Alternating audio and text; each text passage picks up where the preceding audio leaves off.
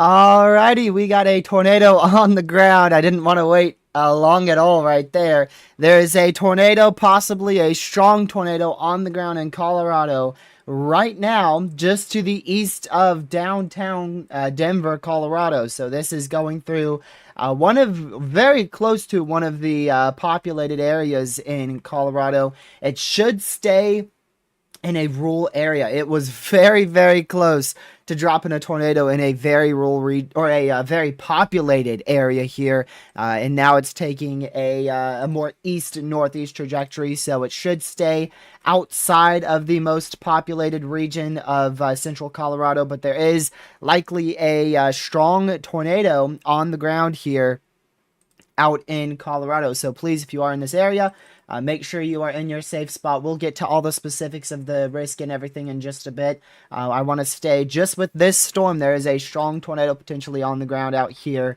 Wow. Yeah, that's lofting debris already 4,000 feet up there. So that is likely on the stronger side of things for tornadoes here, especially for Colorado. So make sure you're in your safe spot. This tornado is going to stay east of Denver, Colorado. The more populated areas it's going to go for is towards Bennett, Colorado. So we're going to watch that very closely. See if this storm can continue to attempt to produce a tornado for that long. It is already producing a tornado, I should say.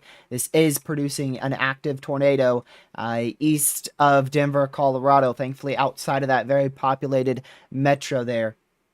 Radar gives us a 100% chance of being on the ground.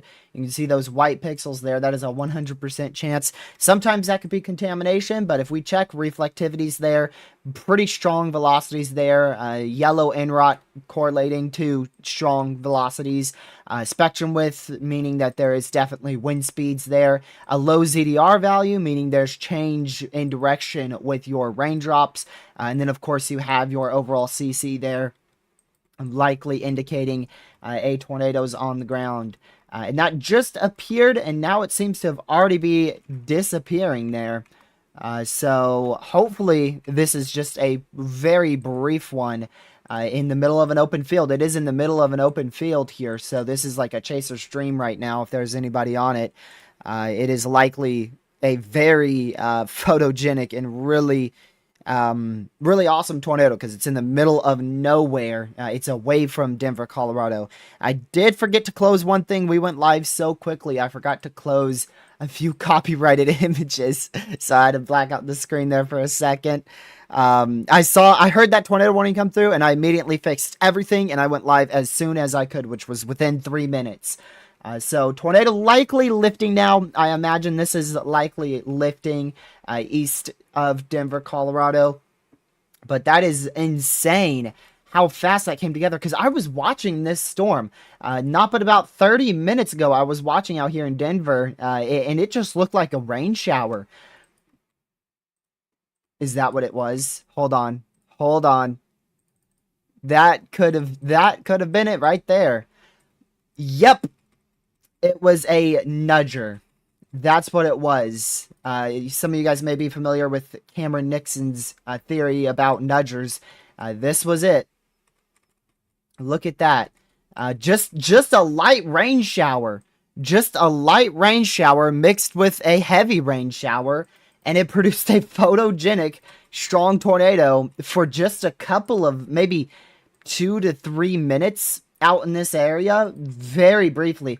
Also likely enhanced by 2 outflow boundaries too. Wow, so we just had a full meteorological tornado event right here because you had the nudgers.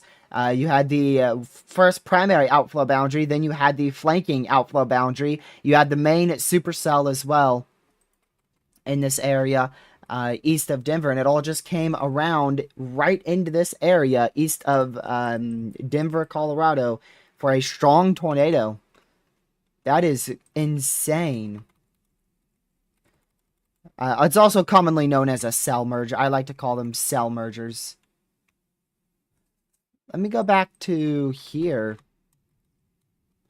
Wonder if it was on the ground at this point, too. It might have touched down around here, moved northeast. It could have been on the ground a little bit longer than the 3 to 4 minutes there. Yeah, I'm very confident that is lifted now, so I'm not concerned about that being on the ground anymore. But what a way to start right off the bat, starting the live stream legit with a tornado on the ground. Wasn't expecting that. I just went live as soon as I could.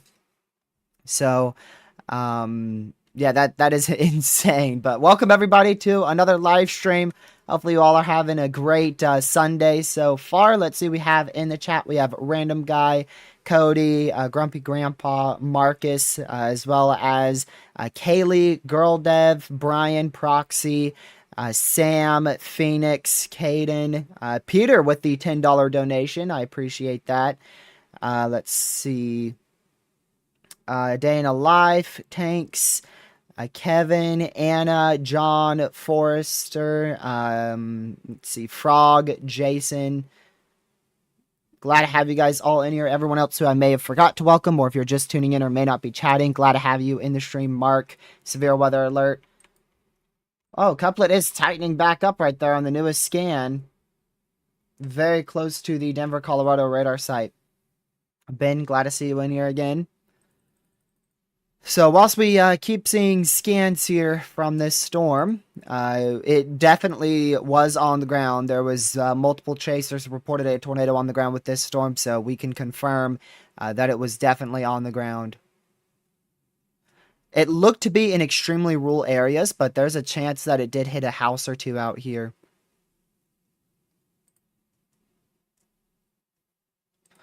All right, let's go ahead and go over the entire threat today. So that is in a marginal risk, actually a general thunderstorm risk. Our first tornado of the day actually formed in a general thunderstorm risk southeast of Denver, Colorado.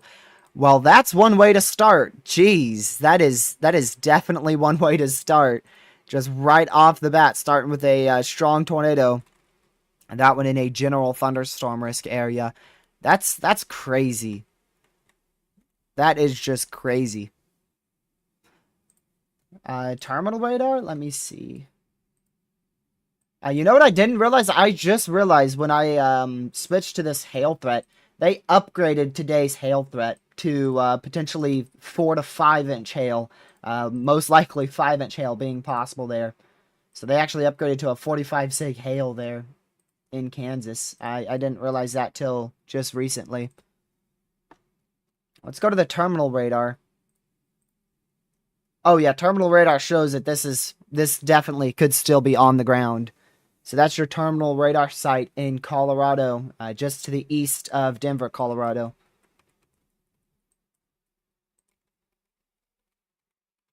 Yeah, so that could easily still be on the ground.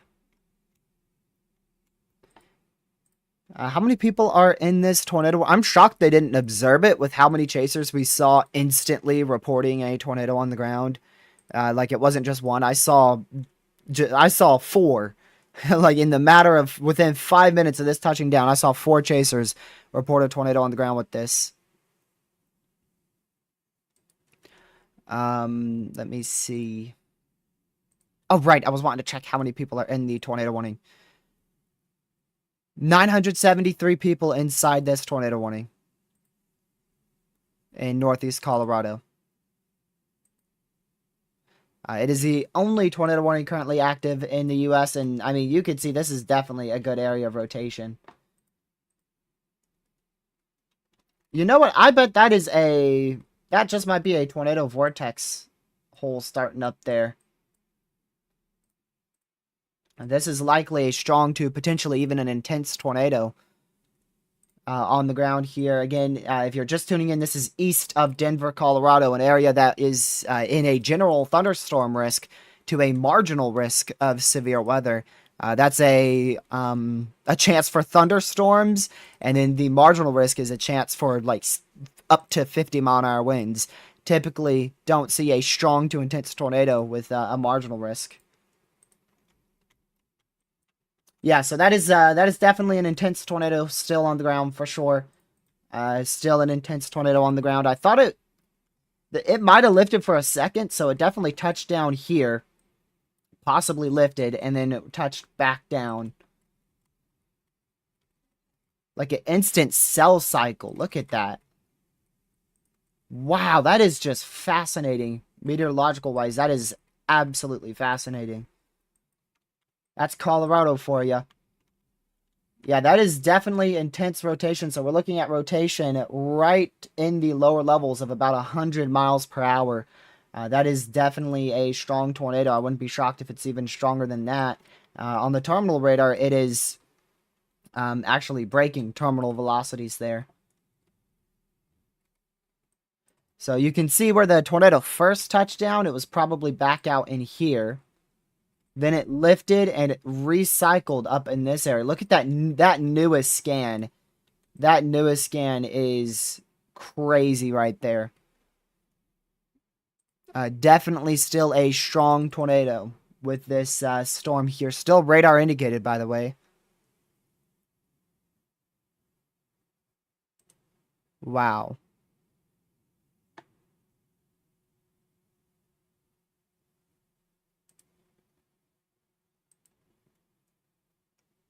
That is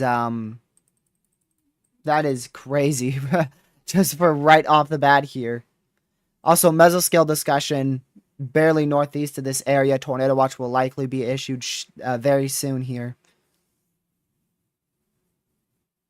So we'll likely see a tornado watch for this area pointing to the northeast, also including northwest Kansas and southwest Nebraska here over the next hour, maybe two.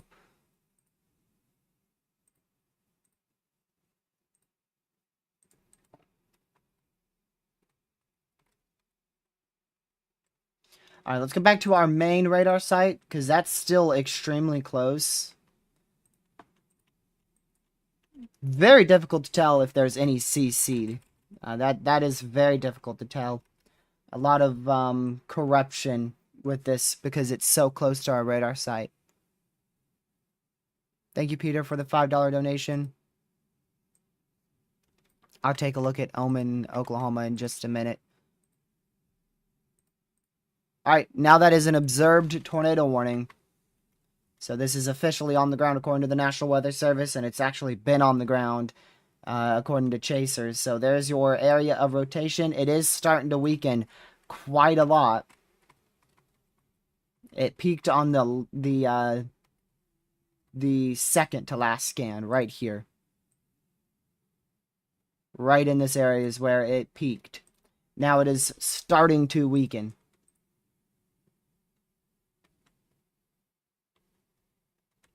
All right, another scan coming in there. I don't think that's a new velocity just yet, but we did get new reflectivity. Let's go back to the terminal radar site.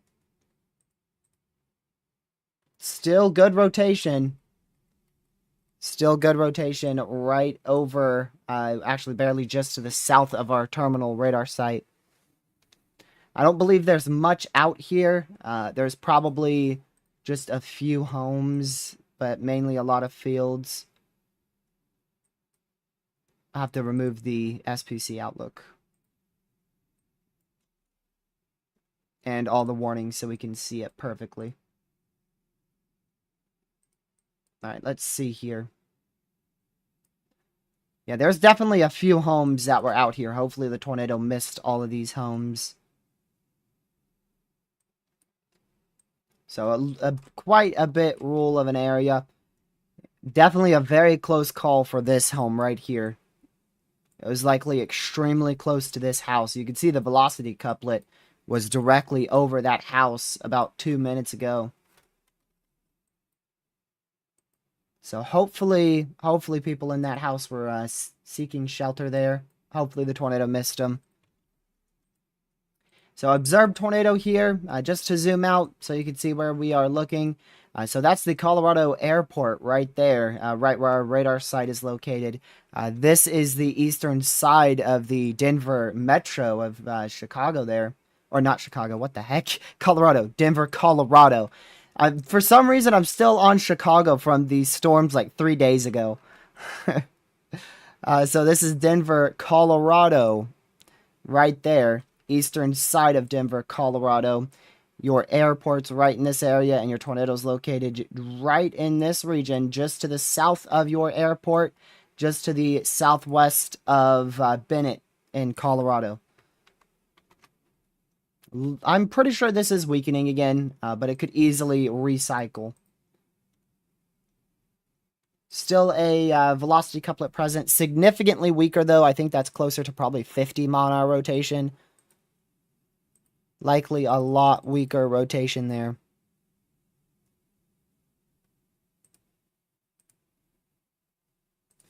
Alright, let's zoom out here. See if that's another storm over here. Nah, that's corruption. Yeah, that's corruption.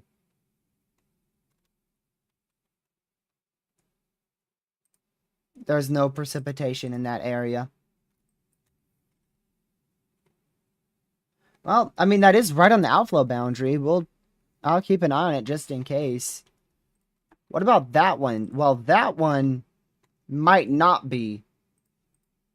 The one that's nearly on the radar site, that may not be corruption. I was talking about this one being corruption. This may not be corruption. Still likely a tornado on the ground. Here's your new tornado warning. Tornado warning for South Central Adams County in northeastern Colorado, North Central Arapahoe County in northeastern Colorado, Adams and Arapahoe County in Colorado. Severe thunderstorm capable of producing a tornado is located over Mana Village. Let's see. Yeah, so that's warned for probably all of these areas of rotation. Just this whole area could have multiple. If that is not corruption, that's probably extremely strong. This one I feel like is more corruption. I'm pretty sure this is corruption here. This I'm not too sure about. Let's go to our main radar here. Yeah, that looks like it's probably not corruption. The west one?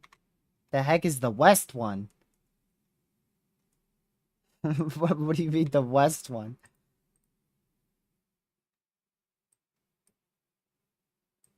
So we're going to keep an eye on this for a tornado threat. I'm unsure if that is corruption or not. We'll watch that. This observed tornado likely dying out. So this is dying out. Could still be on the ground, but like I said, it's probably dying out here in Colorado. We'll continue to watch that very closely just in case. Yeah, that is probably... Man, that is impossible to tell from the main radar. It is impossible to tell from the main radar, but that's probably really rotating. That's really trying to get its act together right along the I-70 corridor, just to the west of Cordella in central Colorado. So this has died out. This is strengthening, and I do believe now that is a tornado attempting to drop.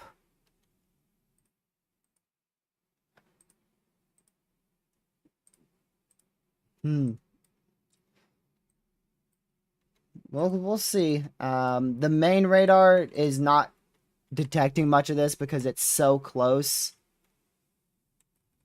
It's really difficult for your main radar to detect it. So thank goodness we have this smaller airport radar right in this area where we're seeing these areas of rotation trying to drop tornadoes. Like I said, I think that east one is corruption. This is now our main one, and I believe it is very close to producing a tornado. Just to the east of Manila in central Colorado. Oh, wow. You can really see that on the main radar now. Now you can really see it on the main radar. So that is definitely trying to drop a tornado. Way too difficult of a call for CC, but I would not be shocked if this is on the ground. I would not be surprised if there is another tornado on the ground here southwest of Bennett, Colorado.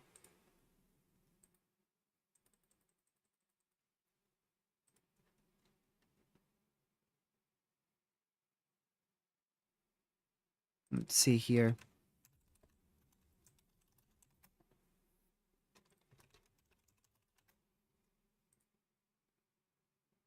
Give me just a second.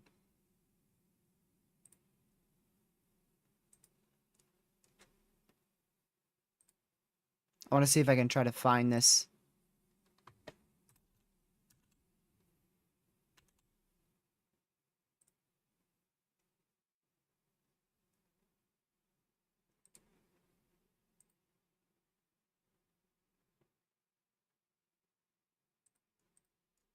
Can I zoom this in?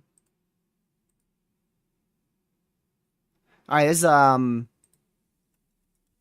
give me just one more second. I gotta try to find it really quick.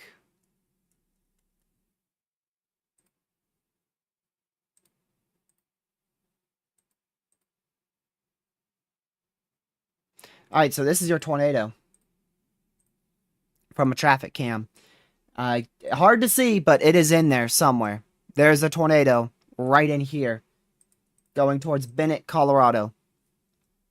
I don't think it's nearly that wide, but there is indeed a tornado somewhere in this big cloud mass. Just crossed the highway. This had a tornado crossing the highway just a second ago. So there is a tornado on the ground going towards Bennett in Colorado. Make sure you're in your safe spot. This is from coloradotrip.org.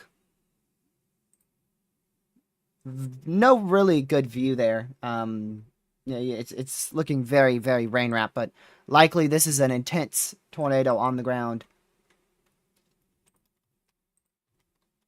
Let me go to the terminal radar again.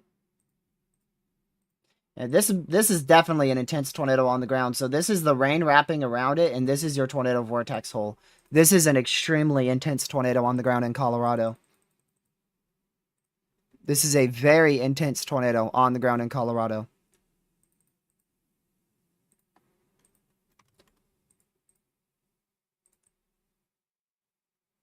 Yeah, that's pushing about 130, 140 mile/hour winds right there. So that's a very, very intense tornado. Let me get another radar site out real quick. I want to go back to Colorado, but I want to go to the terminal radar. Oh my goodness. Just wow.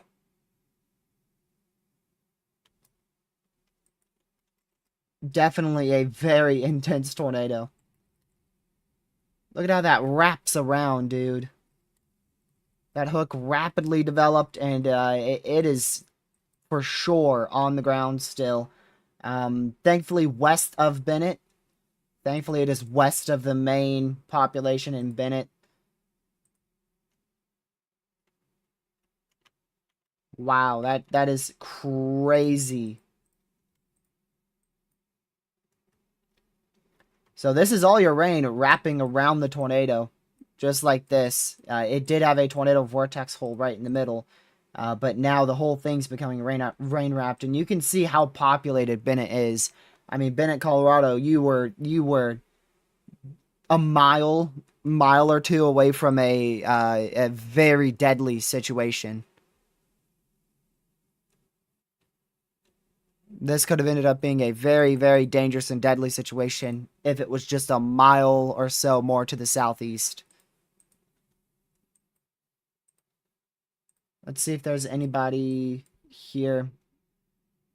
Yeah, there's definitely a few homes that could be hitting, so I hope that everybody's in their safe spot here.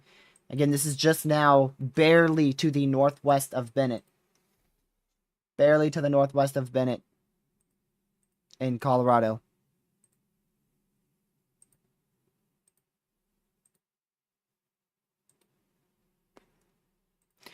A second tornado has now been observed northeast of Bennett. We have twin strong tornadoes on the ground here in Colorado. This is actively producing a strong tornado. We have twin strong tornadoes on the ground. There is a photo of two strong, two intense tornadoes right next to Bennett in Colorado. So two strong, two intense tornadoes on the ground northeast of our terminal radar site. This, wow. Wow. Oh my goodness, that is insane. Both of them are intense.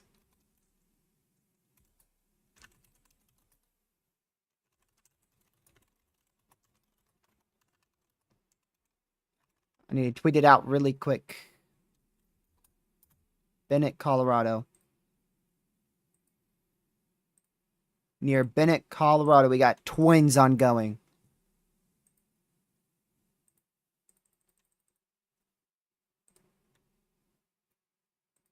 Gracious day. All because of the outflow boundaries and how it interacted with this storm.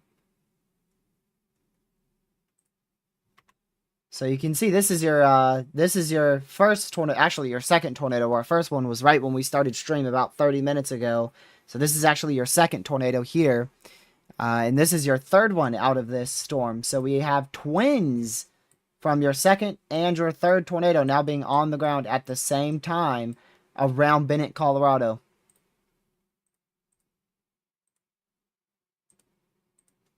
Twin tornadoes on the ground still. That's your terminal radar. Terminal radar updates every minute to minute and a half, so it updates more frequently than the main. And it still shows two very strong areas of rotation. The southwest one is starting to weaken. It is beginning to weaken. However, I mean, I'm very confident both of them are still on the ground.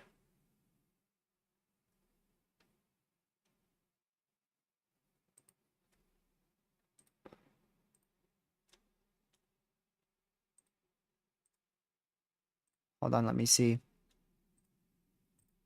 All right, here you go.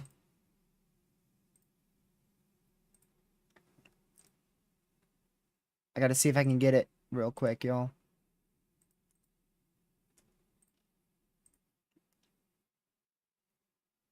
This is live in Bennett, Colorado. See if I can get that back up for you. I can't zoom it in anymore because the video freezes. But there's the huge, not even a huge tornado, but a strong tornado on the ground in Bennett, Colorado, on the right side of your screen. See, every time I try to blow it up, it zooms in like that. So I'm going to keep it like this.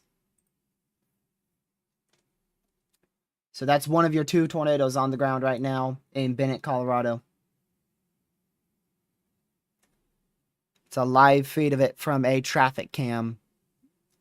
Again, from coloradotrip.org.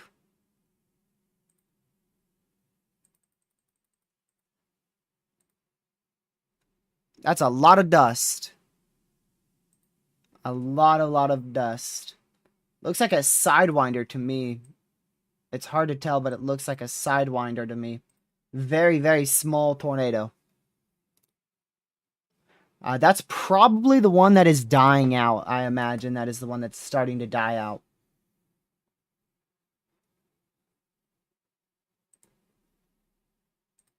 I don't know which one of those 2 that is, but it's likely very close to lifting.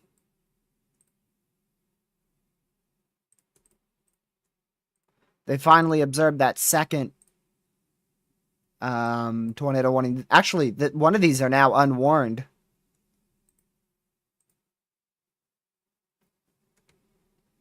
All right, I'm going to go back to the radar because I think that has possibly lifted. So I think this is lifting. If not lifting, then lifted. Just to the north of Bennett. And this is now an unwarned tornado. I'm pretty confident that is a tornado. Unwarned now.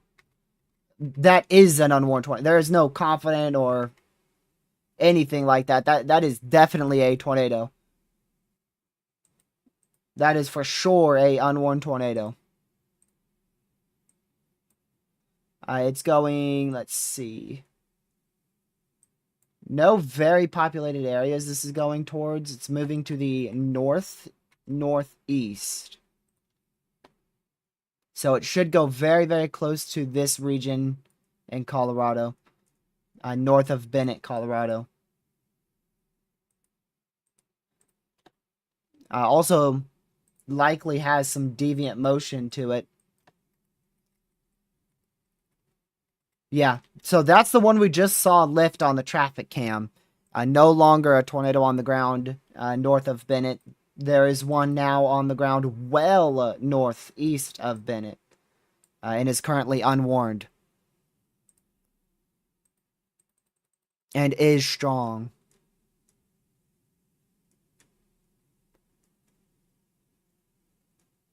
Wow.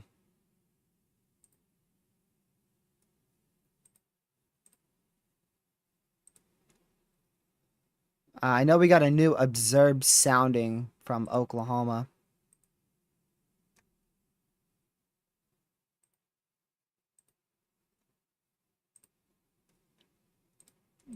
Dang.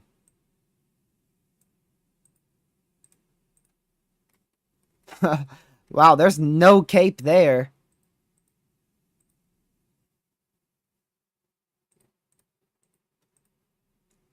Well, that's a really weird look. I did not think that's how that observed sounding would look. There's like no cape in north central Oklahoma right now. That's got to be like right on the boundary.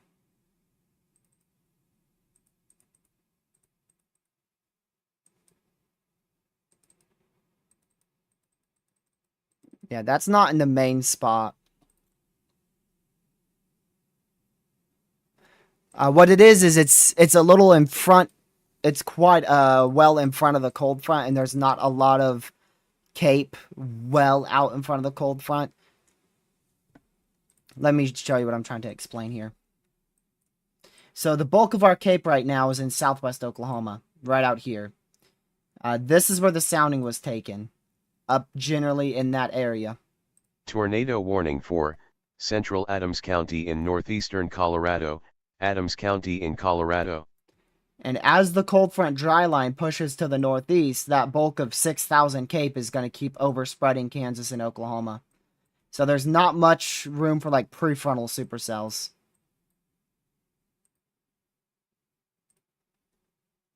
All right, they finally decided to warn that, and of course they put radar indicated. Wow, that's quite embarrassing considering we have traffic cams legit observing a tornado on the ground right there. Literally a tornado on a traffic camera. And they go radar indicated. That's crazy.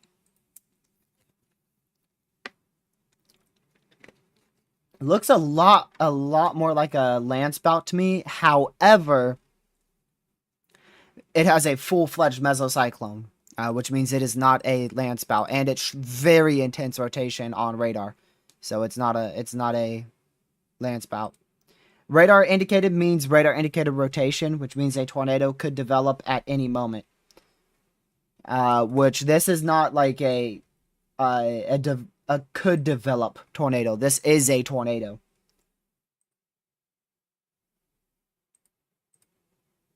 That's in Colorado. I don't think I can zoom it in. Actually, I can zoom it in a little more. I want to zoom it in to where that third camera doesn't pop up. If I press this button, let's see. See if it zooms in too much. Yeah, see, it still zooms in way too much. You can only see the top of it. But there you go, tornado on the ground in Colorado, well to the northeast of Bennett, Colorado.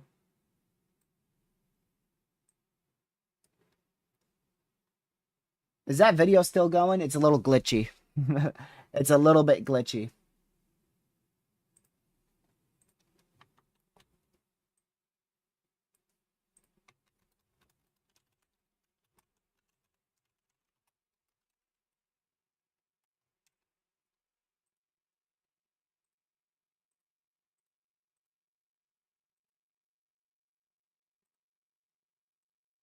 Yep, still velocity there. Maybe getting a little bit weaker, but it's still definitely there. It is still definitely there. We're watching it right now on a traffic camera. This is live. Northeast of Bennett, Colorado.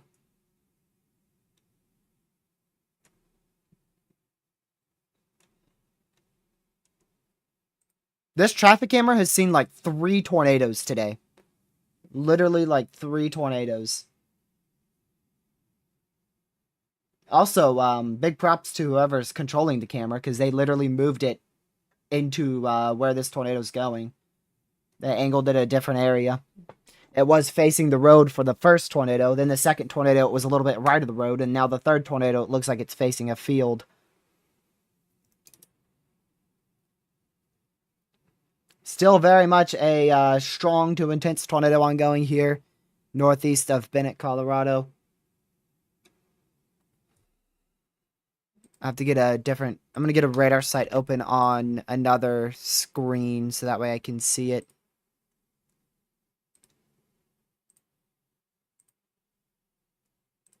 The velocities are significantly weaker, so it should be dying out. Keyword is should be.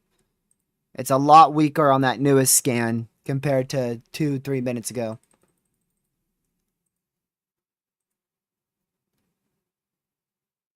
So still on the ground.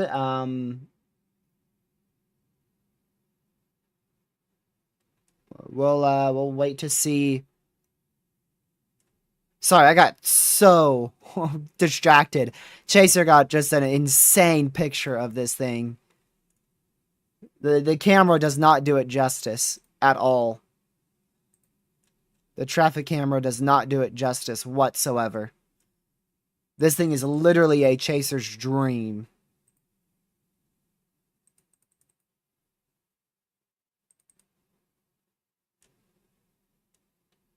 Still a radar indicated tornado warning, by the way. They still don't believe this is on the ground. Hello. They still don't believe it's on the ground.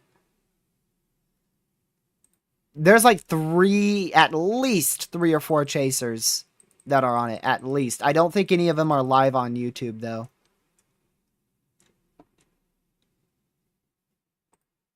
Newest scan just came in. It's weaker, but still gate to gate, so it is still on the ground, as you can see. Just in case that wasn't obvious enough, it is still on the ground. It is still a tornado ongoing.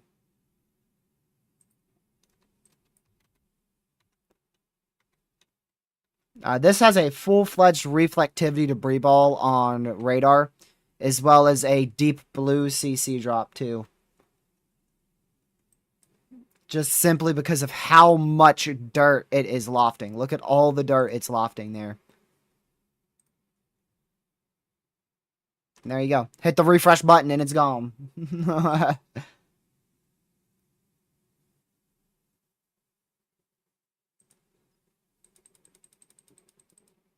Poof.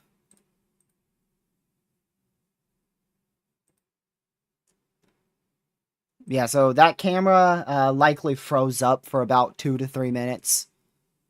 It was displaying a little bit of a delayed video, and then once I refreshed it, it caught fully back up.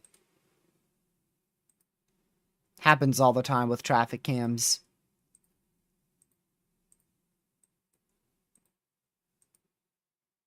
So I don't think that's on the ground anymore. I believe it is lifting. Looks to be lifting to me. And there it is on radar. I want to show you the terminal radar as well. Yeah, not as present on terminal radar, but you can see a very sharp hook echo there. The main radar displays it much better. Reflectivity debris ball with large deep blue CC there. Go to our analysis software. This is now a PDS tornado warning. Now that the tornado is lifting. It's just crazy. So here's a live look at your PDS tornado warning. Just a lot of dust left over as the tornado's lifted. So the tornado's lifted and it's still dropping all that dust back down and whatever debris it may have picked up.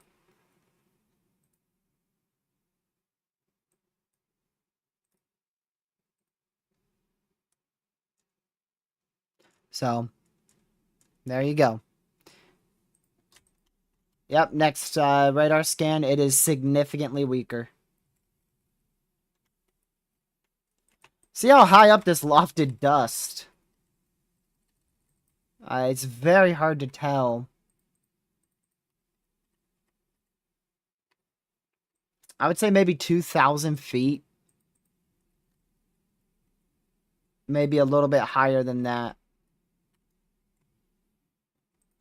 It was definitely a very strong to intense tornado. It's just it didn't really hit much more than dust. Alright, first tornado watch of the day is out. First tornado watch of the day is out. You'll see that here shortly. It is for a few tornadoes that are likely, 3-inch hail being likely, and 70-mile-per-hour winds possible. It includes northwest Kansas, southwest Nebraska, and northeastern Colorado.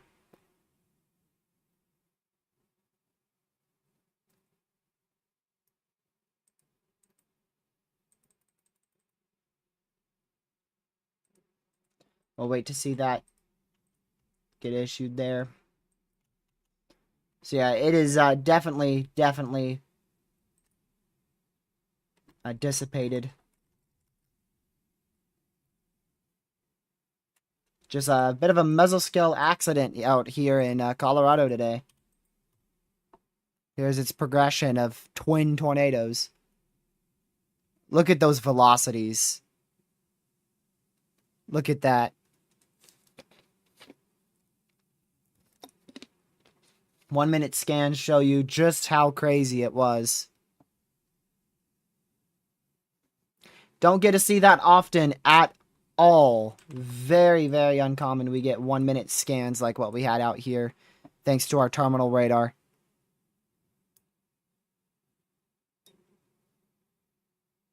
Wow.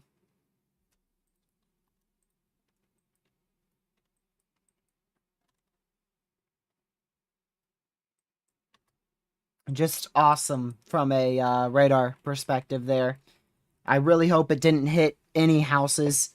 If it didn't hit a single house, and this would be legit the perfect tornado.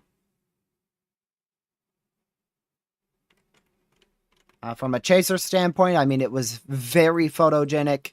Didn't look to hit any houses, so we'll see later on if it did end up hitting any homes. Hopefully it did not.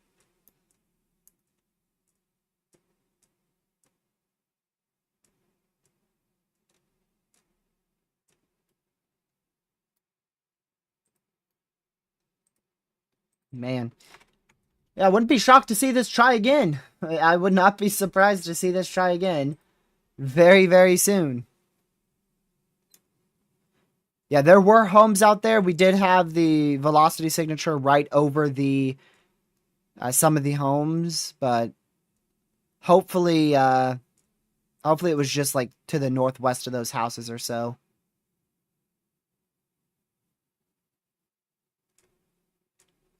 Because just because radar has it directly over a single house doesn't necessarily mean that, because a lot of the times the CC is actually a lot larger than what the actual tornado is.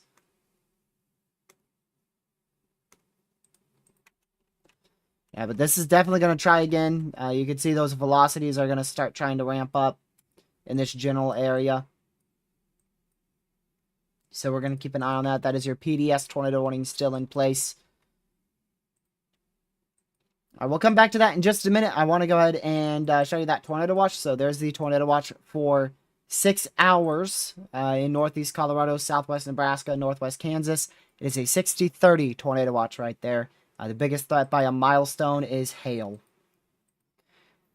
So that was our first 4 tornadoes of the day out of just one singular storm.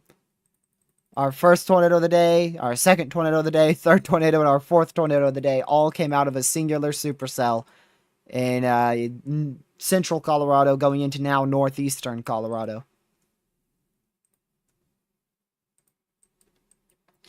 The SPC will likely update shortly. Oh, they do have... Ooh, that's an issue. Already a supercell, or a hail core, I should say, just taking up the environment out there in Wichita. Definitely a few issues with the environment today. I do think the moderate will be expanded more into Oklahoma, but there's definitely been a couple issues today with our overall environment and just concerns as a whole.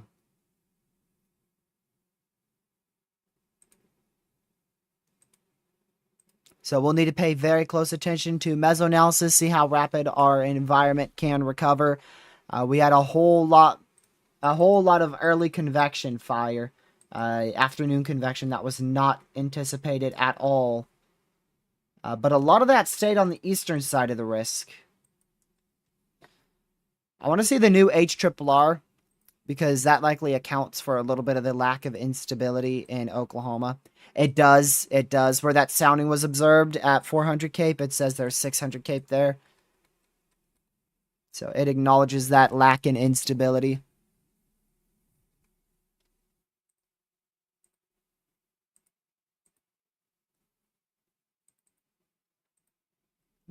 We'll see what it develops here.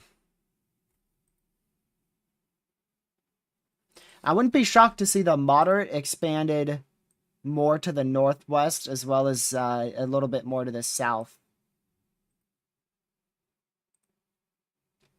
I would not be surprised.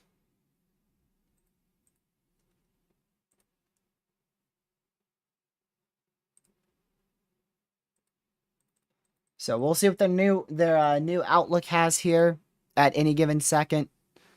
Should be released at any second. This is likely already attempting to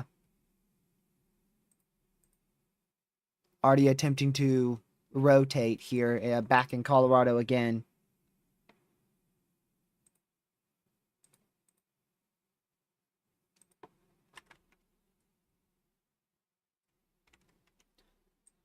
Yeah, somewhere in here, it's gonna try for sure.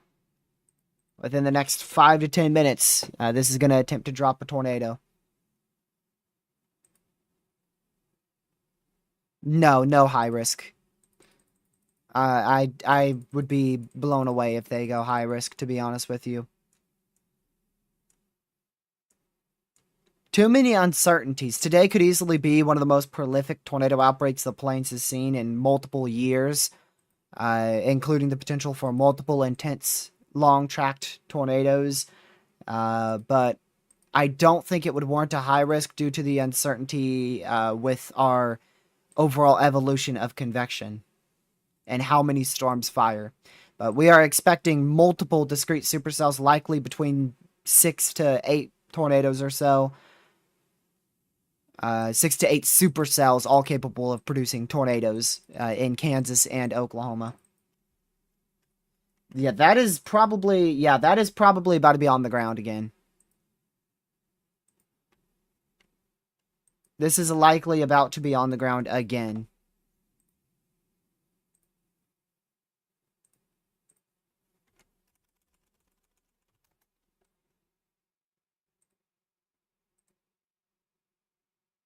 One of my yeah, never mind. I'll say it later. I'll tell you guys later about it. I'll let it be a surprise. I'm watching a traffic camera right now for this storm. The same camera operator is looking at a rotating wall cloud right now. I don't know who's operating it, but man, you need a raise. You need a raise. Catching 5 tornadoes, almost. They've caught 4 tornadoes on one camera. If this drops, it's going to be their 5th one. They need a raise, man. All right, back down to radar indicated tornado warning. Really good call there. Really, really good call there. But this storm is definitely going to be capable of producing another tornado very, very shortly.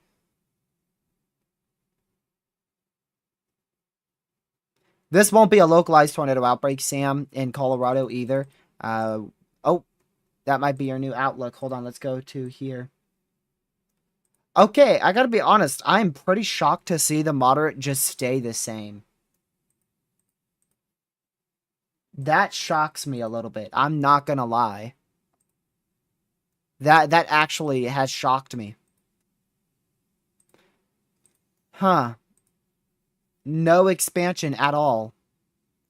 I did not expect a high risk at all, but man, I'm a little surprised to see that is not been expanded more. And your 10 sig tor may have been expanded slightly. Maybe just slightly, but not by a lot.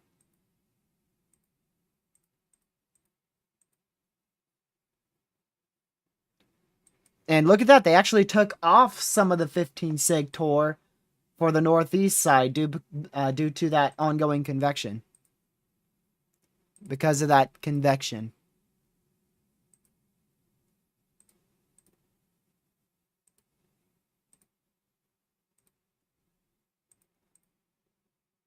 Let's see, maybe these probabilities aren't right. Nope.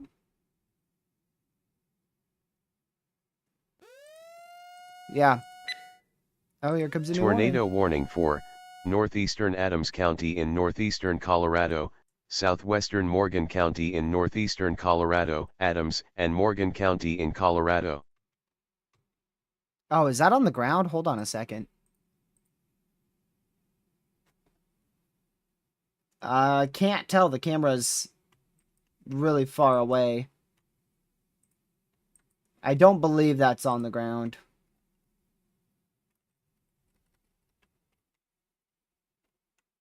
That's likely just a hook trying to develop. I don't see anything on the ground.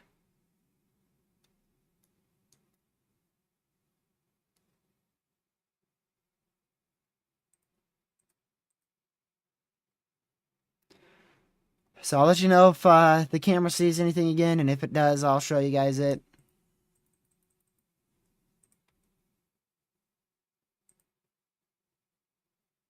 But yeah, like I said, I'm a little shocked to see the SBC actually disextend the 15% risk there. I see why they did that. It's because of that ongoing hail core there.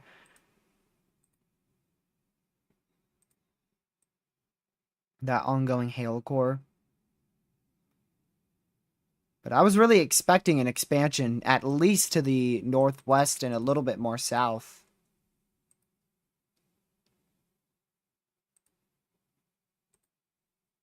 See what they say here.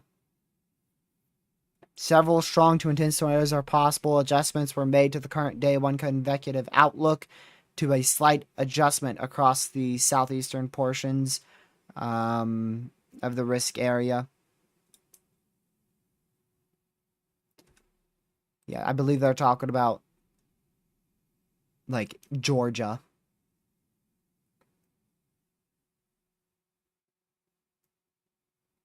Let's see.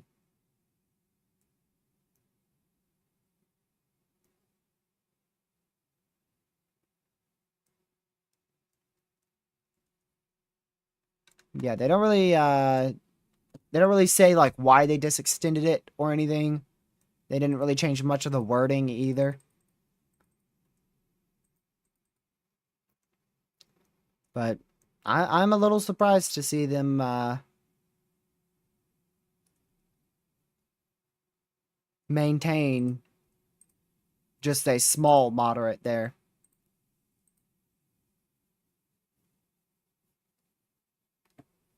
I thought we were going to see a little bit more of an expansion.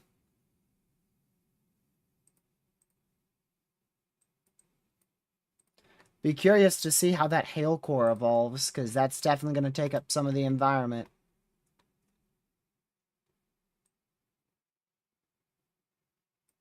Storms are beginning to initiate out in Oklahoma, it looks like. A few little bubblers starting to go up in the Texas Panhandle and the Panhandle of Oklahoma.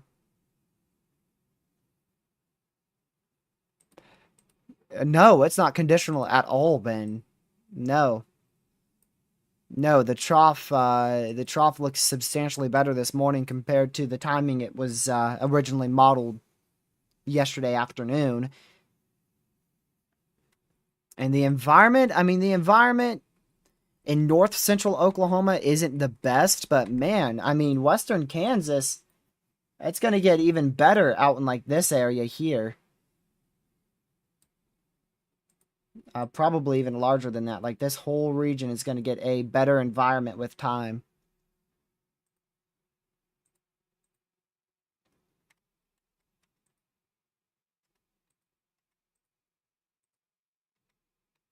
I mean, really, look at the NAM. When is the last time you've seen the NAM portray something like this? Something that has a very big linear bias, portraying discrete supercells. Kansas, Nebraska, Kansas, Kansas, Oklahoma, Oklahoma, Kansas, Kansas, Oklahoma, Oklahoma. I mean, when's the last time you've seen something like that? And then up there in Nebraska and Colorado, too. All taking up that environment. Now, on this, it doesn't look like a good environment. Why? Because storms are actively taking up all the environment. So it looks like, okay, well, those storms in Oklahoma, they look to be in a horrible environment. Nope, they're in a good environment. It's just the fact that they are taking up that environment.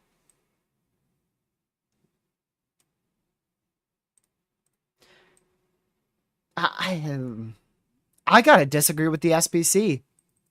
I really don't agree with how small that moderate is. I'm gonna be straightforward with you. I really don't agree with that. Unless dew points are horrific.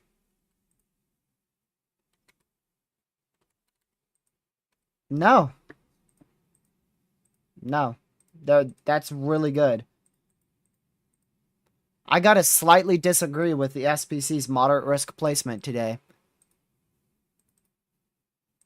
Just a bit. I still think there should be a moderate risk there, but in my personal opinion, I think this should have been expanded more to the north like this, and South is a bit more of a question mark, but considering the environment looks pretty good in western Oklahoma, I think they should have probably expanded it at least a little bit more. But that's just my personal opinion. I disagree with the SPC slightly there.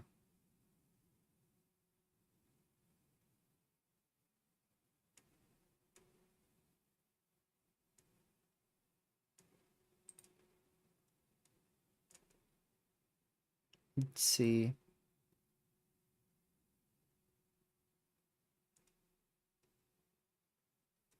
Yeah, the only thing that changed in the SPC outlook was a disextension of the slight.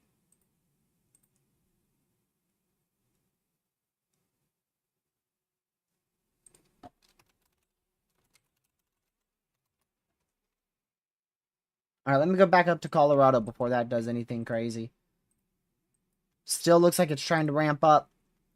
It doesn't seem to have been successful yet. For the 5th time, it doesn't seem like it's been successful.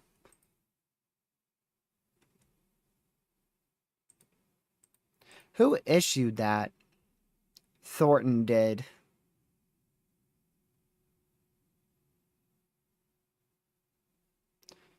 So 15 sig Tor, 45 sig Hail still maintained.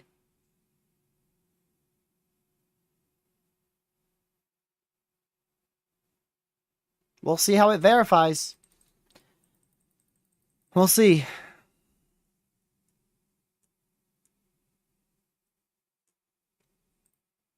You know what? I'm going to go to the WOFIS runs real quick. Because that's a huge part in their forecasting for a moderate risk. That is a huge, huge part.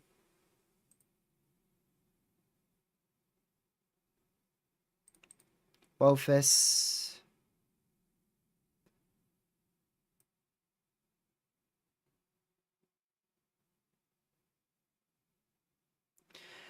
Hmm.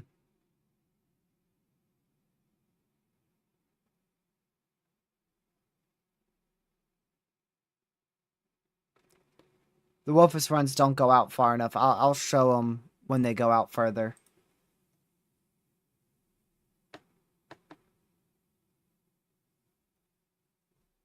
In Texas, let me go see.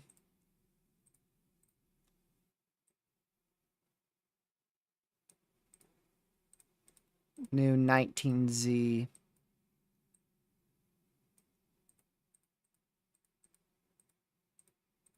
Yeah, that would definitely be an all hazards risk there in Texas for sure.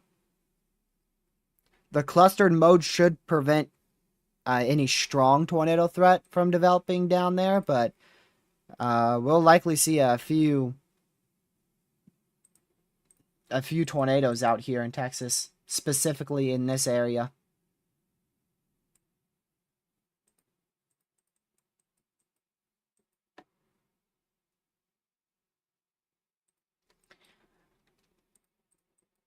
All right, let's go back up to Colorado still.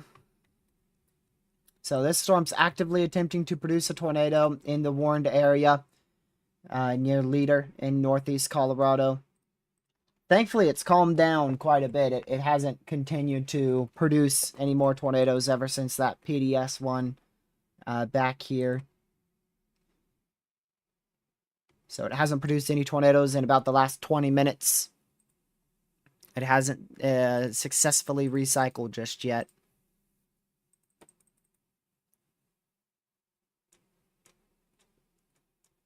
Hold on, I want to show you guys satellite real quick.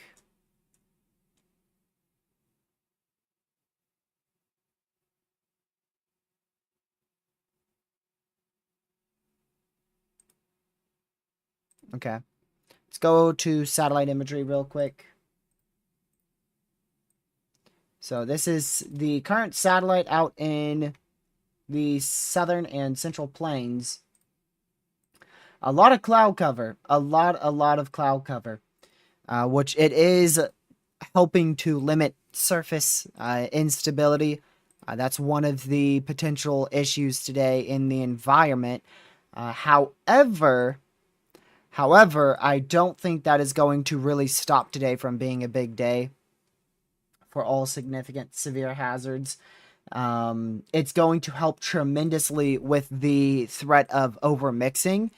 For instance, out in Texas, temperatures are going to climb into the mid to upper 90s, whereas out here in southern central Kansas and much of Oklahoma, we're going to stay into the mid 70s, and even some places could get into the low 70s. So that should keep us actually at a surface-based threat for supercells, which will that will allow for a much higher end tornado threat, as if this cloud cover was not present and we saw those temps climb up into the 90s. If we saw temps climb up into the 90s, the tornado threat would not be nearly as high today as what it should be, thanks to this cloud cover being in place. So originally, I expect these supercells that develop in the panhandle of Texas into western Oklahoma, I expect them to be slightly elevated at first until probably about 6 o'clock or so. So once we get to 6 p.m. Eastern time, that's when these storms should move far enough into the more favorable environment and likely not be any elevated cloud structures there.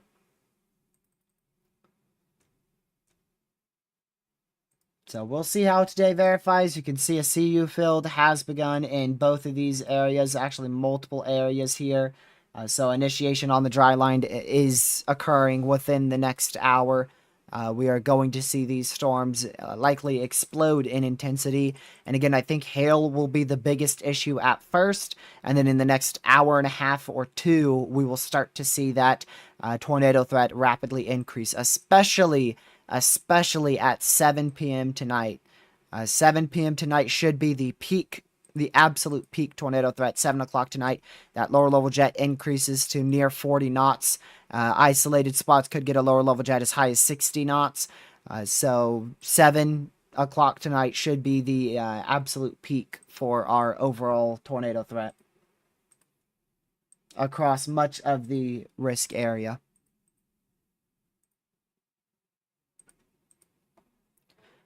Patch of solar panels were struck and heavily damaged TRG from the Bennett tornado. Doesn't surprise me. It's Colorado. They have a lot of solar panels out here. Solar panels can be replaced, so I just hope no homes were hit.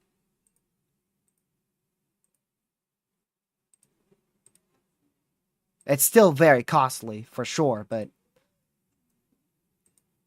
I'm just hoping everybody is okay. Okay, well, there is some moderate damage there to a house, but the house still looks to be fully structured. Looks like a bit of the roof is caved in. Trees around it damaged. Yeah, quite pretty much complete destruction of all those solar panels. So that, I mean, like I said, that's going to be very, very costly, but just hopefully no one was hurt.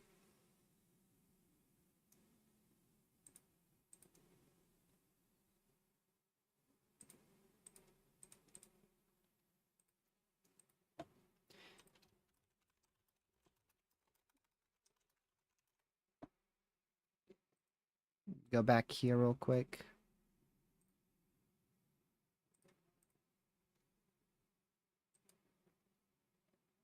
Yeah, Andrew, the reason why is because it's a very classic plane setup. It is a very, very classic plane setup, something that we haven't seen in a very long time, actually. We had a setup a little bit similar back in 2024. However, Lord Almighty.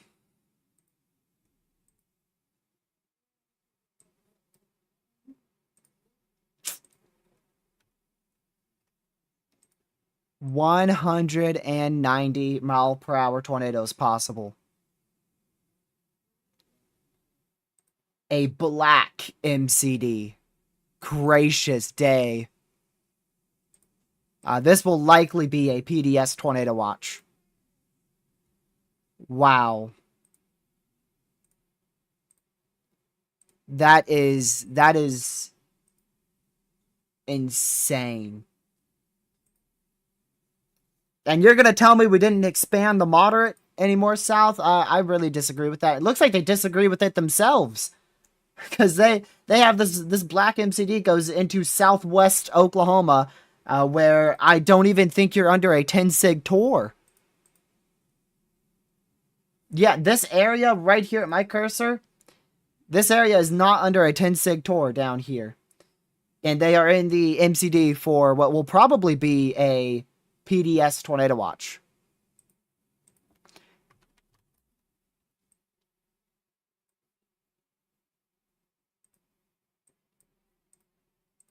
Give me just a second.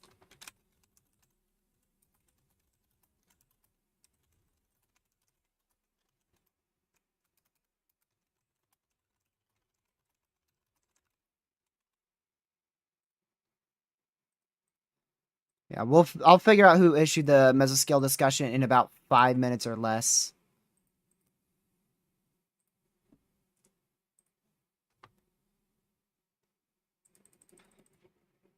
Oh, actually, I can figure it out right now. Large hail, scattered supercells capable of strong tornadoes and very large hail are forecast from late this afternoon into the evening. Parts of northwest Oklahoma into southwest Kansas, EF3 tornadoes may occur. Surface analysis and visible satellite imagery clearly outlines the very unstable warm sector, situated between a dry line from southeast Colorado into the eastern Texas Panhandle, and a warm front retreating. Outflow draped across the northern portion of Oklahoma to south central Kansas. I'm just going to skim through all this.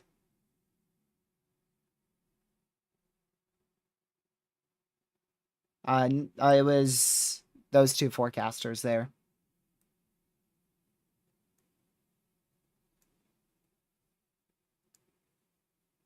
So there you go.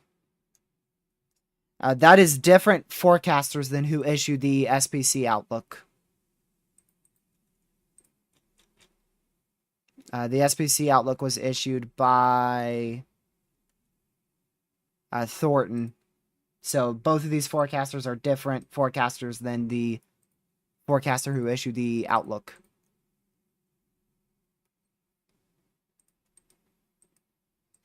And again, I want you to note how the 5% tornado risk, the 2% tornado risk, and no tornado risk is included in this mesoscale discussion.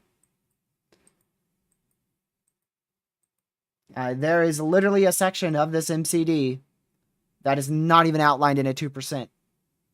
Although I don't believe that area will see much because that's where the storms will likely initiate. But point still proven. I believe they should have expanded the risk.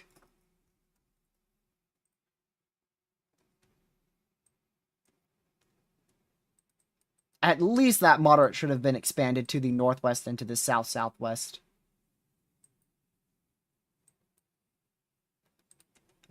This is where we could have a little bit more of a mixing issue. There could be a little mixing issue up here with low dew points. So that's why there's a mixture of both of those tornado watches. There's uncertainty on how far north that warm front's going to go. There's high confidence that there will be 65-degree dew points all the way up to like this area. But north of that, that's where it becomes a bit more of uncertainty on a mixing issue.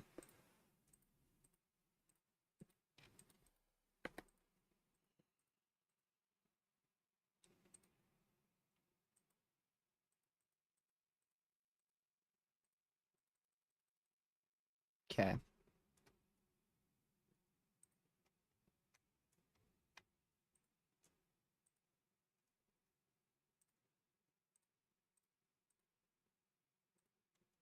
Yeah, they have the 65 plus dew point contour into south central and southwestern Kansas.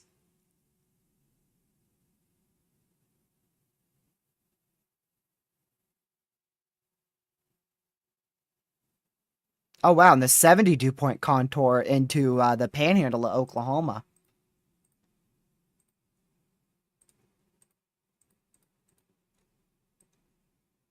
That's pretty far up there.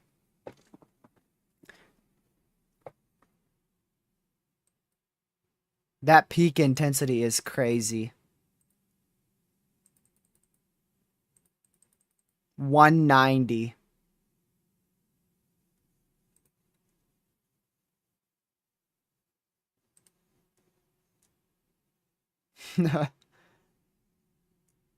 It's like the SPCs disagreeing with each other. Because on one hand, you have the mesoscale discussion that literally is talking about violent tornadoes, and we're probably going to see a PDS tornado watch out of it. And then the other hand, you have the SPC Day 1 outlook from Keith Thornton. There you go, remembered his name, Thornton. And he says this could pose a risk for a strong tornado.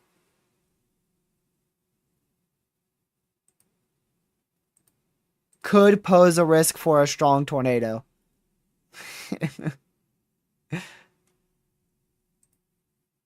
So, big time disagreement in the SPC there between forecasters.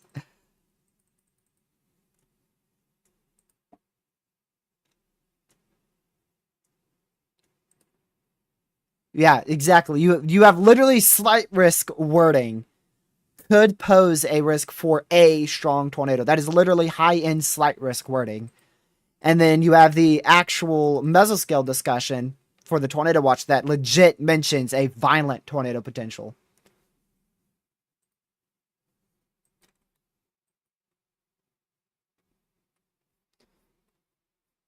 So we'll see which one verifies. I mean, considering we saw 3 strong tornadoes in Colorado already today in an environment that is barely even half of what we have in Oklahoma, I wouldn't count on us only seeing 1 strong tornado today. I would be shocked. I would be blown away if we see just 1 strong tornado today. Well, we already saw 3, so I don't even know what I'm talking about that. We've already seen 3.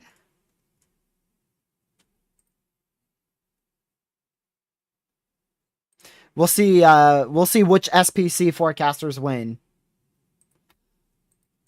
Who do you guys think will win? You think it'll be the MCD forecasters or the Day 1 Outlook forecasters who win? Personally, I am going way more with the MCD forecasters. Way, way more.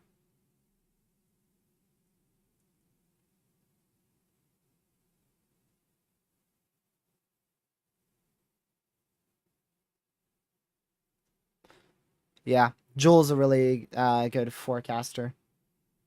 Or Duel, my bad. Joel. I need to learn my SPC forecasters. You know that's what I need to learn. The main one I know is Broyles.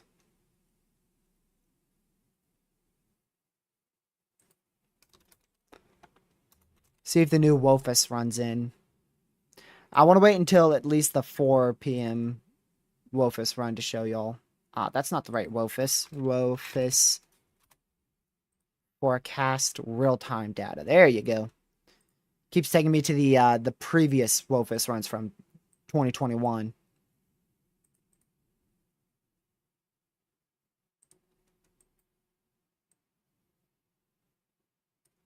Yeah, see, when Wofus runs show this, I don't know why the moderate was not expanded south. Let's see how many show a supercell in west central Oklahoma. So that's 1, 2, 3, 4, 5, 6. Oh, not that one. 6. Maybe near 7. Definitely 7. 8. 9. Not really. 10. 11. Jeez. 11. 12. 13. 14. Very close to 15. How far south does that moderate go? That's what it depends on. Oh my word, it's not south at all. Okay, well that's 1, 2, 3, 4, 5, 6, 7, 8, 9, 10, 11, 12, 13, 14, 15, 16, 17. So 17 out of 18. 17 out of 18 have a potentially strong to intense tornado threat well south of the main moderate. At least it would be in the 5% in the 10 sig, but personally I think that 15% needs to go more south. and maybe a little more northwest, but I do see why they didn't issue it more northwest. Like I said, there's questions on a mixing issue there. But they're the professionals, so I would definitely bet them being more right than me, but we'll see.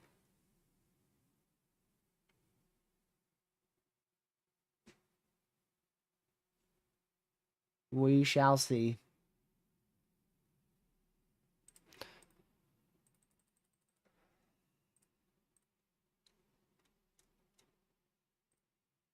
So,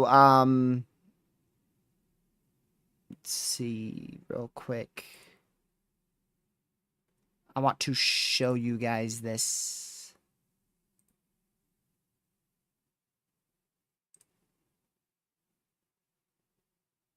Eh.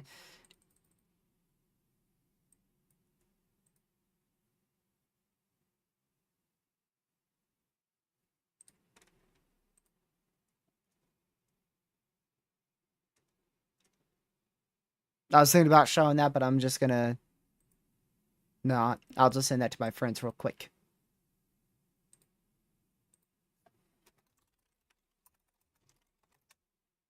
There we go. All right. Anyone have questions about this risk? Go ahead and shoot. Sorry, I haven't been reading chat much. We've been focusing on that tornado warning storm and then the outlooks. So if you guys have any questions about your area, go ahead and shoot them in the chat. I'll try to answer them.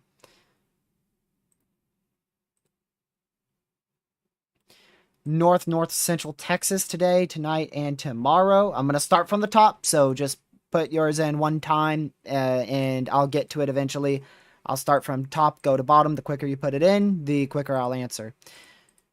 So north central Texas today, there's the potential for a couple tornadoes, possibly a strong tornado or two, specifically around 7, 8 p.m. Eastern. That's 6, 7 p.m. Central. That's mainly focused around the Wichita Falls area. That's where models have been the most consistent for supercells to fire, but it could really be anywhere from Dallas all the way back down to San Angelo, back out towards Wichita Falls.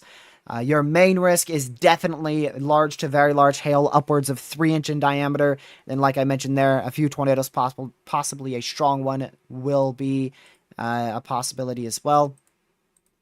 Tomorrow, tomorrow looks a little bit more conditional. There's uncertainty on exactly where storms will fire. It's probably going to be on the northernmost side of northern Texas. So we're looking at Dallas pointing north for the greatest threat. Really the same hazards. A couple tornadoes, one possibly strong, up to about 3-inch hail, and as well as 70-mile-an-hour winds, all possible tomorrow. Now, the next day, I don't think there's going to be anything. Yeah, maybe some light rain across portions of eastern Texas on Tuesday, but nothing really. Nothing I'm concerned about.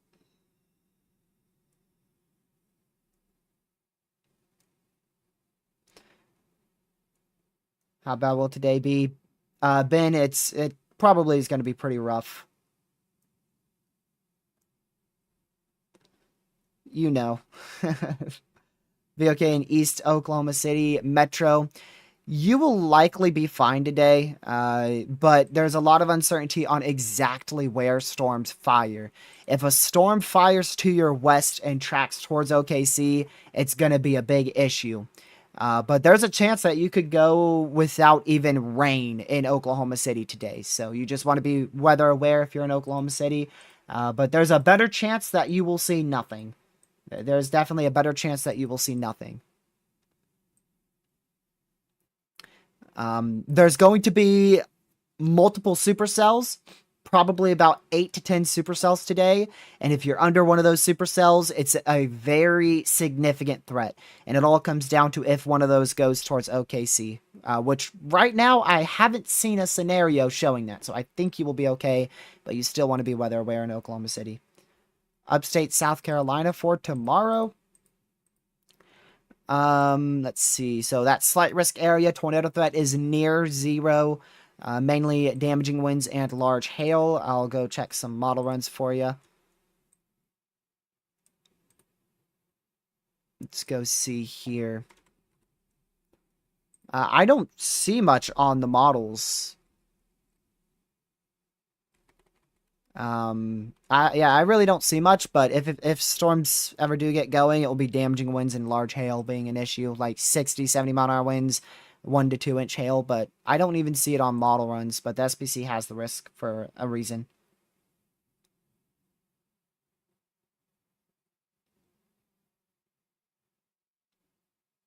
DFW, I think you guys will probably be good today. But you do want to keep an eye out towards about 7 o'clock. Like I said, there's uncertainty on exactly where storms will fire today. Along the whole dry line, it's a question. So I would keep an eye towards 7 o'clock and after 7 o'clock Central. We'll have to see where storms fire and how many fire. For instance, yesterday you guys were supposed to see upwards of 4 to 5 inch hail, and I mean, I don't think you guys got much more than light rain. Let's see, Bowling Green, Missouri. So you're in the risk probably tomorrow, is what you're really wondering about. I don't think you are. I don't think you are going to be in the main risk. You're going to get the leftover stuff. So very heavy rain, damaging winds up to 70 miles per hour, and a spin up tornado will all be possible. But you should be relatively fine. Just keep an eye out just in case. But the main risk will be way off to your west southwest. Colorado, Nebraska area. So like the borders today, we should see a couple intense supercells capable of producing 3 inch hail, 70 mile an hour winds, and a few tornadoes, possibly. Quite a few could be strong. Will all be possible. Also, a long tracked tornado can't be ruled out either. Depends exactly where you are, but you need to be hyper weather aware in that area. All right, Tornado Watch is out. It is not PDS. Wow. Actually, not nearly as high end as what I was thinking. I thought that it would be a little bit higher than that, but still is a high-end Tornado Watch. So 70-60 Tornado Watch probabilities. That means we have a very good chance to see 2 or more tornadoes today, and at least one of them being strong. Very large hail is expected. 80-80. 80-80 there for the hail threat.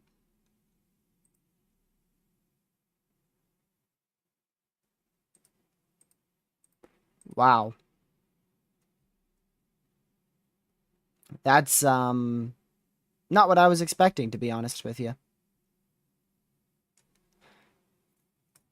Kansas, let's see, Wichita, Kansas. So you just got put into actually not a tornado watch. So you're not in a tornado watch just yet.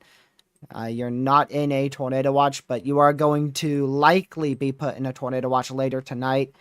The main storm should impact your region close to about 7 p.m. Central. All hazards will be possible. 3-4 inch hail, 70 mile an hour winds, and a couple tornadoes, likely 1 to 2 strong, will all be the main hazards.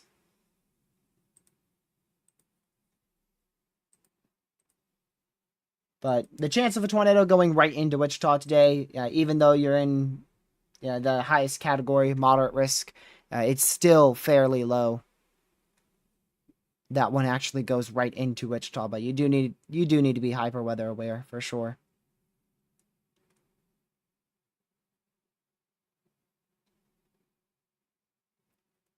Let's see. You're welcome, random guy. Barrel City, Texas. I think you're far enough southeast to where you don't have to worry about the risk today. Tomorrow, very uncertain on if you'll get storms tomorrow. If you do get storms tomorrow, they likely will be barely severe, likely around 60 mile an hour winds and 1.5 inch hail.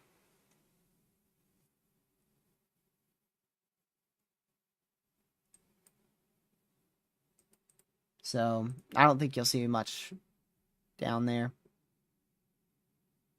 New NATO cast, really? Oh, yep, I just got that notification. And it has a high risk in Oklahoma. Don't disagree there. I really don't disagree there. But that all comes down to where supercells go. That's what it all comes down to. There will likely be one or two intense supercells that drop multiple tornadoes, potentially a intense to possibly violent tornado threat in Oklahoma and Kansas. And it just all comes down to where those supercells fire.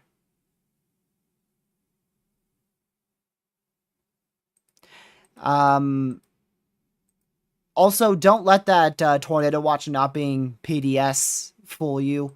It is still a very high-end tornado watch, nearly a double high probability watch there.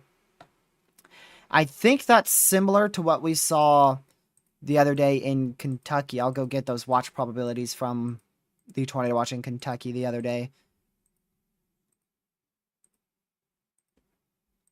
So, let's see. Yeah, so for the tornado watch from Kentucky the other day was 80-60. This one is 70-60. Wait, what is the one today? I've already forgotten. Yeah, 70-60. I was right. So just the 10% lower, just a little bit lower. However, today, honestly, I was expecting it to be like 80-80, to be honest with you. That's what I was expecting.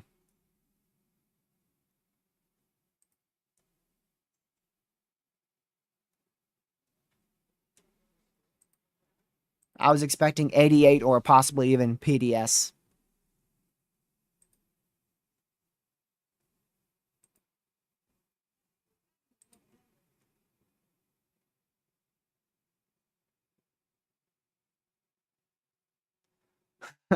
Yeah, really, this person on Twitter just summed it up greatly. 15 significant tornado risk, several strong tornadoes likely. Mesoscale discussion, some EF3 plus tornadoes likely. Tornado watch, a few tornadoes likely. They can't stay consistent. Like, come on, choose it. Choose your wording. Which one do we follow? We don't know which one to follow because there's so many different wordings that they've put on today now.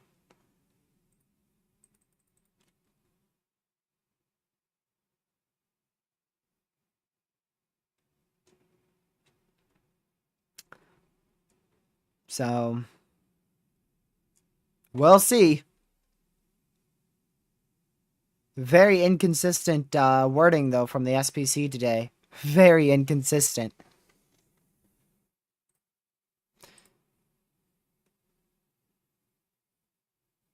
The MCS, the SPC. What? The MCS. That's a meso. That's a convecutive system.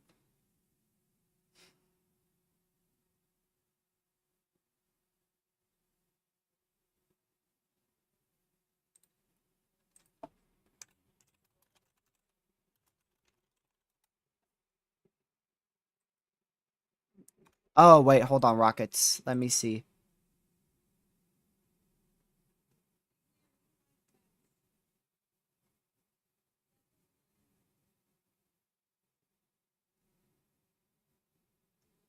Man, I'll go look at all the main SPC forecasters.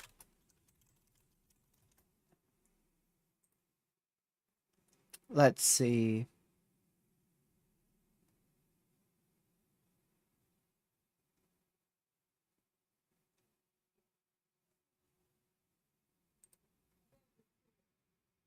Yeah. Man, rockets, you're making your wording very, very confusing. You are making it very, very confusing.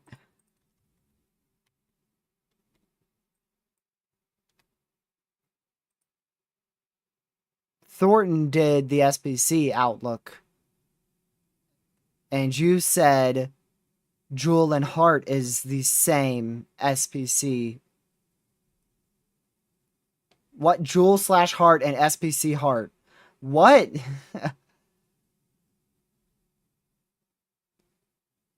Do you? Are you sure? So you're telling me what? Two or three people are the same people? Two or three people are the same person. Got it. Got it. I'll remember that. So Broyles, Jewel, Thornton are all the same people. I got it. They're all the same person. Dude. Might as well just throw Broyles in there.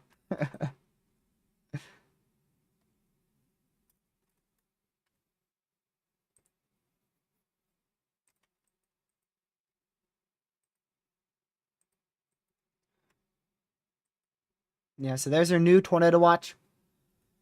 That has been issued all the way down from the border of Texas and Oklahoma into the panhandle of Texas, the panhandle of Oklahoma, all the way back up to where the tornado watches connect out in west central Kansas. Any thoughts on tomorrow? A lot of uncertainty on convective trends, a lot of uncertainty on how the thunderstorms will evolve. But any thunderstorms that get discrete tomorrow will be capable of producing long tracked, potentially violent tornadoes. Tomorrow is not moderate at the moment due to uncertainty in those convective trends and the messiness of the mode being possible. But if things do clear up and we start seeing more discrete trends on model runs, we will easily see a moderate risk issue tomorrow.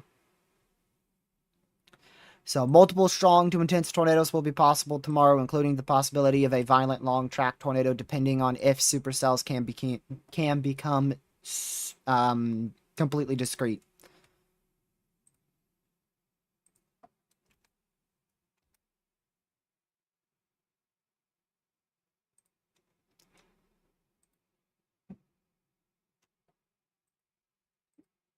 I don't think tomorrow should be moderate just yet. I think it's a really good idea to wait till day of.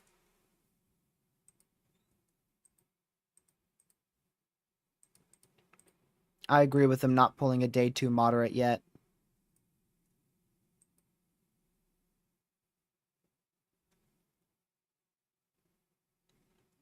Let's see. I don't want that.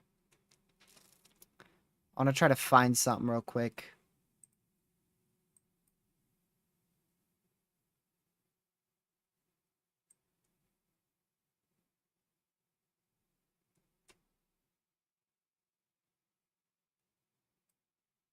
So this is going to be pretty difficult to see, but this is like the best I can get you. So this is Wofus Paintball Updraft Helicity Tracks.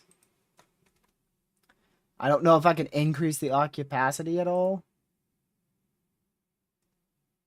Somehow. I don't think I can, but that's the paintball tracks for consistency in supercells developing. You can see there is a lot of consistency in this entire area. This whole area, there's a lot of consistencies between where storms will fire. Just not a lot of consistencies on exactly where, but generally in that vicinity. And then they all kind of sprawl out there. So we should see storms well underway in an hour. Storms should be very well underway. As we know, they are initiating right now on the dry line in the panhandle of Texas. So in an hour, I expect them to become quite mature storms, somewhat to what this looks like. And I'll actually go to the reflectivity for that. So that's what we're looking at here in about an hour, but exactly where is uncertain. So that's one outcome, and there's multiple different outcomes for what the radar could look like in an hour.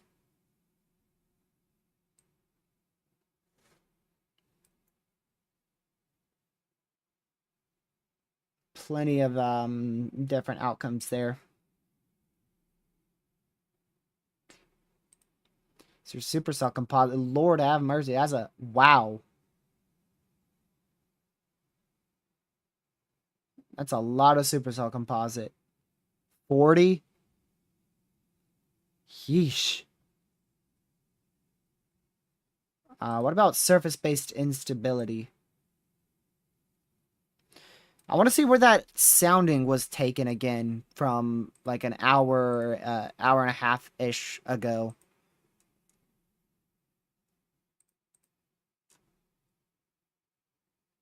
I want to go to sounding analysis. I want to see the exact...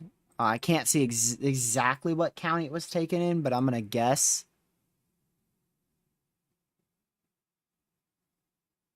Possibly right around here. So let's go see.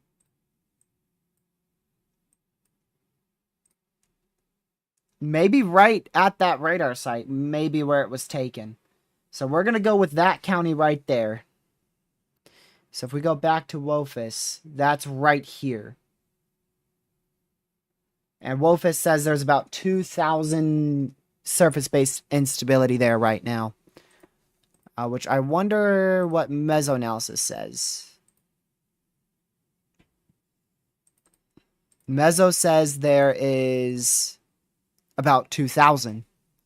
So it's definitely started to recover for sure.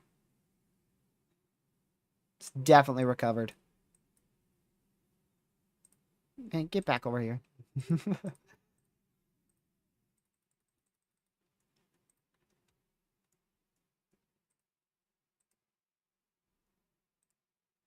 Not a very wide warm sector though, but that's all right. Because storms are going to fire right on the dry line. So it really doesn't matter. To be honest with you. It really doesn't matter. Storms are initiating discrete on the dry line. Tornado warning for West Central Logan County in northeastern Colorado, East Central Weld County in northeastern Colorado, Logan, and Weld County in Colorado. New radar indicated tornado warning there. For Willard in northeastern Colorado. Did that beep scare anybody? Didn't scare me. I saw it on Twitter. I saw the tornado warning on Twitter, so I was ready for it.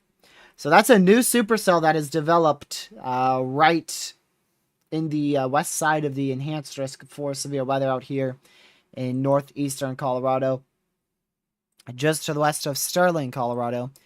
These storms are going to be extremely difficult to see from radar imagery. They are in a very, very weird spot. So we're not going to be able to see them easily at all. They're in a perfect little radar hole. Right in here. And unfortunately, that's where we're expecting a couple tornadoes today. Possibly even a few strong.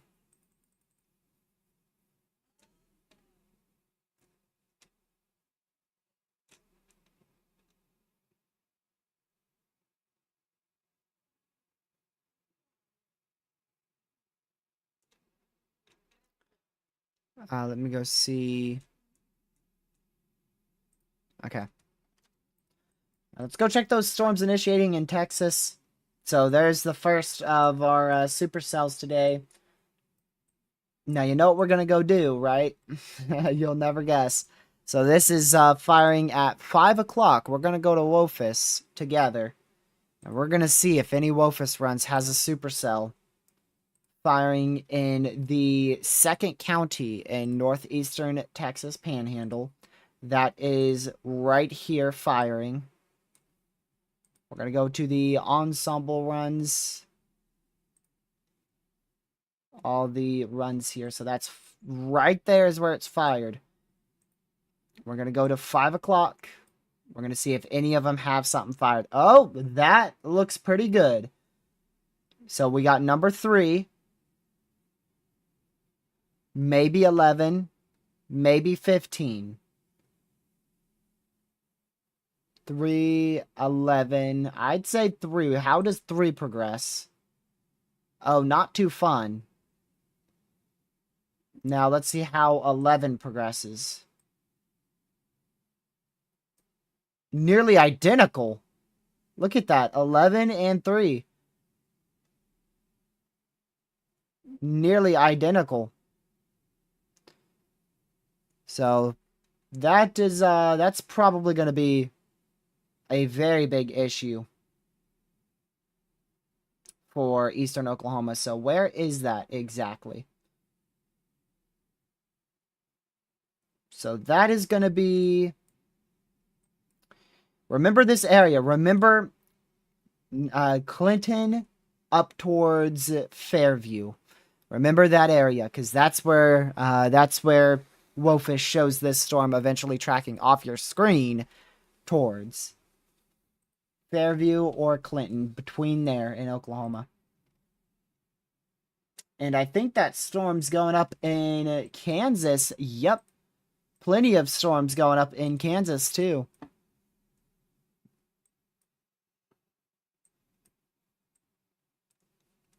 So multiple storms firing up along the dry line now. All the way from eastern Kansas, actually all the way from eastern Colorado, all the way down to the panhandle of Texas.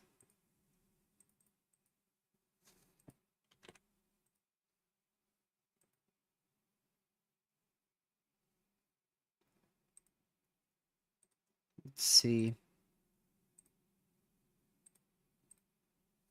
I don't think I ever showed you guys the full HRRR.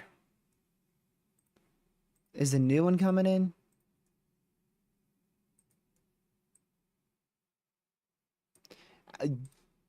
Let's wait for the new one. It shows quite something. It definitely shows quite something.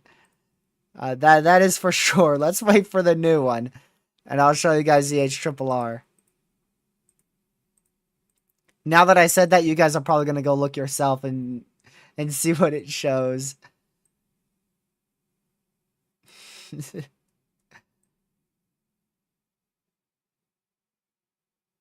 Gracious. But see, it doesn't take in account where storms have already fired, so. Bet the HRRR is not going to be right today.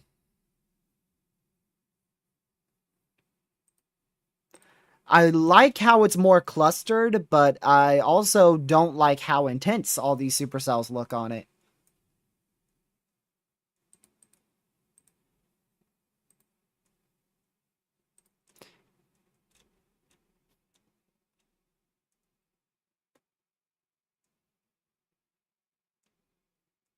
I wonder if it's possible for a last second upgrade at 9 o'clock. I don't think they would do it, but I wonder if they could do it. Like, if there's multiple violent tornadoes happening at 9, would they pull it? Would they end up pulling a high risk? Not saying by any means is that going to be the outcome, but just theoretically. I wonder if it is possible. Why would they do that? So the reason why is because the uncertainty, all the uncertainty really relies on the storm mode today and how supercells convect and how many discrete supercells we get. So say there's like 6 supercells and maybe 2 of them are producing near violent tornadoes. Would that be enough at 9 p.m. Eastern for them to pull a high risk? I'm just saying, like, theoretically. Have we ever seen them pull a high risk at 9? That's literally the last update the SPC does for day 1. Again, I don't think it's going to happen in the last update. I think it's nearly... I think it's extremely unlikely.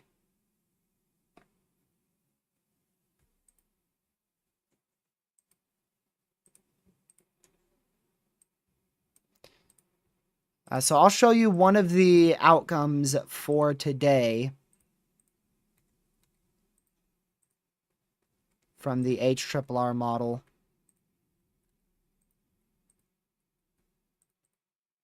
Let's see.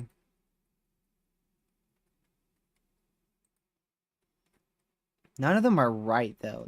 That's the problem.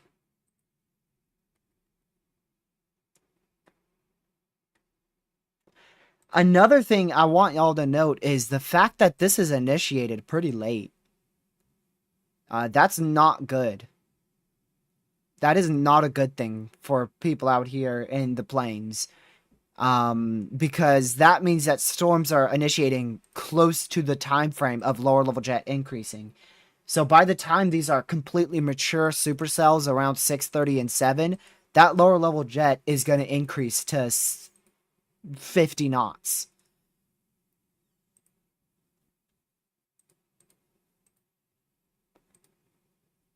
It's 5 o'clock, Ben, and the first main storm is now firing out in the Texas Panhandle.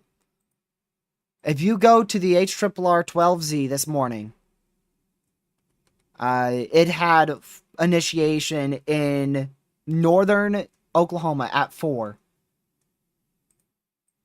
And if we go to 4 o'clock in northern Oklahoma, it had initiation right here near Freedom at 4 o'clock. Nothing. An hour could be the difference between these storms producing massive hail and multiple intense tornadoes. Because that lower level jet, we've seen it before. That's like almost everything, right? That's what normally gives us our second peak in tornado activity. But instead of us getting a second peak today, that second peak mixed in with the first peak is actually going to be our full peak. So we're not going to have a second peak tonight. It's just going to be a full one high-end peak activity because that lower level jet is mixing in with our daytime heating at the exact right time.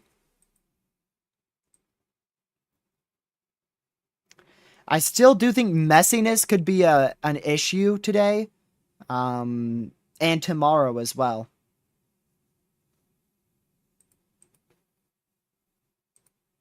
I think it could still be an issue.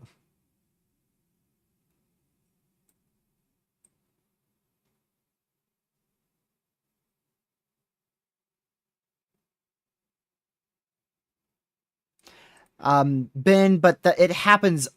The HRRR is always about 2 hours too late for initiation. Almost always. It's a bias. It's something we account for. So, on almost every plains outbreak, storms have fired early. The biggest issue for the May 6th last year's high risk, storms fired early, that killed the whole threat. The whole threat was done when storms fired early. We still got a few weak tornadoes, maybe a strong tornado in central Oklahoma, but that was it. It was over. Storms fired way too early. Then, of course, we got the Barnsdale tornado at night due to the second peak, and it was a discrete storm. But pretty much with every plains event, storms fire early, and that destroys much of the threat. It happens all the time.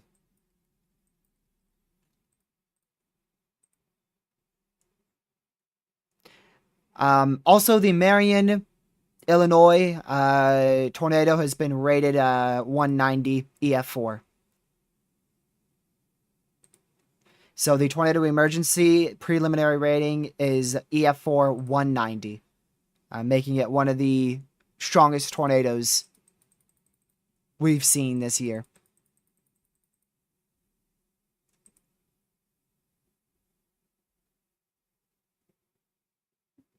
All right, like half of chat is saying London. My information is correct. Let's go see if yours is. Let's go see if they released one for London too. I gotta wait for it to load.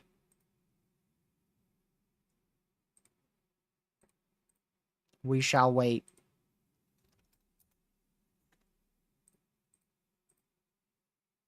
It's glitching. I might not be able to see it.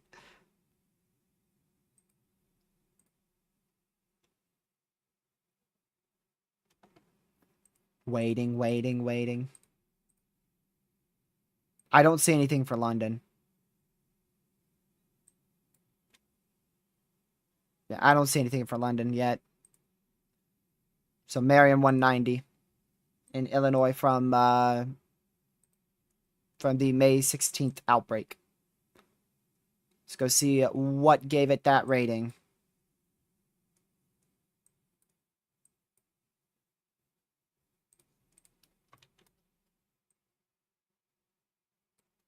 Hold on.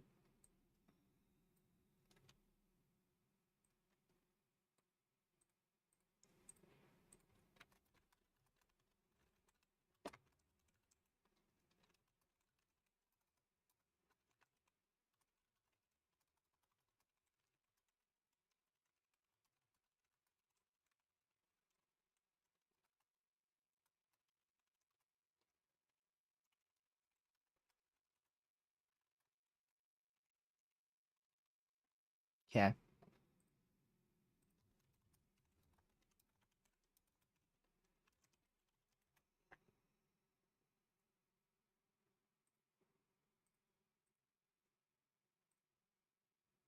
I want to see exactly what gave it that rating.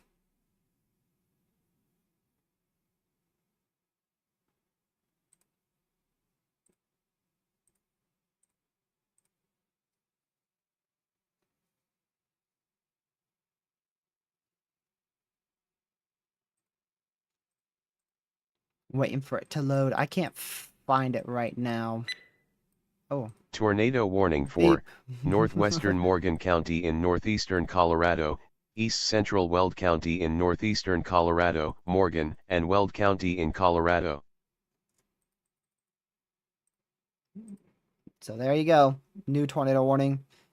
I think I have seen the EF4 damage indicator. I gotta wait for it to load though.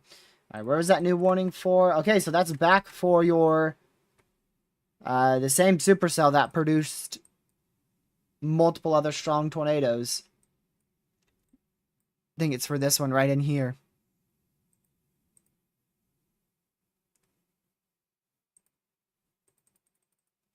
The site is very slow, likely because everybody and their mother is trying to get on it right now.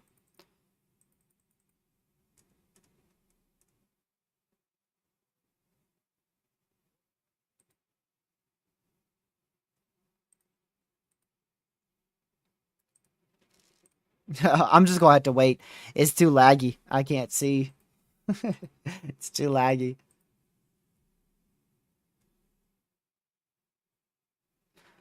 All right, let me get the Wolfus run.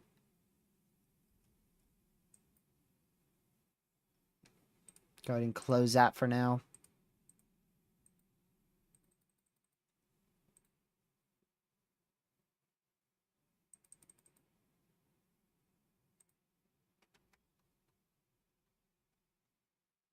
I think we got a new observed sounding potentially at Norman, apparently. I don't know if I'm going to be able to show this. Oh, we did! Yep. There you go. I thought it might have just been on another site, but there's your observed sounding from Norman.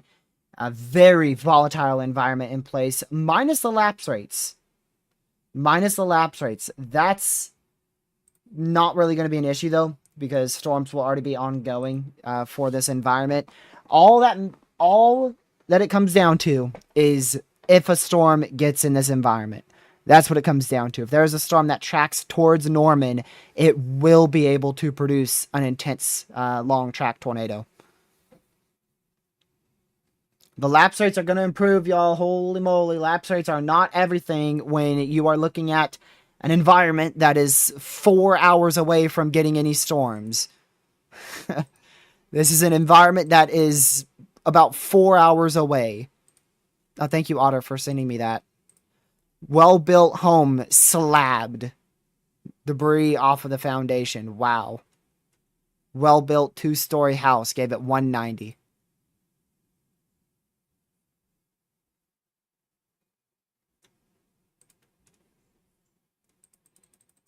Thank you for sending that to me, Otter. I could not get on that that site for the life of me.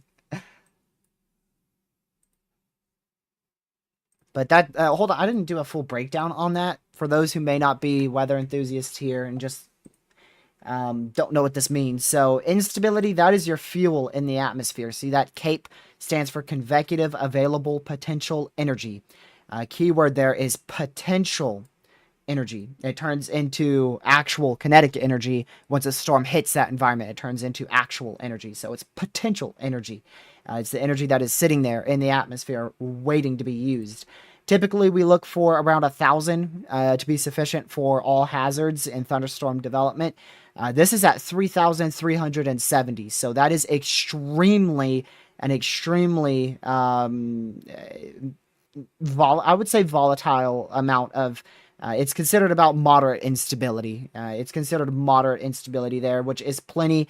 Cape, as long as you have over 1,000 or even close to 2,000, it's enough. You don't have to have these absurd 3,000s, 4,000s, 5,000s, 6,000s. You don't need all that Cape for thunderstorm development. You can do just fine with 1,000 or 2,000. But this has enough, 3,370. This green is your dew point line. So that is your moisture in the atmosphere. And this is an observed sounding from 1 hour ago in the city of Norman, Oklahoma, where the SPC is located. And this is dry air aloft. That is actually very favorable for rapid supercell development. It helps thunderstorms. But this hurts thunderstorms right here. This is a capping. This area right here is a very weak capping, and you'll notice that in the mixed layer, we have 48 sin. Capping is a lid on the atmosphere. Typically, that cap needs to be over at least minimum -50 to actually hold thunderstorms from doing anything. This should be enough to hold thunderstorms from firing for the next 4 hours. But once that dry line comes through, supercells should erupt.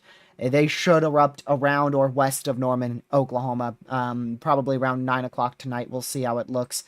That red line is your temperatures. That's self-explanatory.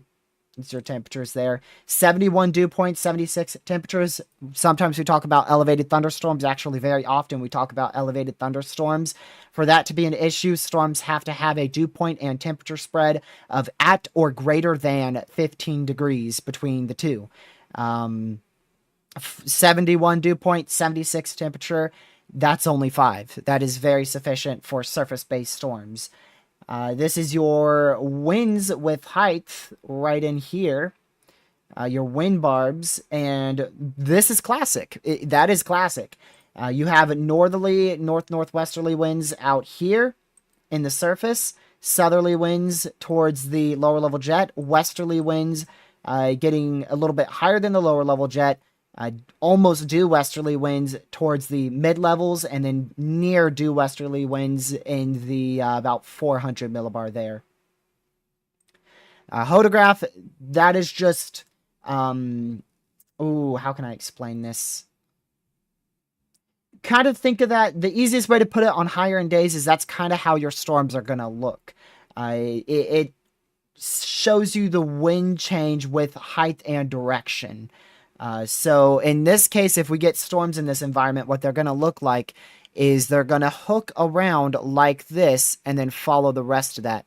So that is a very, very classic supercell hodograph right there. That is favorable for a hook echo, a very clean inflow, very, very, very favorable for a supercellular structure. A lot of change with height and really good veering with height there as well. This also confirms really good veering with height. This is your wind shear right in here.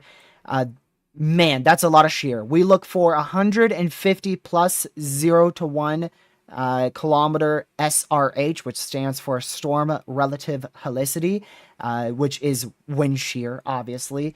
We look for 150 plus. This is 299. That is very plentiful.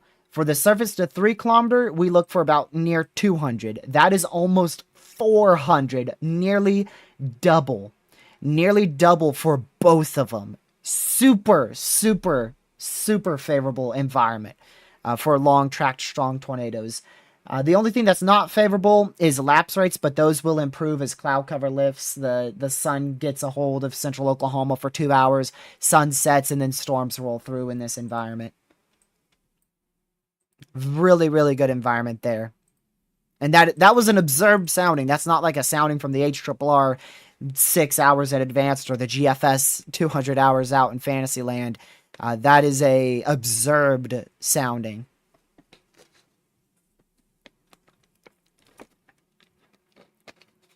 Also, that preliminary rating of 190 for the Marion, now EF4, Southern Illinois, that was tornado emergency 2 days ago. It is the strongest tornado in the area ever since Mayfield, Kentucky, back in 2021 on December 10th. So, strongest tornado in 4 years there in that AFD. Or not AFD, AFW? AFR? I don't know. WFO. There you go. WFO. Warning Forecast Office. Lord have mercy. Jeez. WFO. So many initials, man.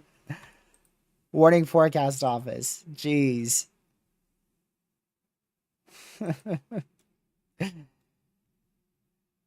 Oh, man.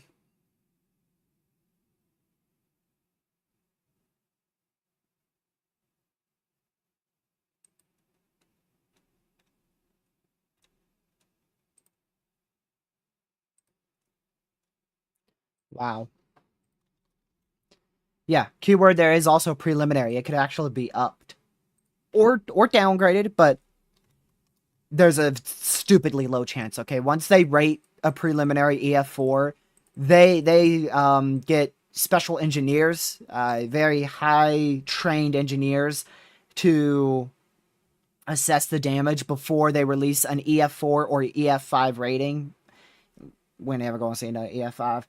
That's beside the point, though. So once they consult those engineers with special training and they release that EF4 preliminary, it is almost near impossible for us to see a downgrade. Nearly impossible.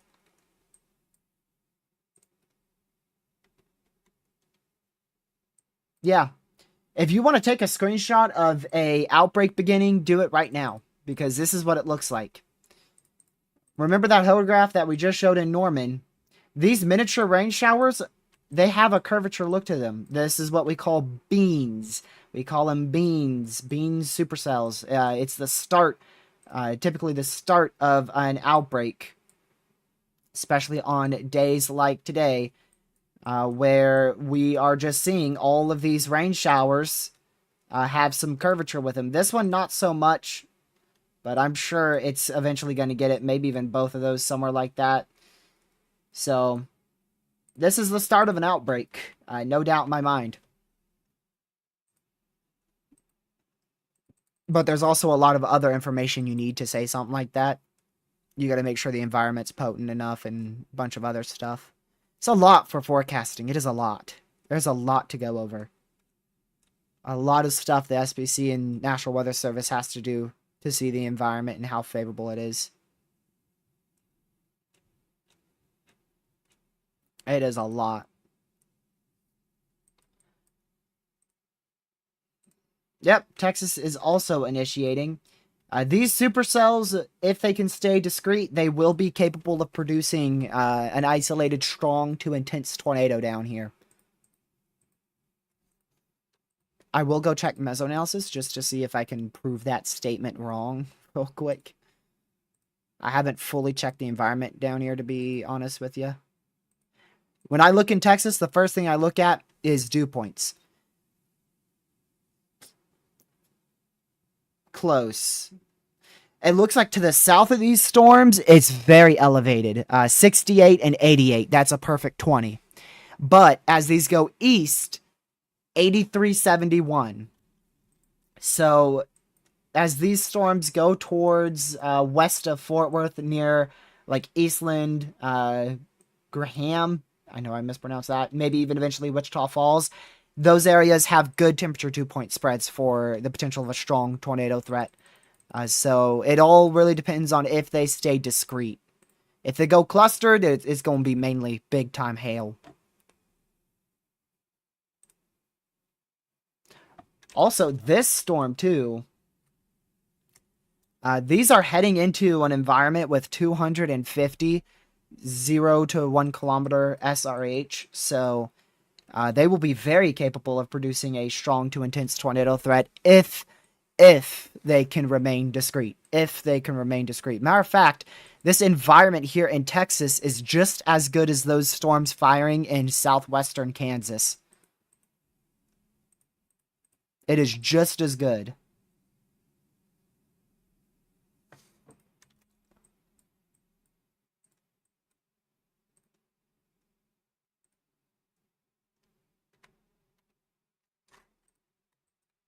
Radar Omega's warnings are behind again, as pointed out there by Billy. Pretty sure that tornado warning is still in effect.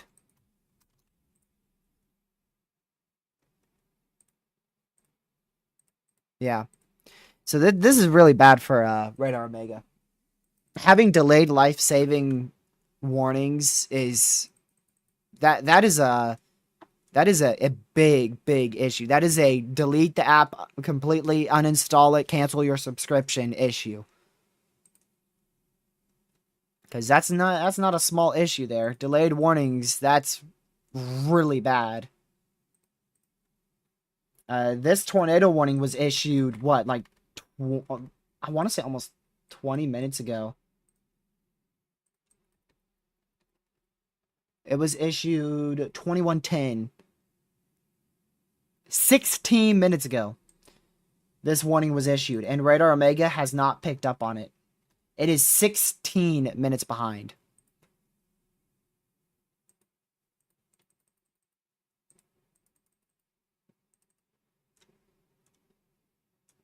"16 minutes behind."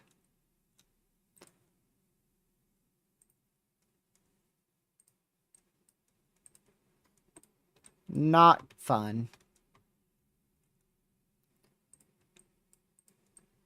I want to go check. Let's see. Yeah. We're going to go right ahead, and we are going to move this to the secondary radar site. We're going to use WeatherWise today, because I can't afford to have delayed warnings. These storms in Texas are currently warned. They're currently severe warned, and it doesn't even have them being severe warned, so.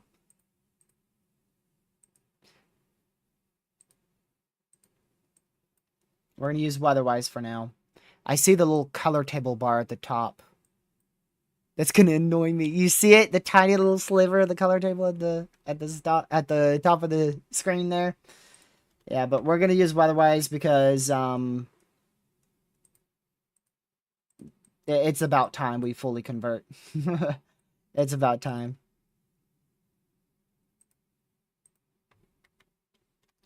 So, yeah, that's warned for 1.25-inch hail, 60-mile-an-hour winds for the next hour there.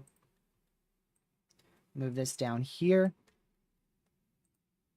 I like that they, that's a recent feature they added. So, see, when I get rid of the drawing tool, it used to always reappear in the middle of the screen, so it was annoying. But now,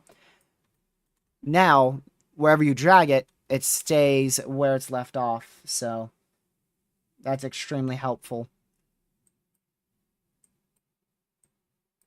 So here's the tornado warning that is currently in effect that Radar Omega actually doesn't have in effect.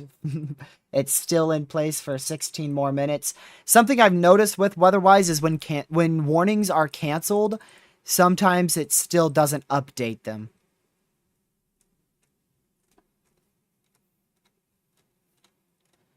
So WeatherWise has little issues, but not a 16-minute issue like that.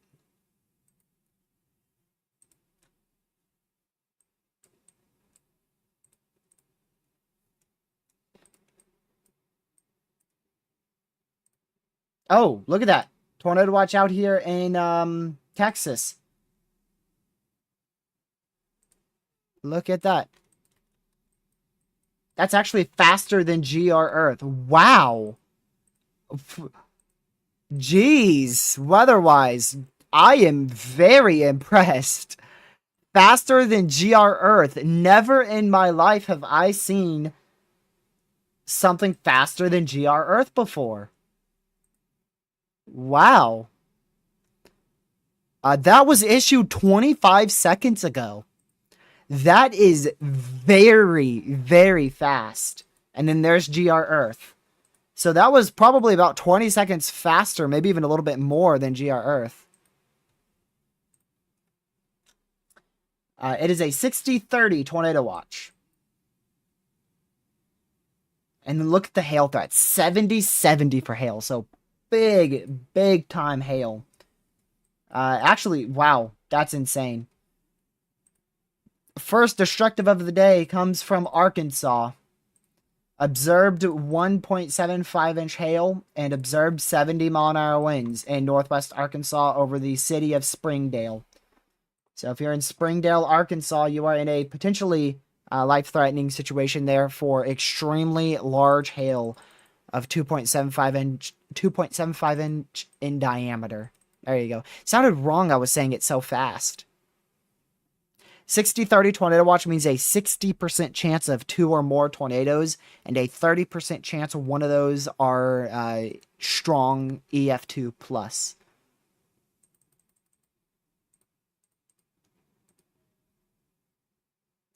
So northwest Arkansas for Springdale, preferably get in your safe spot. You're in a destructive, severe thunderstorm there.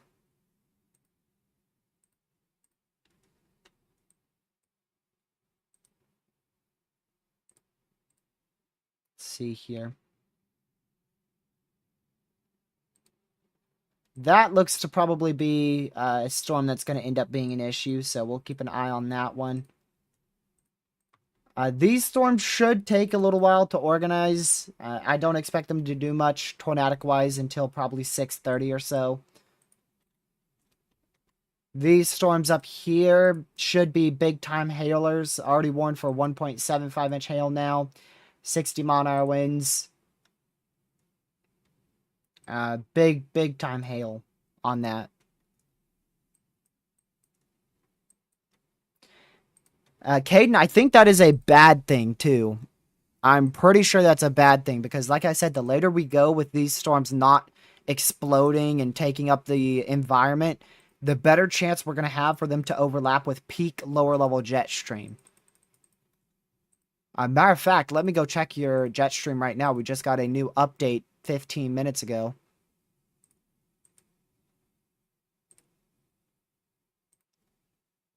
Mesoanalysis, hello.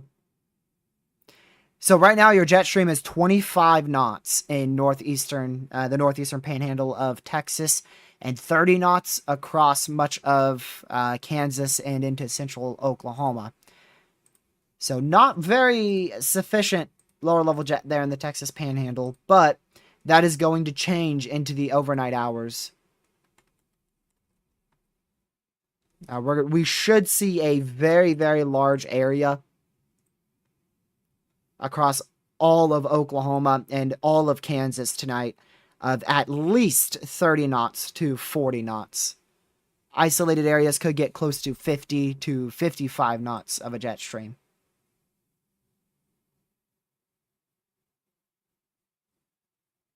Something just updated with your tornado watch. See everything flashing white there? That means something just updated. We'll see what changed.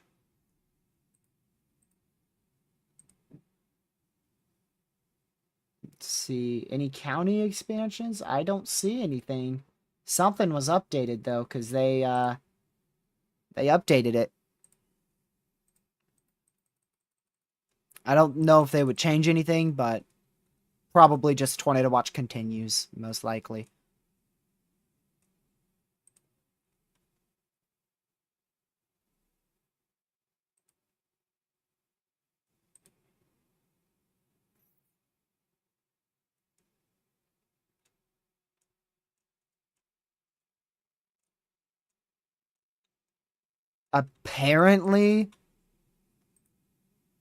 Apparently, the London tornado in Kentucky was rated 165 EF3.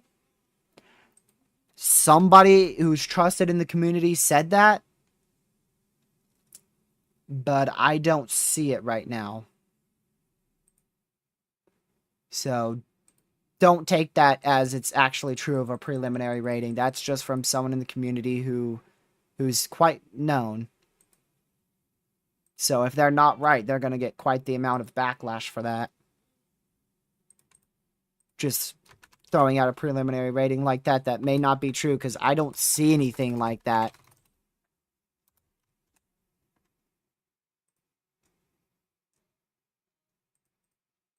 I guess we'll find out sooner rather than later.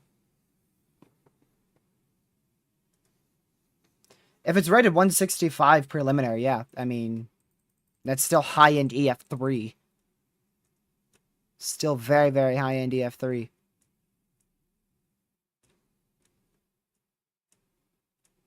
I wouldn't disagree with that if it is actually the preliminary rating.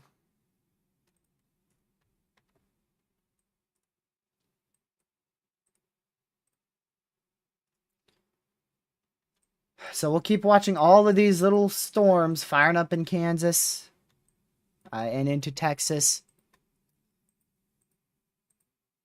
So far, things seem to be going as expected. I'm pretty sure things are going as expected right now.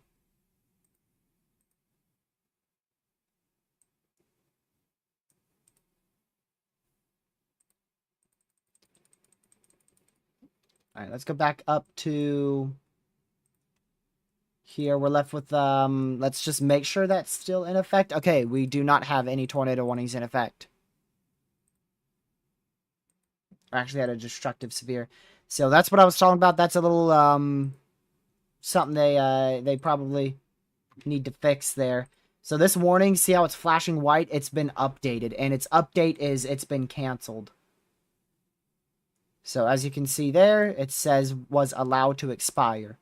So this tornado warning, even though weatherwise shows it is actually expired now.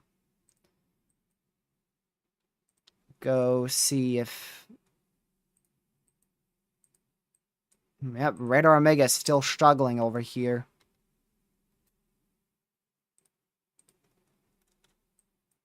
I want to go back down to Texas, where this supercell is attempting to rotate. You see a pretty classic look, pretty classic butterfly or eagle split, whichever one you want to call it. I've heard it both ways. We call it eagle split. Eagle split supercell here in Texas. Decent rotation, not extremely strong, but decent rotation there. Hopefully today won't be as bad as yesterday with my English. Hopefully it won't be that bad.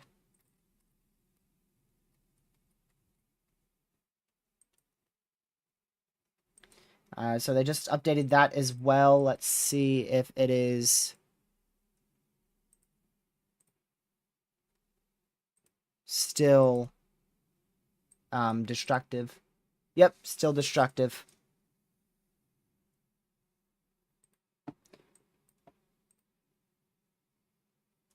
So these storms should begin to really get going towards 6 o'clock. That's when I'm expecting them to really, really start to intensify.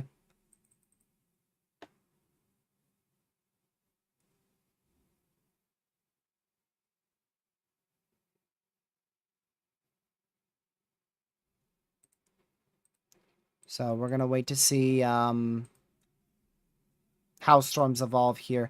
I think we got another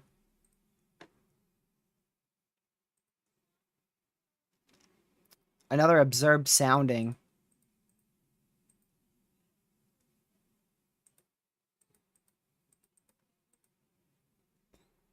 Yeah.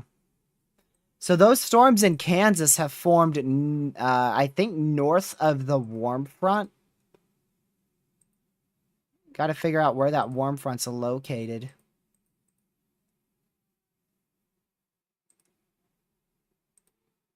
Man, how I don't know how to find out where that warm front's located.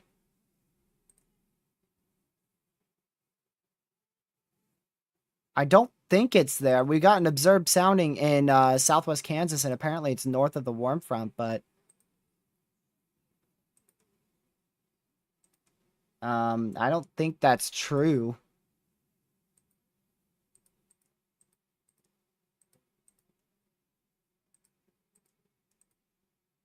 So it was taken in southwest Kansas. That might have been in Dodge City or right around there. Somewhere probably right around Dodge City's where that sounding was taken at 20Z.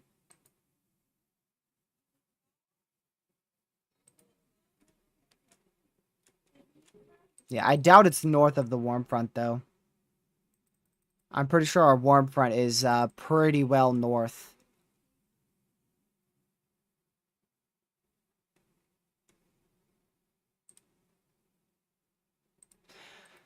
So we're going to see what happens with these storms here. Right now, the ones in the Texas Panhandle are very clustered. Not really a big surprise there. They should get unclustered as we progress with time. Still a destructive severe, no active tornado warnings at this moment.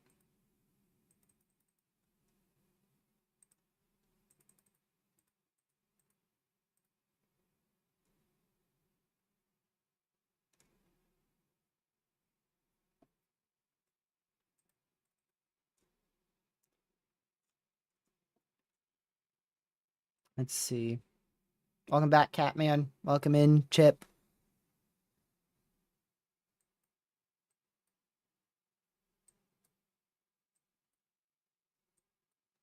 So far, this is the very early stages of our tornado outbreak. We've seen a few tornadoes today, all of which were at the start of the live stream in Colorado. And at least 2 of those were strong. So now we're waiting to see when any other storms can really start to try to rotate. Looks like the storm in Texas is going to be the first one to really try to rotate. At least velocity-wise, that's the only one really rotating right now. But even that is very, very broad. Very broad. Not tight at all. All these other storms are in their very early stage. Very early stages of development.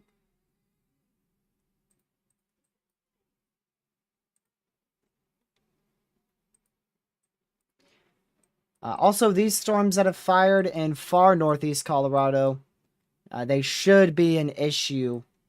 They should be an issue for tornadic development here in about an hour or so. I want to go see where Connor's located. That's actually a really good question. I haven't checked up on him. He should be live by now. Yeah, he is. Oh, he's being demolished by hail right now in Colorado. He's being absolute. Listen to the audio of Connor Croft. Very soft hail. The hail is very soft. The hail is very soft, bro. Very loud hail. Very large, too.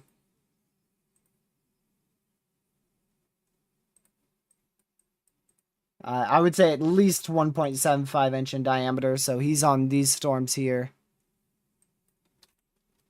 He's like right up in here along I-70. Right up in this region.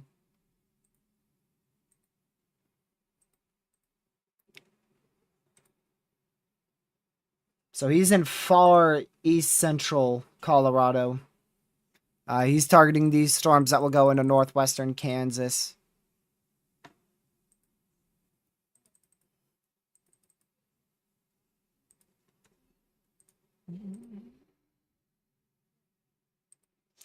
New severe watch will likely be issued.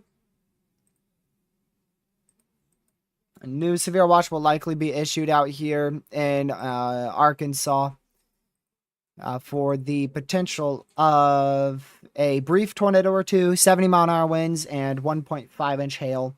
A severe thunderstorm watch will be issued within the next hour. So before 6:45 Eastern, we will see a new severe watch issued out here for Arkansas. That should include just Arkansas alone, no other areas.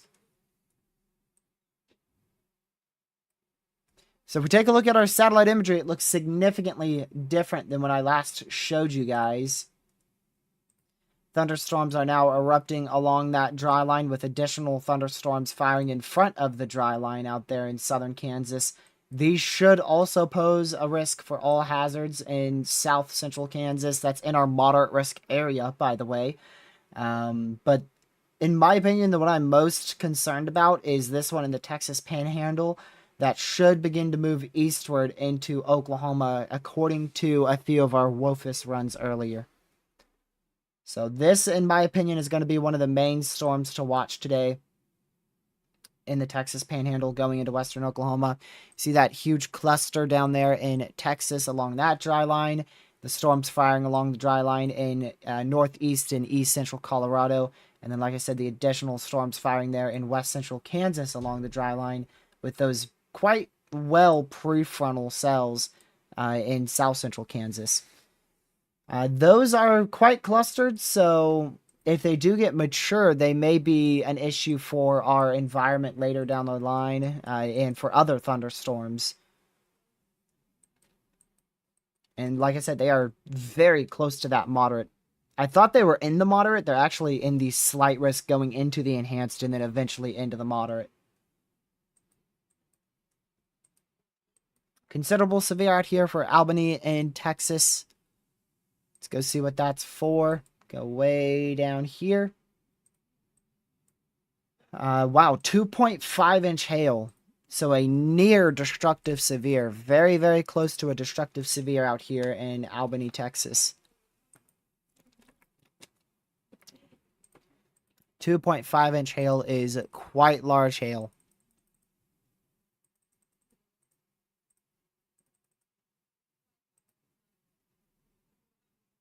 Strong hail. We would more of call it large hail.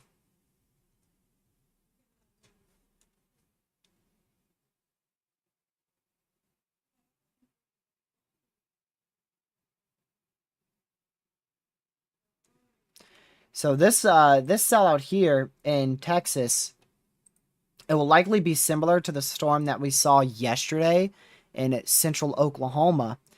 Right now, it is moving northeast, and they are all mainly a hail threat, a pretty low tornado threat in the short term. But we should see one of these storms become a right mover supercell. And when that happens, / if it does, it will be capable of producing a long-tracked, strong to intense tornado, as it eventually will go into western Oklahoma. But we'll have to see when it turns to the right and if it turns to the right. Most of these storms are moving north-northeast. Most of the storms we're keeping an eye on are moving north-northeast.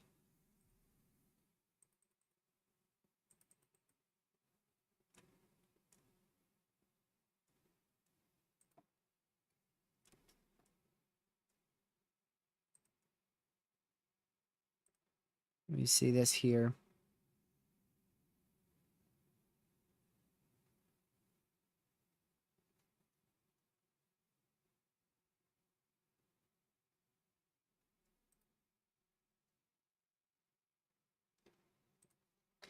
So no tornado warnings still active.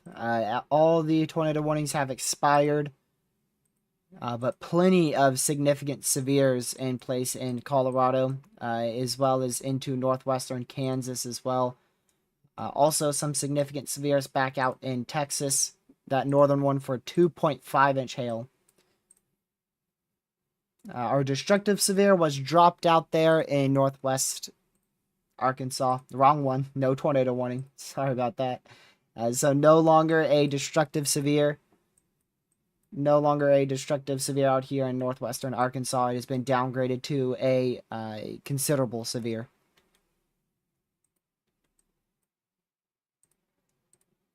Oh, this one's also considerable too out here in northeastern Texas. Entire moderate risk for the most point right now is elevated. You're probably not looking at it right, man, to be honest with you. No. What do you mean? 72 temps, 72 dew points, 70 temps, 64 dews, 71 temps, 64 dews, 67 temps, 65 dews. None of that's elevated.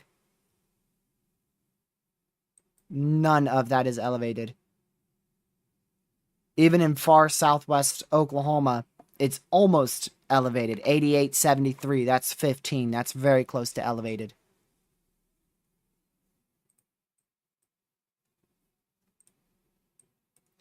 I just issued a new severe thunderstorm warning out here in the panhandle of Oklahoma, northeastern Texas as well. Both panhandles, panhandle of Oklahoma, panhandle of far northeastern Texas for 1.5 inch hail, 60 mile an hour winds for the next 39 more minutes.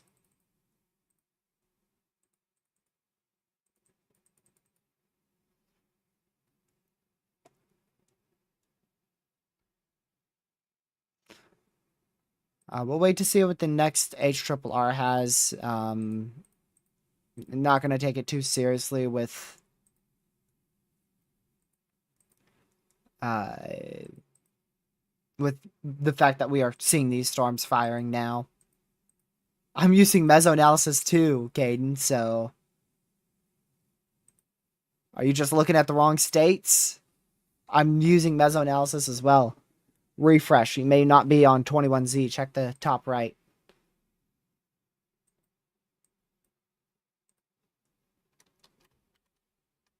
Yeah, so still trying to get its act together out here in Albany, in Texas.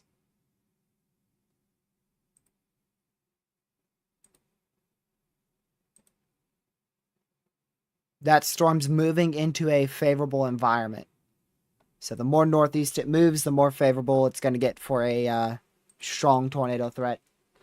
So that's going to be the main one we pay attention to here for a tornado threat in the near term. The other storms are still just now getting going. I believe that is storms firing right on our dry line right here. Storms firing on the dry line. Like I said, this is a bit more of a prefrontal. These are firing on the dry line out here too. Those are looking pretty mature now. Yeah, those actually have some lower level cyclones with them. Or upper level. My bad. Upper level mesocyclones.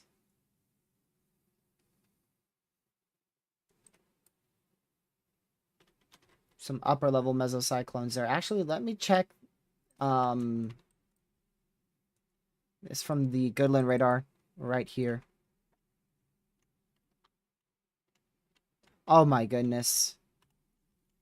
Chat, come on. Have we not learned? Honestly, a bit disappointed. To be honest, sound like a dad over here, but are we serious? Losing confidence? It is 5:53 p.m. It is 5:53 p.m. Have we not learned in the past? Like, really? You never call an event early. Ever. Unless it's somehow looking absolutely horrific. But with an environment like what we have today, and thunderstorms already firing how they are, as well as where they're firing, and the fact that we've already seen 2-3 strong tornadoes today in a way worse environment in Colorado.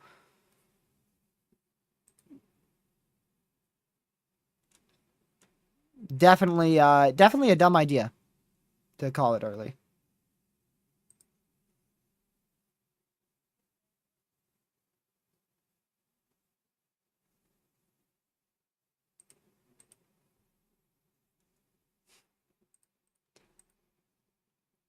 Let's see here.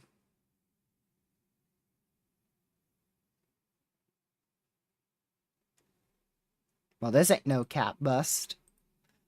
I'm sure you know that. A new severe watch just issued out there in Arkansas. So that's till midnight Eastern. It's for mainly damaging winds. Actually, hail is the leading probability there. So hail, followed by damaging winds, followed by a spin-up tornado or two. So 60 to 75 mile an hour winds, as well as up to 2-inch hail and a brief tornado or two. All possible. That is in the slight to marginal risk area. We're going to go back to our storm in Texas. That little white area I've circled has tightened up quite a bit. This will likely need a tornado warning at any given point here. That is starting to get a really good area of rotation over Albany, Texas. You can see a really classic supercellular structure. A little bit messy on the northern side, but very, very classic supercell structure there. Is that a cell split, possibly? That is a cell split. This is splitting to the north-northeast. So that is a cell split right there. The northern eagle split. Northern side of the eagle split supercell is a left-moving cell split.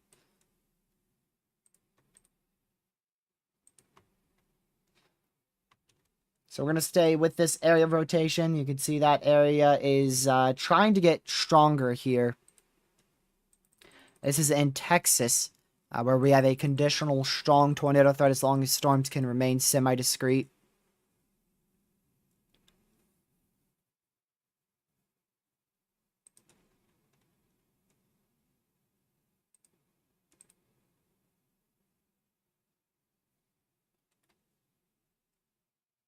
Let me go back to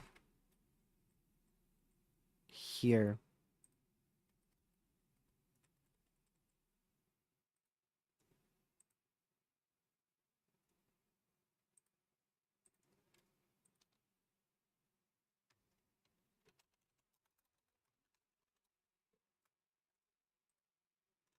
There we go.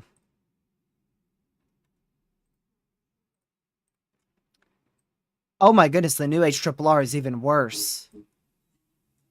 The new HRRR may be even almost the worst of the day. Nearly the worst of the day. A bit messier back up in Colorado, so that's good news. And this is now tornado warned. And this is observed. Wow. Straight to an observed warning. So a tornado is on the ground heading into the city of Albany, Texas. Did I see that right? Yeah, that's observed. I just had to double check. So we have a confirmed tornado on the ground here going into the city of Albany, Texas. Make sure you're in your safe spot. This is a tornado on the ground attempting to become strong. Tornado warning for East Central Shackelford County in West Central Texas. A water Shackelford spout. County in Texas. Water spout. Where the heck is there water in Texas? Other than the coastline. I don't know. Let's see. I'm going to go over to... Oh, Radar Omega's back. You know what? I think I'll stick with Weatherwise. I want to stick with Weatherwise for now. Where the heck is there water out here? I don't see no water.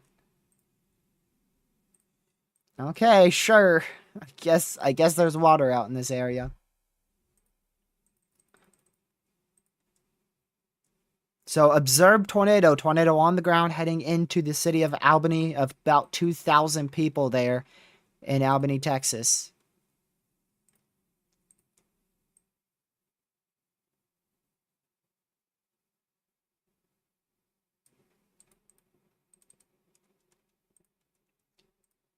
Likely fairly weak. It's attempting to get strong, but it's likely still fairly weak. So that's confirmed tornado for the city of Albany in Texas. Make sure you're in your safe spot if you are in that tornado warned area. get to your safe spot immediately. That is indeed on the ground. Or on the water, moving towards ground.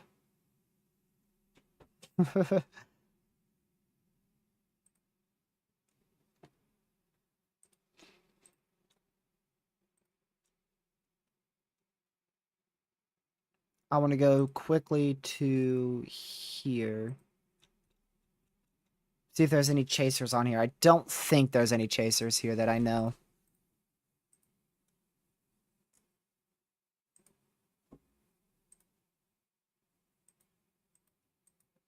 Yeah, I'm not sure who confirmed this.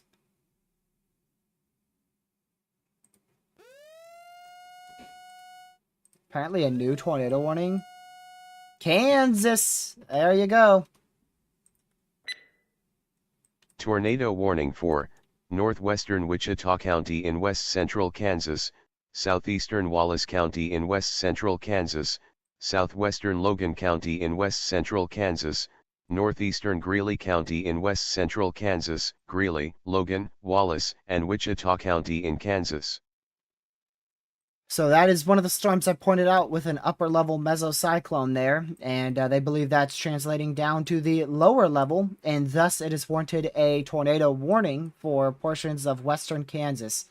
Part of that warning is outside of the tornado watch area.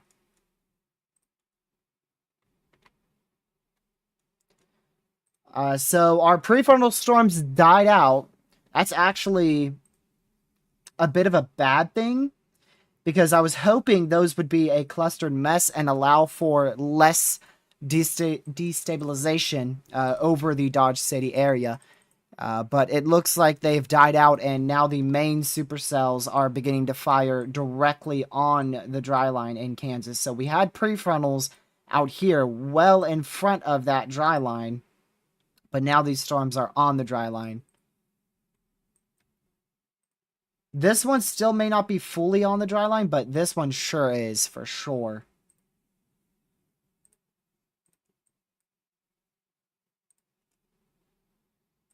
So starting to get up there in activity. Blowing dust advisory. Alright, I gotta get rid of some of these warnings. Blowing dust advisories. I don't need to be seeing those. I'm gonna turn off all of this. Turn off what we're not using. I ain't need to see no blowing dust advisory out here in Kansas. Lord have mercy, I had everything in its mother turned on over here. Gracious day. Come on, TRG, what are you trying to see? Like every single speck of dust? Gracious day. Alright, there we go. Tor possible on our other upper level mesocyclone out here. It's not as organized as the one that's tornado warned. This one has more of an eagle split supercell look to it, so thus this one received the tornado warning and not this one.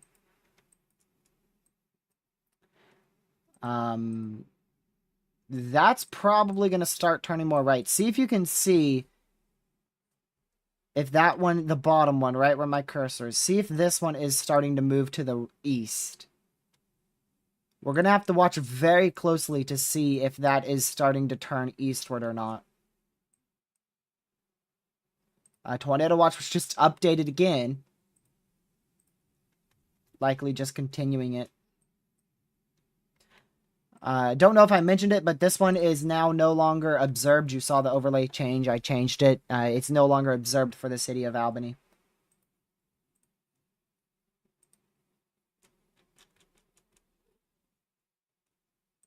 I didn't turn off flood warnings, right? Flood warnings I still want.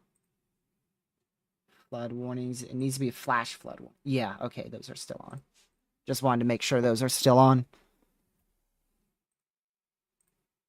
I told you the newest HRRR was probably the craziest one so far.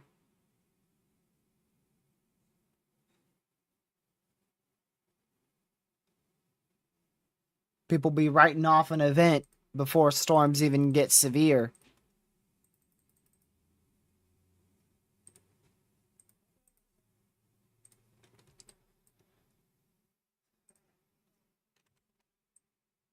So the main lack of intensification is in portions of our moderate risk area. The storm that I'm really questioning on what's going to happen with is this guy. This guy's a little bit of a I don't know what's going to happen storm. I don't know what's going to occur with that or how it's going to mature. I'm really curious to see what happens with it. Is it just going to die out? Or is it going to keep going and go on into our moderate risk area?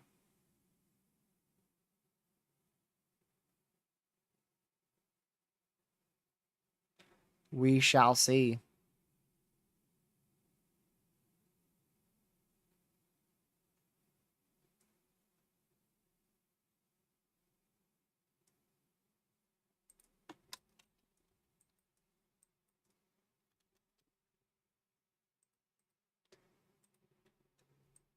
Let's go back up here to eastern Colorado where we just got a new severe for 1.75-inch hail. So 1.75-inch hail here going into the city of Ray, I believe is how you're going to pronounce that, in eastern Colorado. This storm that has latched onto an outflow boundary could intensify rapidly if it stays discreet. Kind of like what we saw yesterday in Oklahoma. So we're going to watch that as it moves north-northeast. Probably, yeah, it's going to move into far northwest Kansas. It's going to be on the border of Colorado here, Nebraska here, and Kansas here. It's heading right on the triple point border of all three of those, right towards it.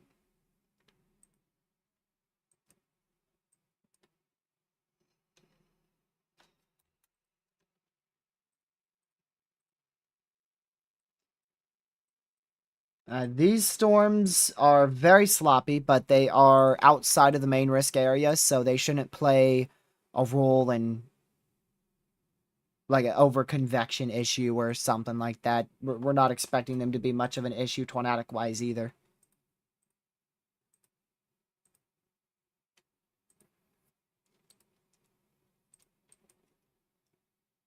Yep, storms are firing in Oklahoma. They fired on the Texas Panhandle. This one is definitely going to move into Oklahoma and attempt to be a tornado issue. They just upgraded that warning to possible severe status there. And the northern one, a little unsure what it's going to do, but definitely going to be a hailer going up towards Buffalo in northwest Oklahoma.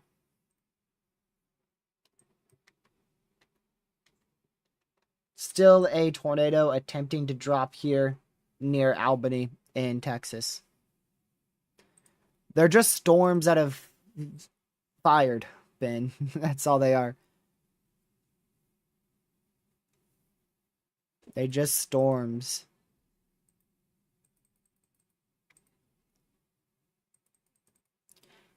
This tornado warning indeed does continue and is still radar indicated.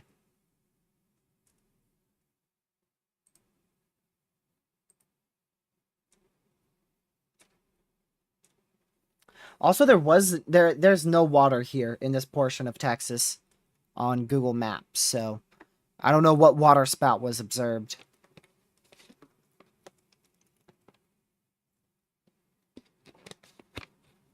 I have no idea what water spout was observed. Moving onshore. You think they would check for that. Water spout is normally and kind of has to be on water.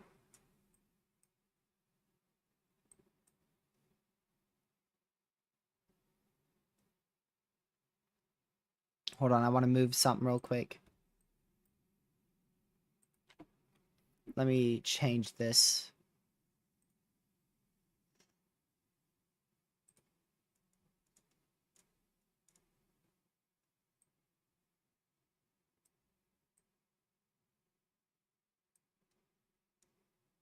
Let me see here. Give me just a moment. I gotta try to change this real quick. If I can find it.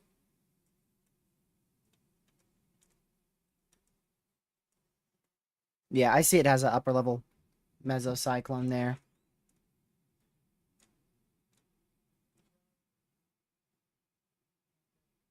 Okay, I think I have found what I need to. Oh, just got tornado warned. It just got tornado warned. So tornado warning now in Oklahoma. There we go. That's so much better. I had to highlight the town names a bit more. Actually, I might have to do it a little bit more than that. So Arnett, Oklahoma, now in a tornado warning. There you go. Tornado warning for southwestern Ellis County in northwestern Oklahoma, northwestern Roger Mills County in western Oklahoma, Ellis and Roger Mills County in Oklahoma. Tornado warning for northwestern Logan County in northeastern Colorado, Logan County in Colorado. Is that all? That's another one in Colorado. I just realized what it was saying there.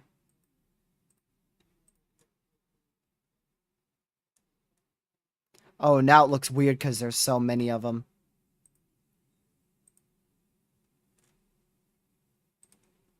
Okay. So that's the one back up here in northeast Colorado. Radar indicated there.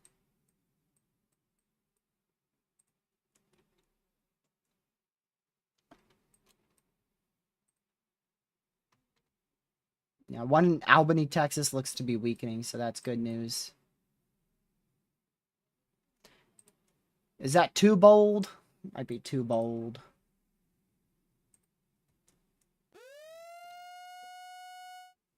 As Radar Omega going off.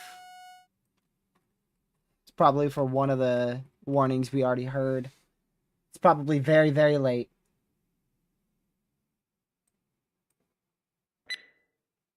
Tornado warning for northeastern Logan County in Maybe not. northeastern Colorado, Logan County in Colorado.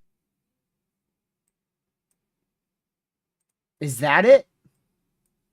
It's another one in Colorado. Look at that. Yep, two more in Colorado. So both in Colorado. That means that we're probably going to get extensions into western Nebraska here extremely soon. And that just might be them. Tornado warning for southeastern Lipscomb County in the Panhandle of Texas. Never mind. Northeastern Hemphill County in the Panhandle of Texas, Hemphill, and Lipscomb County in Texas.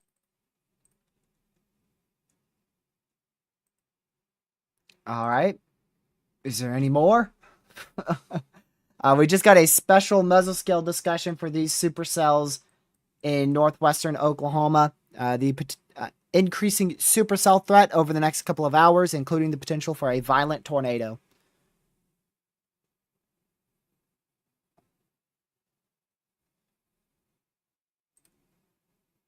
So strong to intense tornado will be possible out of this storm, potentially even as high as a violent tornado.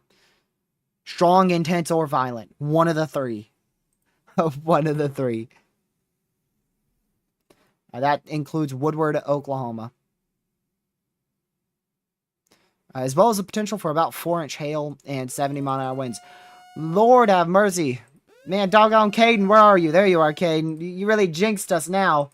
It's freaking tornado warnings every second. Where's this one gonna be? Oh, hey, I think that might be the one. Oh, what the heck? Oh, what the heck? Hold on a second. Was that on the ground? That could be on the ground. Tornado warning for east central Yuma County in northeastern Colorado, western Cheyenne County in northwestern Kansas, southwestern Dundee County in southwestern Nebraska, Yuma County in Colorado, Cheyenne County in Kansas, Dundee County in Nebraska. So, actually something unique about this. Wind's going towards the radar and away from the radar. This is an anticyclonic tornado about a touchdown. This is literally a southern hemisphere looking supercell. This is your supercell. Right here. Lord have mercy, I can't draw this out. That's your supercell. It is an upside down anticyclonic supercell. Look at that. That is something else. And it is about to be strong. That is 110 mana rotation. And you can see the bright greens on Enrot. That means this is a strong anti-cyclonic area of rotation. This would normally be yellow if it was cyclonic, but it's anti-cyclonic, so it's actually bright green. So that is an anti-cyclonic strong tornado trying to touch down in northwestern Kansas right now. And the one Connor's on, it should be tornado warned very shortly. I imagine Connor is... He's probably got a wall cloud or something. Let me go listen to Connor. Yeah, he just said it's going to be an epic tornado, so I'm going to get ready to switch you guys over to Connor. Because he's probably going to get close to getting a tornado in the very short term here. I want to stay with this supercell up here in Kansas because I think it could be on the ground at any second. I wouldn't be shocked if it was on the ground in that time frame. I don't know if there's much for it to hit, but that was definitely a strong area of rotation.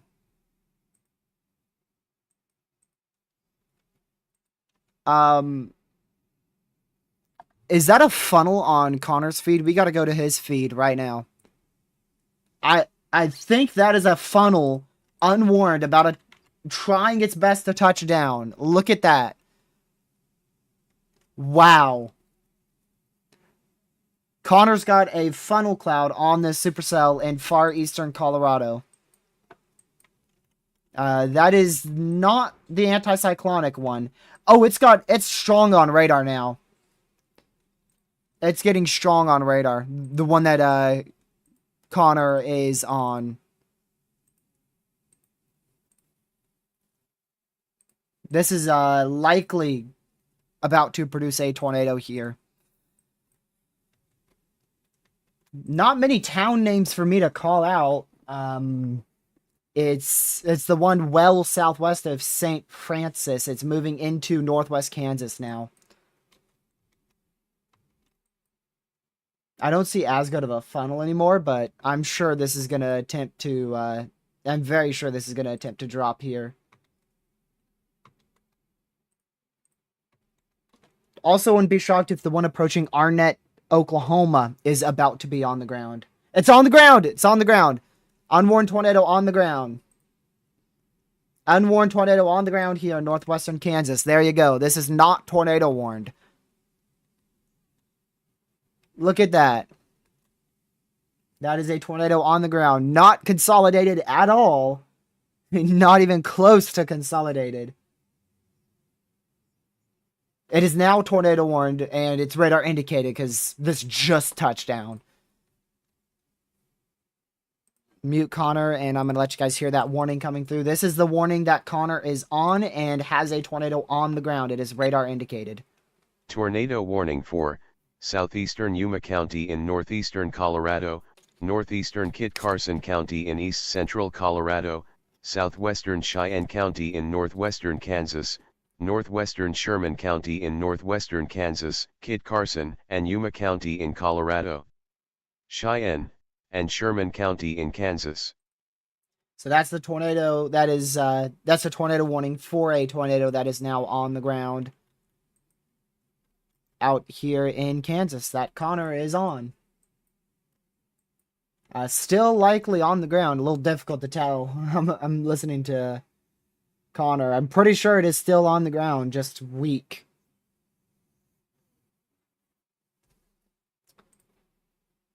Let me go. So we're up to 24 severe warnings and 8 tornado warnings now. So this is the storm in northwestern Kansas, northeastern Colorado. Currently producing a weak tornado, and it is now an observed tornado warning. So look at that. You see what they did there? They issued it radar indicated, and then within like a minute, it went observed. that fast. They didn't wait 20, 30 minutes to go observed. That was about 60 seconds of it being radar indicated.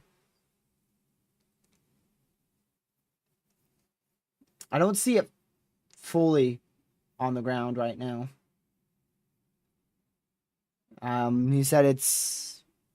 Yeah, he said he's losing the ground circulation, so I believe it's beginning to die out.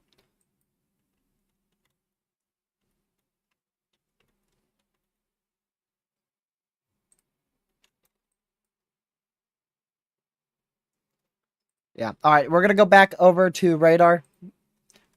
Now I can show you all the other cells here. So this storm in Oklahoma, I believe, is trying to produce a tornado very close to Higgins, Texas, going towards Arnett, Oklahoma. I'm very confident it is attempting to produce a tornado. Very unsure exactly how strong it may be, but it definitely looks like it's attempting to drop a tornado in northwestern Oklahoma now. That could be one of the long-tracked, stronger tornadoes of the day today. Still a supercell trying to organize in southwest Kansas as well.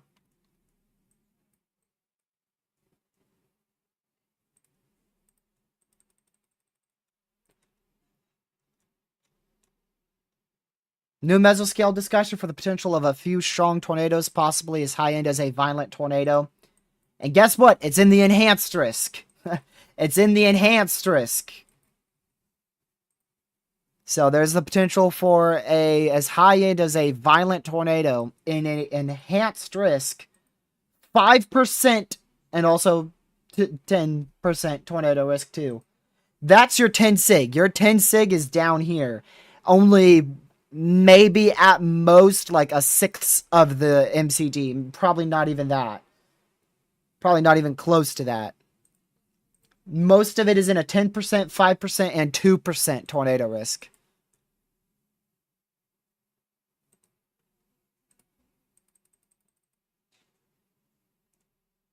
Wow.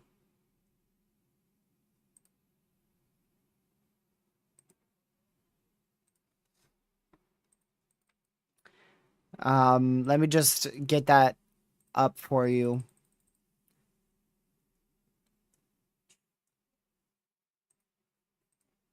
See that MCD. Yeah, the main area they highlight, look at that. So that's the main area they highlight, right? Like dead center of the MCD. If we go back to the SPC outlook, dead center of the MCD is like right in here. Right? That's like dead center of the MCD. That's in a 10%, 5%, and 2%. No SIG. And they mentioned the potential for a violent tornado. That is why I was saying I thought the moderate would be expanded northwest.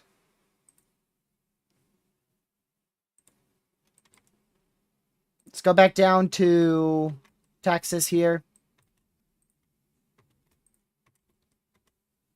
Oh, wow. That is on the ground. That is likely on the ground in Texas. The heck? That is not Texas. Go down to Texas. Them old GR2.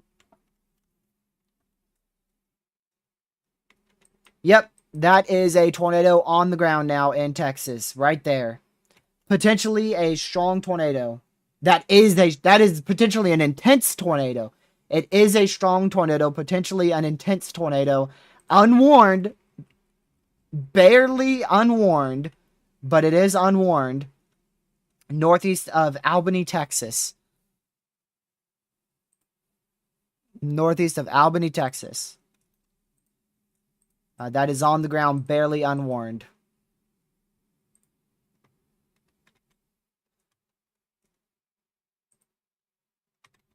Is there a chaser saying that's on the ground in Oklahoma?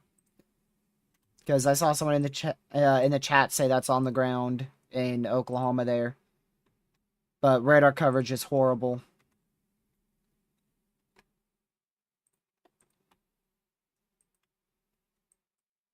So many storms to just keep an eye on, y'all. We're going to stay with this one because it's the strongest one at the moment. And it is also unwarned. This is northeast of Albany in Texas. That is a strong to potentially an intense tornado on the ground. Currently, it's near stationary. It is near stationary right now.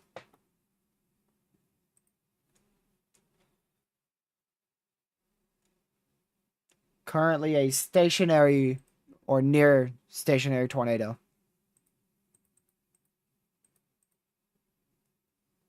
Again, this is northeast of Albany, Texas, where we have a tornado on the ground.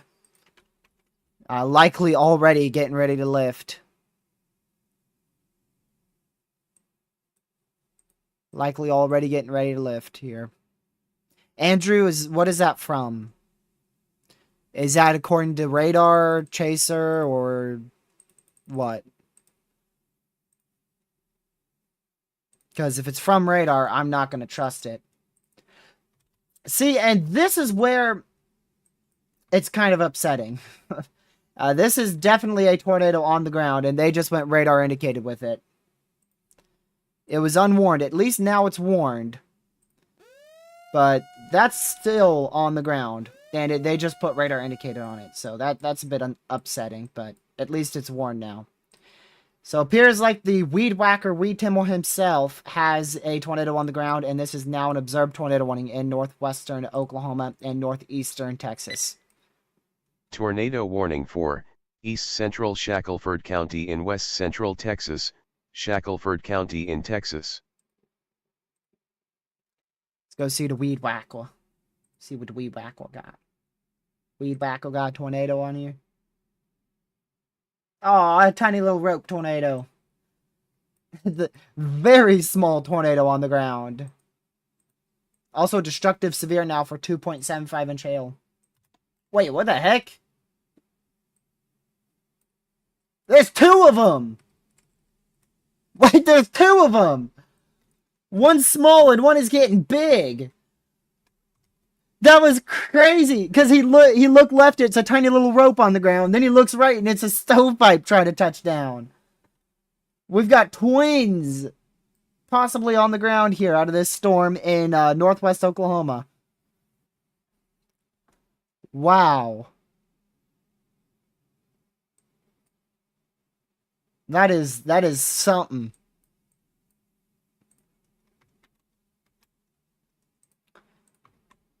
I swear, if they freaking observe this, well, it's still on the ground. I was gonna say if they observe this when it lifts, but this is still on the ground. There is still a tornado on the ground here in Texas. It was unwarned. Now it is warned, but the warning is radar indicated. They still are yet to observe it. It's been on the ground for almost 10 minutes now, and it is still not observed. Almost 10 minutes. Still not even observed. That is still likely on the ground. Still likely a tornado on the ground here in Texas. Let's go back over to Oklahoma.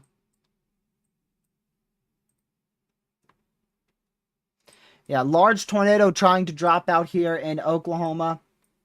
Make sure you're in your safe spot. Arnett, Oklahoma. This is about to be a large, strong tornado trying to touch down. Arnett, Oklahoma, need to run to your safe spot right now.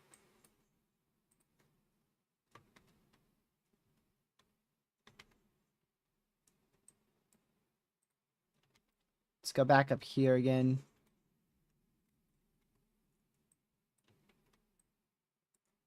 Okay.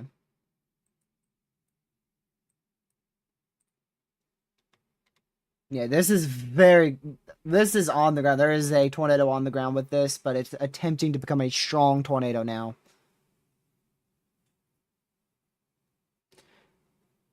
I think the rope was the one that was observed for this, and now there's a stovepipe trying to touch down.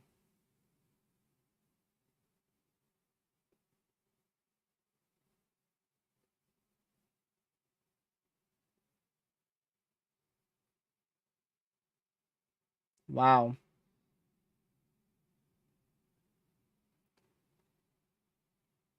So I don't think it's on the ground at the moment anymore. The rope tornado looks like it lifted with a wider view Reed has. But there is a larger tornado not on the ground trying to touch down.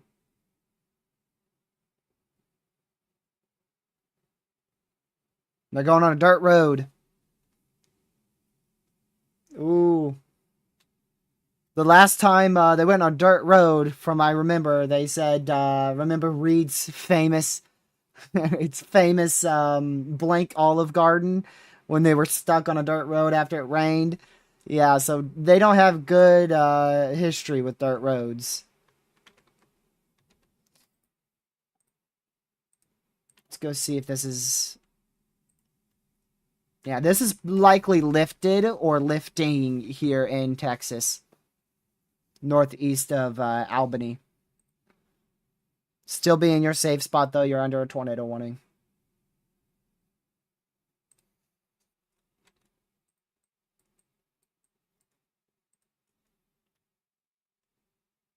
I do want to zoom out real quick just to this. Yeah, still 2 tornado warnings in effect northeast Colorado there. Still in effect there.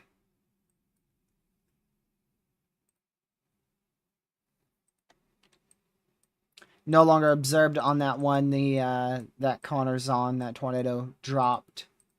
Or lifted. Tornado did drop, then lifted.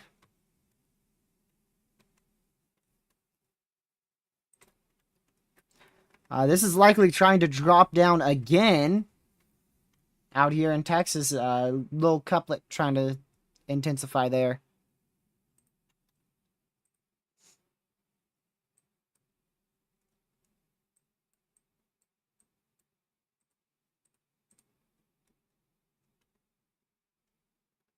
Funnel's a little bit higher up now, but it's still there. Very, very close to touching the ground out here in Oklahoma. It is observed.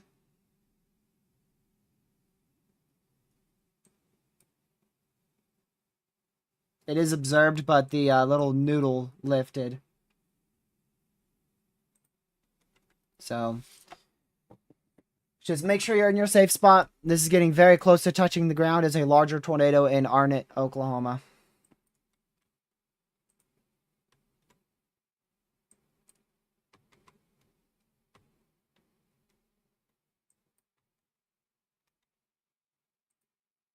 Not doing so well along the dry line in southwest Kansas at the moment. That is expected to change here in an hour. If it doesn't, then maybe southwest Kansas will get away scot-free here.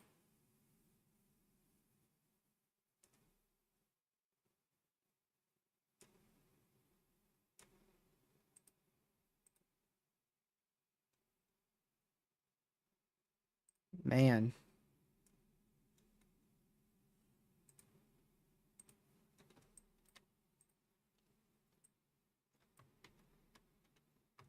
Yeah, this one might need a... Well, we just got a new warning. Western Scott County in west central Kansas, Scott County in Kansas. Yeah, both of these, all 3 of these may need warnings here. Especially the one that just got warned. That is trying to strengthen a lot. Southern one is also really trying to drop. The northern one, a little bit less confident in that one. That looks a little bit weaker, a lot broader. But these 2 southern ones are trying to drop tornadoes, especially... Really good warning there. Really, really good warning there. That is trying to drop a possibly strong tornado there. So really, really good idea to tornado warn that. The southern one is still a little weak, and the northern one looks very weak. So this middle one, the one they just warned, that is the strongest of them all. That's why they warned it. They're going to watch those other 2 very, very closely. And if they think they're capable of producing a tornado, then they'll issue those tornado warnings for either one of them.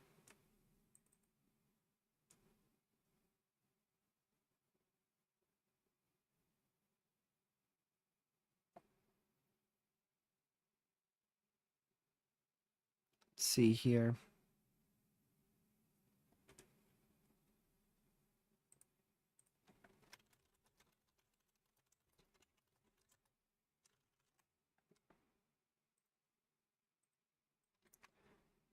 Yeah, so we're going to keep watching that very closely. Easily could produce a tornado at any moment. The storms I'm more uncertain about are out in this area. And you know what? Let's go to the moderate risk area. So this is your moderate risk area. And the storms I'm most uncertain about are very close to it. So I'm uncertain about these storms here and these storms here. If we switch back over to the moderate, you can see those are the storms closest to the moderate. And they're the ones I'm most uncertain about. Wow, that is crazy how these storms in Kansas are still in the slight risk, barely in the enhanced, and the one in Oklahoma is still in the marginal to the slight risk. That's crazy. I don't think that did drop another tornado in Texas. I believe that was not able to recycle.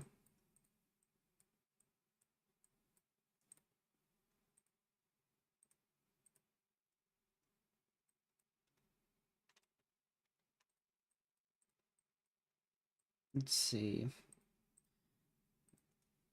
Still 2 tornado warnings in effect up there in northern Colorado as well.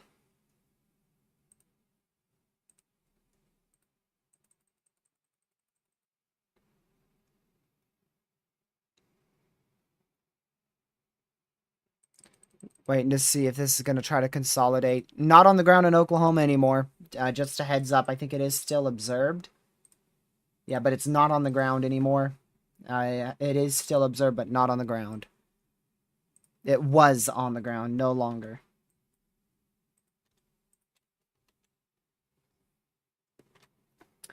I don't see a good funnel, but I do see a huge wall cloud now. So we'll see.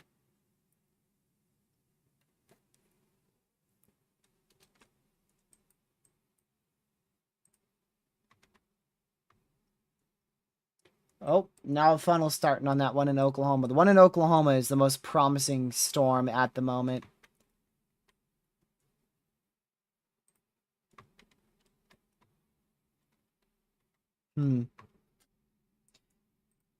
Yep. That's what I was thinking. I was thinking that too.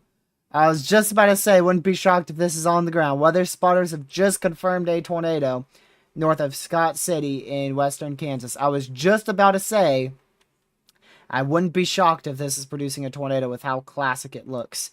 And it indeed is. So that is now on the ground in western Kansas. And this one's looking better and better by the scan southwest of Scott City. See how sometimes when I switch, it zooms out like that? Let's see if I can show you an example. Like that. I didn't zoom out on that. So when I try to zoom in and then I switch, I think it's when I select a new radar site. Zoom in, switch. Nope, didn't do it that time. But that's a little thing that, another reason why I use Radar Omega, not weather-wise on my streams, because it zooms out when I switch like that.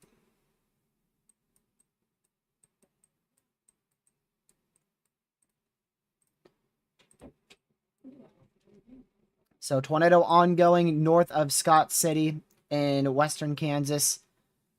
Tornado is about to be back on the ground in western Oklahoma. So make sure you're in your safe spot if you're in any of the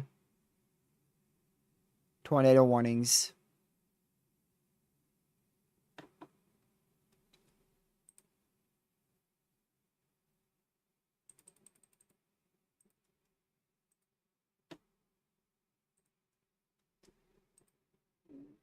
See what Reed has. I don't see a funnel right now, Caden. I see a wall cloud still and high-based wall cloud at the moment. Nothing really that low.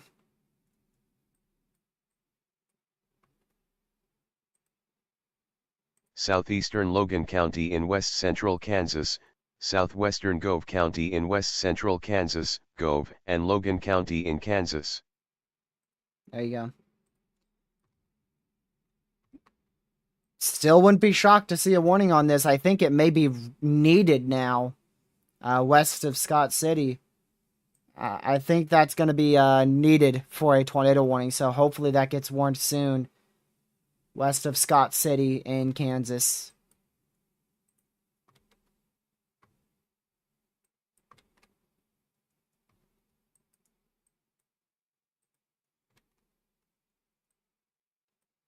So this is still producing a tornado north of Scott City in north central Kansas, or rather west central Kansas.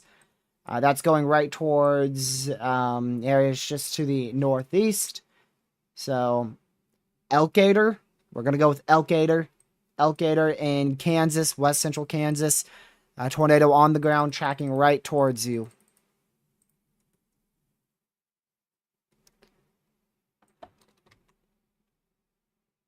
Make sure you are in your safe spot. Elkader, west central Kansas.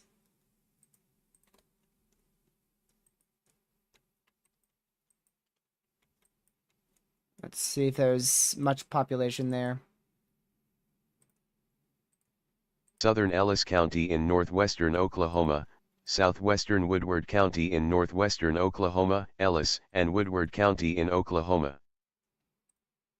Yep, back to radar indicated for that one. It dropped a tornado and it's trying to drop another one. We'll see if it does succeed or not. All by its lonesome, too. Very, very, very discreet supercell. That's probably the one in Tornado Kansas, warning maybe? for northern Stevens County in north central Texas, Oh, Stevens County in Texas. Texas. Never mind. Never mind. That one's in Texas. Yeah, another area rotation trying to spark up there in Texas. Just to the north of Breckenridge. So make sure you're in your safe spot. That warning lasts for an entire hour there in north central Texas. Gracious. Tornado warning for northeastern Cheyenne County in This one. northwestern Kansas, Cheyenne County in Kansas. So that's another tornado warning for the one just to the west northwest of Bird City in far northwest Kansas. Let me get back down to the Dodge City radar site. Yeah, it looks like more corrupted there, but still could be attempting to rotate. They did put Tor Possible on that. And then, of course, the tornado out here in west central Kansas heading towards Elkader, still on the ground according to the NWS.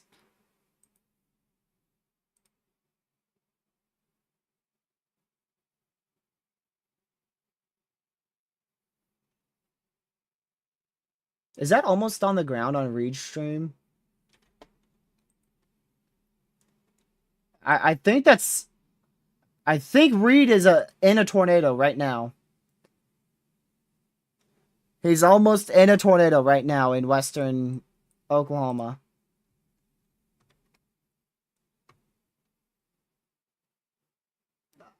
Oh my goodness. He's on the RFD right now. In the RFD. Very scud tornado about to be on the ground or may be on the ground. That's going to be going towards Arnett.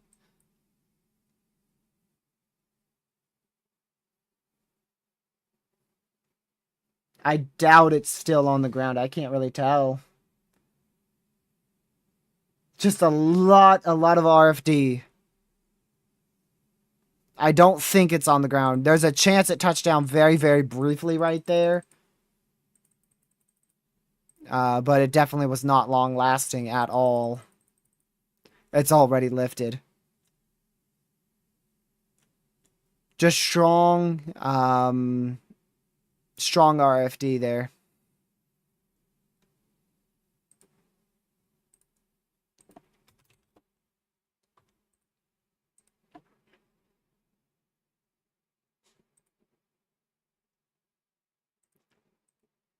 The storm in Oklahoma we're looking at here.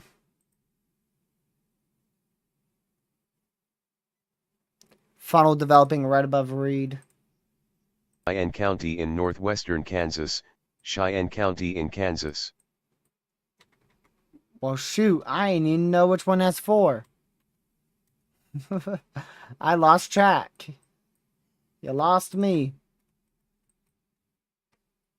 Okay, one's in Colorado expired, but I do see which one it is. It is this one. Extreme northwestern Kansas there. So new tornado warning in extreme northwestern Kansas right in this area here.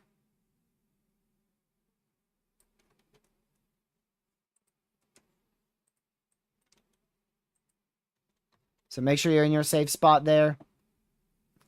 Just west as well as just east of St. Francis in far northwest Kansas.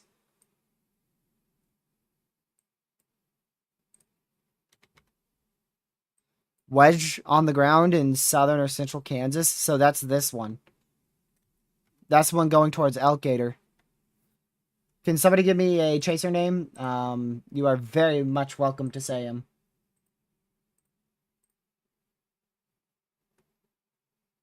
If you guys got a chaser there.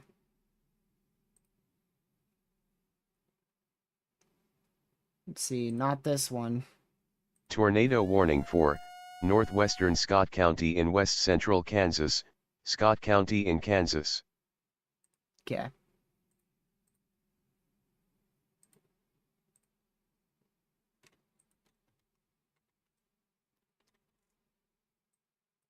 Oh, wow. Reed's got a big tornado trying to drop down.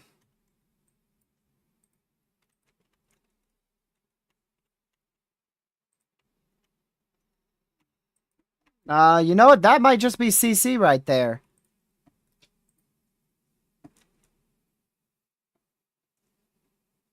Wow. I believe that is a strong, large tornado on the ground now. Heading right towards Elkgator in central Kansas.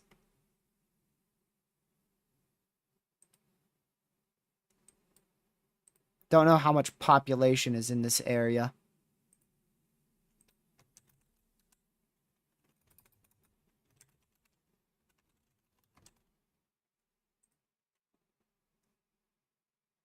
All right, I see it on the ground. I see it.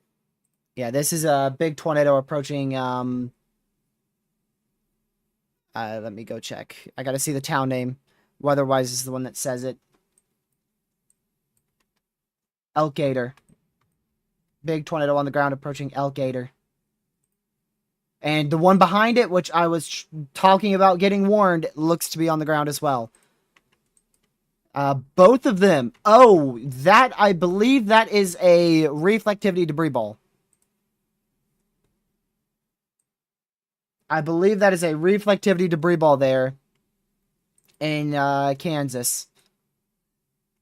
So likely a strong tornado to the west of Scott City in central Kansas, as well as a strong to intense tornado on the ground north of Scott City in Kansas.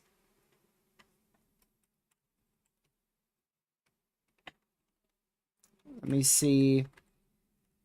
So that's already lofting debris about 7,000 feet up there. That southern one may be lofting debris upwards of 10,000 feet up. Yeah, that touchdown out of nowhere. They immediately observed it too, so that's really, really good there. Instantly observed it right when they saw that TDS. Yes, I know there's a tornado on the ground in Oklahoma. Not fully consolidated stovepipe tornado trying to touch down in western Oklahoma. It is on the ground, my bad. It is on the ground, but not fully consolidated in western Oklahoma.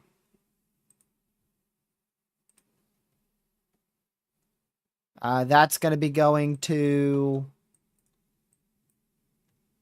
Arnett. That's going to go right into Arnett, Oklahoma. That should go right into Arnett, Oklahoma. That's pretty populated. That's a pretty populated town there. And it looks to be going right towards that town.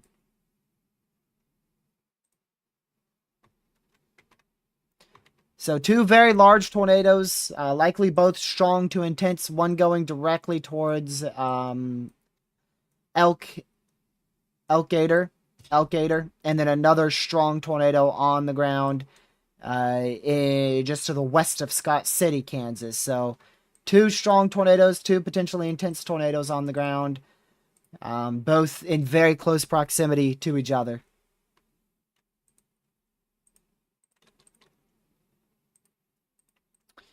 Likely a violent tornado on the ground here in west central Kansas. In the slight risk area. Likely a violent tornado there. That could be lofting debris. Okay. Western Cheyenne County in the Panhandle of Nebraska, southwestern Morrill County in the Panhandle of Nebraska, Cheyenne, and Morrill County in Nebraska. Let's get this one out. Let's go back over to Kansas with this radar site. Reed's got a nearly fully consolidated tornado on the ground in western Oklahoma. Okay, there you go. So two tornadoes on the ground here. One potentially even a violent tornado. The other one an intense tornado. The intense one is dead west of Scott City in Kansas. The other one is north of Scott City and is likely violent out there to the north of Scott City in Kansas.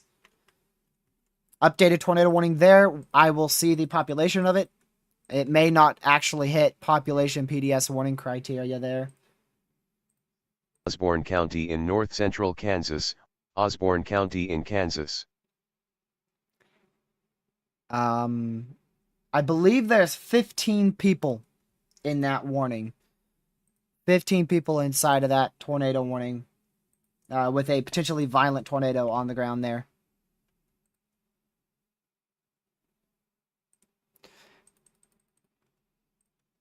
So I'm not sure if they'll end up going PDS for that.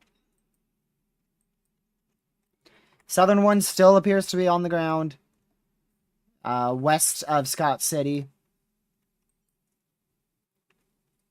So we'll keep an eye on that one as well. Looks a little bit weaker.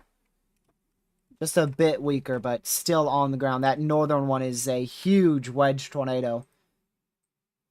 Huge wedge tornado on the ground there. Going towards Elk Gator in west central Kansas.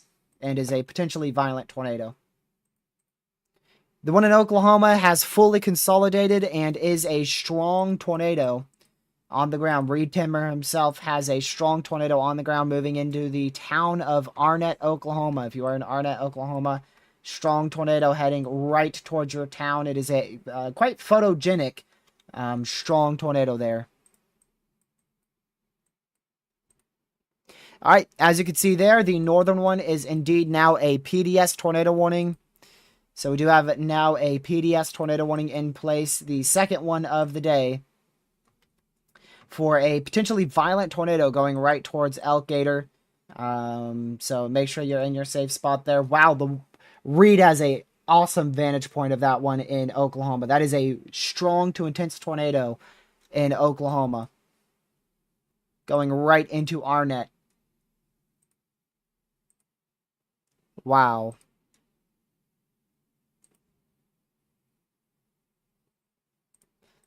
So there's your PDS tornado warning. Look at that debris signature there.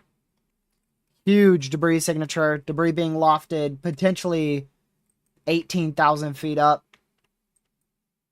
So very, very intense, potentially violent tornado there.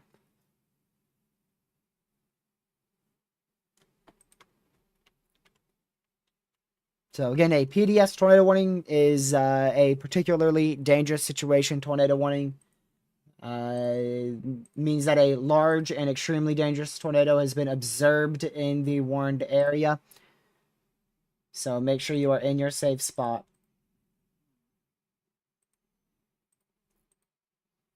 And this is in west central Kansas.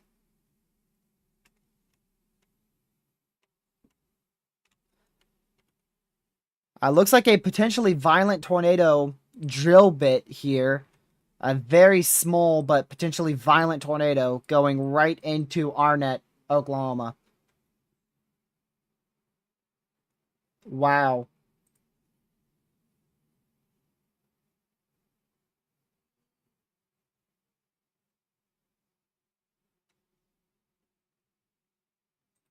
Okay, there we go.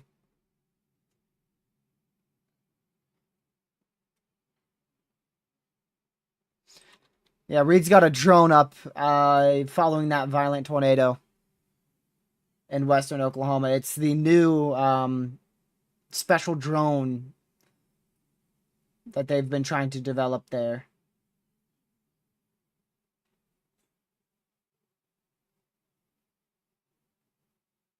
Looks like it may be lifting. It is lifting. Wow. It's already gone just like that. Wow, they got that drone up for just a few seconds. Like 5 to 10 seconds with a perfect view. Wow. So this actually was an intense to potentially even a violent drill bit, and then it just dissipated out of absolutely nowhere. That shows you how perfect an environment has to be for a tornado. Even a strong to intense, possibly even a violent tornado could just lift in a second that fast. Still likely a violent tornado on the ground west of Elkader in west central Kansas.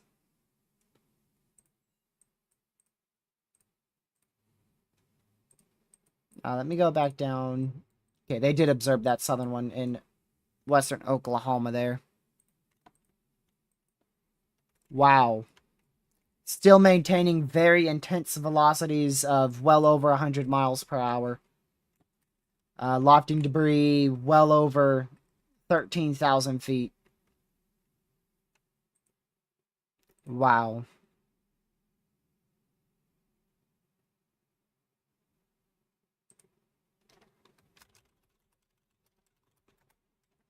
That one in western Oklahoma, though, could easily try to recycle. It was difficult to tell, but Reed could have had a violent drill bit there. It was at least a very strong drill bit.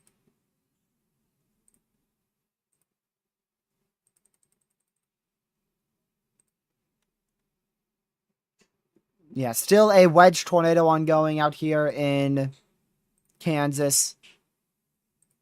That is still a wedge tornado ongoing. So much debris. So much debris. Wow.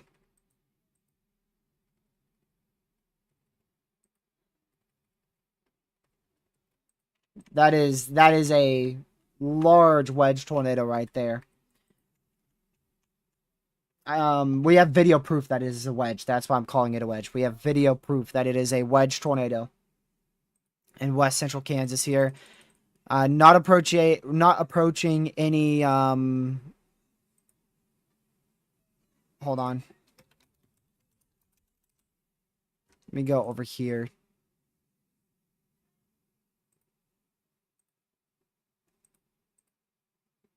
I gotta wait for this to load.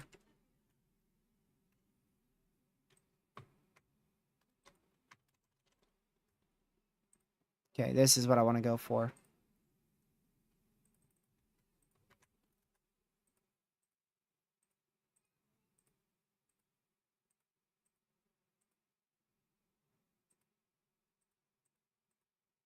I'm trying to get something up real quick. It's taking forever to load, though.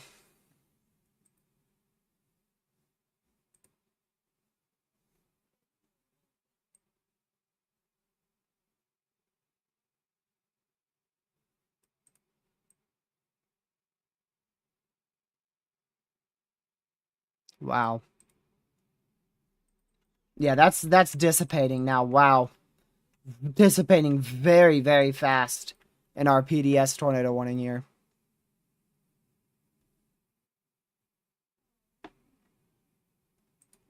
Dissipating very quickly.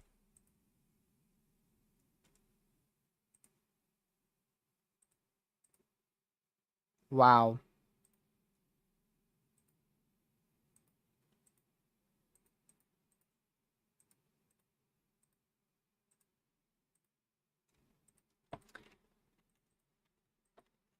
All right, let's go back down to Oklahoma here. This may still be on the ground. It's hard to say with the velocity signature, but it's probably still on the ground there. Oops, I just opened up a file.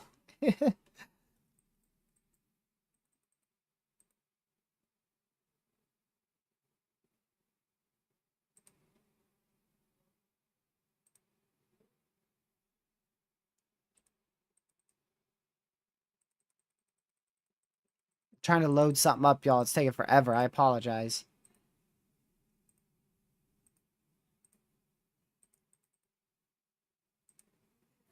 It's taking forever to load. PDS warning still continues, but that's likely a lifting tornado.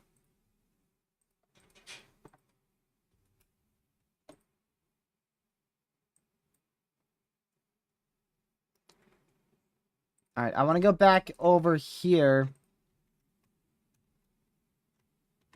Yeah, because that's what I thought. Yeah, that's what I thought. These supercells are really trying to intensify whilst we were looking there in Kansas and Oklahoma. These supercells in southwest Kansas are all trying to intensify. They are quite clustered, though, which is really, really good news.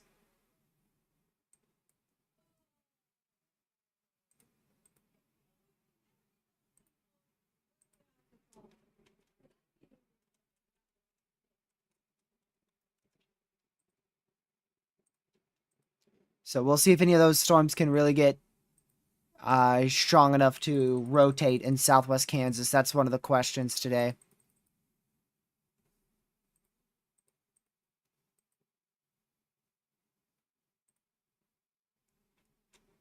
All right. Unmute Reed real quick. They don't have a visual of it anymore. I believe it's likely still lifted. We are still at PDS, though, because of a storm in Kansas. That is currently PDS warned. The heck did you get there? That is a tornado warning that was in no watch. Just issued a severe thunderstorm watch out there. Look at that. Random tornado warning for Osborne in north central Kansas.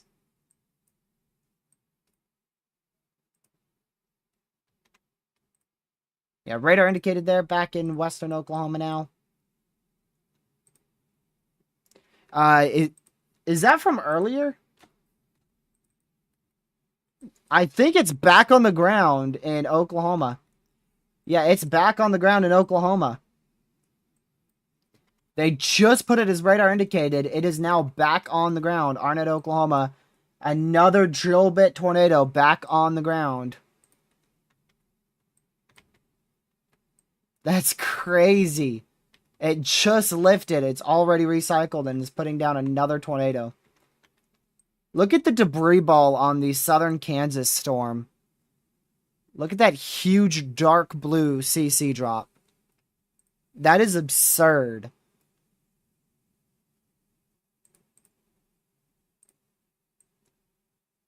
Just crazy.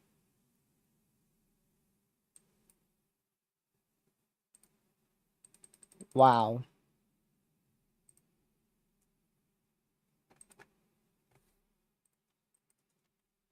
I do believe that is about to, or possibly already has lifted there. The one in Oklahoma looks to be going back up. That was its third tornado that it's produced there in western Oklahoma.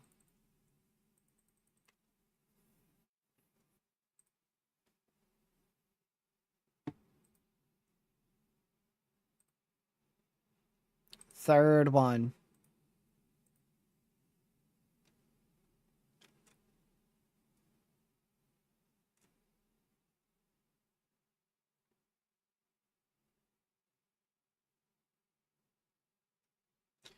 Let's see what we have over here.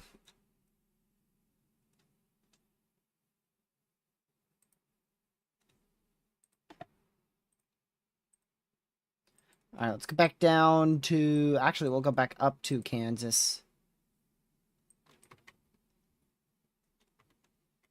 This is likely going to try to recycle very close to, if not over, Elk Gator.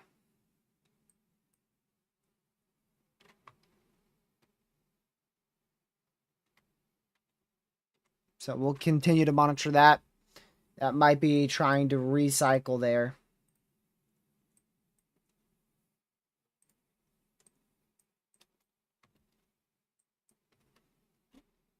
Two hooks trying to form. The one from the left moving supercell, I believe that started in Texas. Yep. Hooks trying to form on that west of Ashland, southern Kansas. And then a hook attempting to form near Buckland in I can't get south central Kansas. Man, I'm gonna give me a drink of water. South would not come out.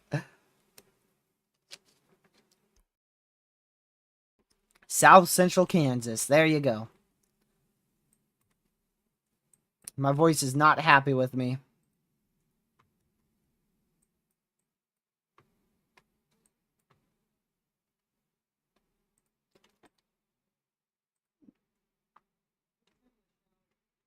I have no idea if either one of these are still on the ground. This is trying to recycle here.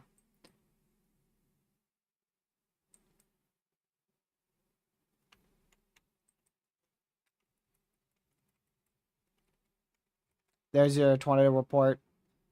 TDS noted on radar by National Weather Service.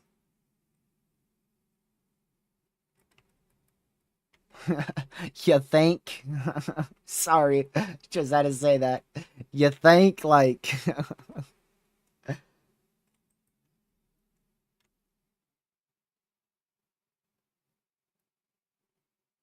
Destructive severe in Kansas as well. The southern one, one for 3-inch hail over Ashland, Kansas.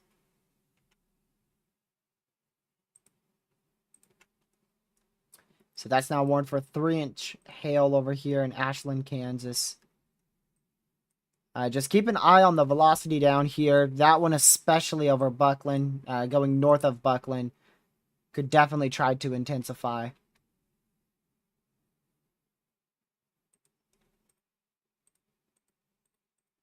Definitely could try to intensify.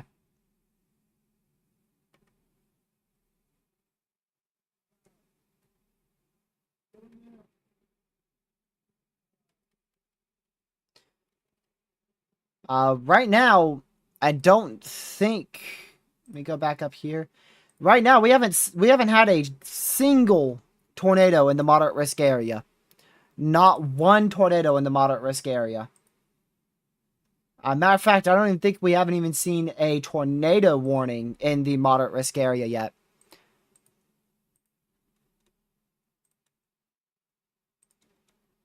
Don't even believe we have seen a single warning there.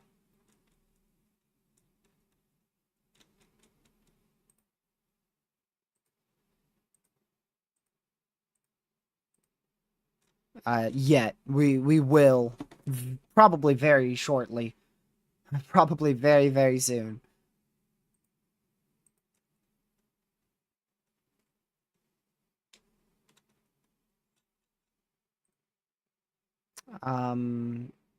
Let's see.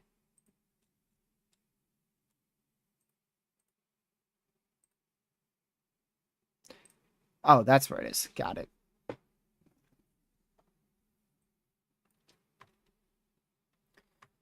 So we're going to keep watching these storms trying to develop out here around Dodge City. I would not be shocked. It's possible right now, but I wouldn't be shocked if this is our first. This is going to try to be our first tornado warning in the moderate risk area here north of Buckland.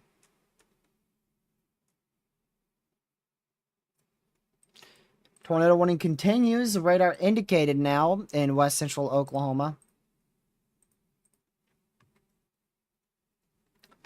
Still definitely capable of producing a tornado. Should hear that beep at any second. Tornado warning one for up here, west central Central Nebraska, Ellis too. County in northwestern Oklahoma, southwestern Woodward County in northwestern Oklahoma, Ellis and Woodward County in Oklahoma. So there you go. Still PDS observed there for 5 more minutes. Not too sure if this is going to be able to recycle successfully. Both of these are trying to recycle, as you can see there and there. So both of these are trying to recycle. Both of our ones that just produced intense tornadoes are attempting to recycle.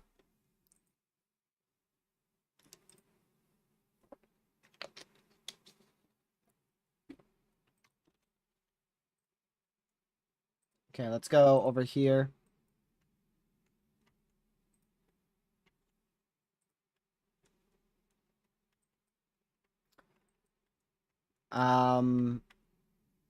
North of Scott City, tornado on the ground again.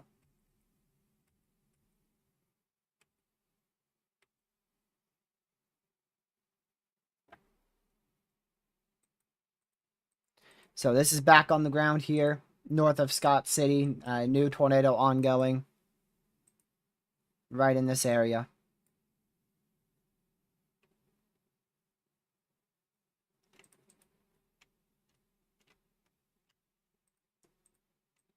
Our PDS warning still in effect. We'll probably see a new tornado warning issued. Oops, I didn't mean to do that. New tornado warning issued downstream of this. So we'll see what happens. That's going to recycle. I don't know if it's going to produce again, but it's going to. Well, here comes a warning. It's going to recycle. Northeastern Logan County in west central Kansas, northwestern Gove County in west central Kansas, Gove and Logan County in Kansas.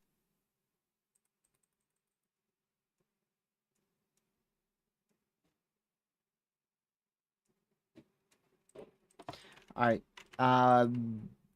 Which one was that on? Okay, that was for our PDS one. My question is, what warning was extended for that? Confirmed. So they continued a confirmed warning. So in 2 minutes, we will be back down to a confirmed tornado warning.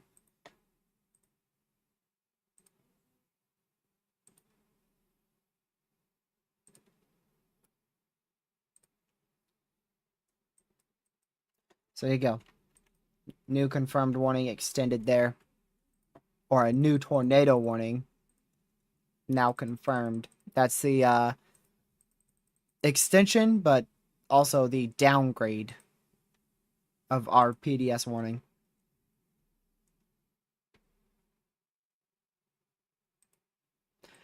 My question is, what do the chasers look like out here? How many do we got? Look at them all. If we just get rid of everything, you'll be able to see it so much clearer.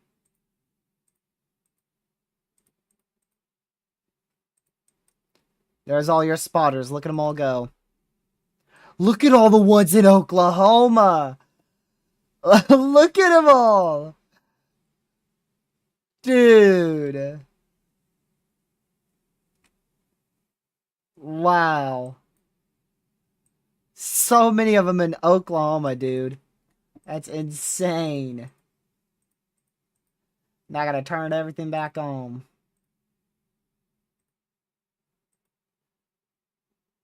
Alright, I think that's everything.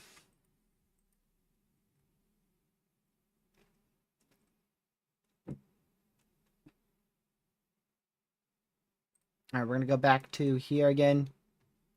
So you can see this is attempting to drop a new tornado northeast of Elk Dater, or Elk Ader rather.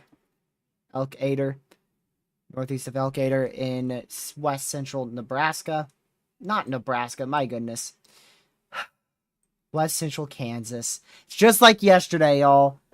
I wonder how many times I've misspoke today. Yesterday it was really bad. Today it's getting there. West central Kansas, northeast of Elk Ader. We got a new tornado attempting to develop. The southern one is now a PDS tornado warning. So there's now a confirmed large and extremely dangerous tornado confirmed on the southern one. Now PDS for 15 more minutes. So that is now a new PDS tornado warning. That is the third one of the day. Third PDS tornado warning of the day. This one just north of Scott City in west central Kansas, for what is likely a large stovepipe strong tornado that is on the ground.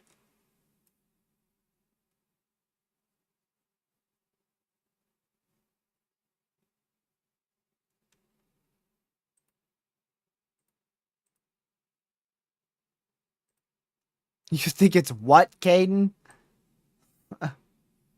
What do you think it's doing?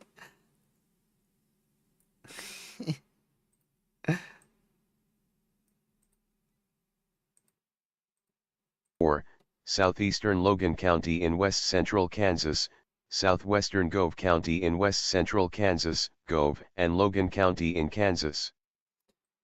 So they continued the storm that has a PDS warning. They continued it as a confirmed warning downstream for the area that was just in a PDS warning. So this warning will expire, PDS warning will expire in 14 minutes here south of Elkader. Elkader, you're back inside. Now a confirmed warning.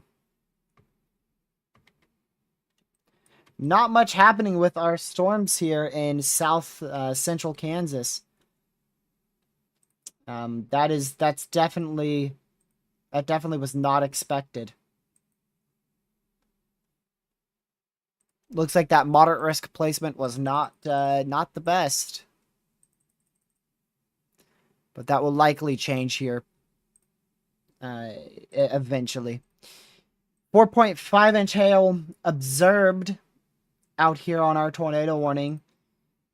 Observed 4.5-inch hail south of Woodward in west central Oklahoma. So we have 4.5-inch hail ongoing there.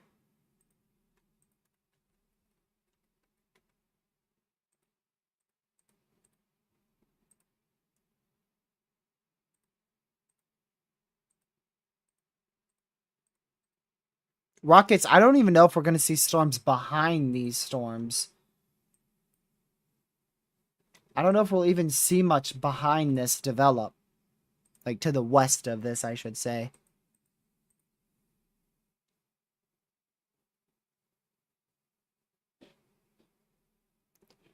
Yeah, no Wofus run accounted for how messy these storms are.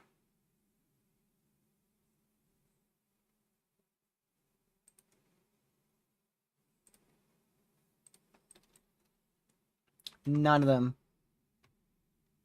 Not a single Wofus run accounted for how messy this is.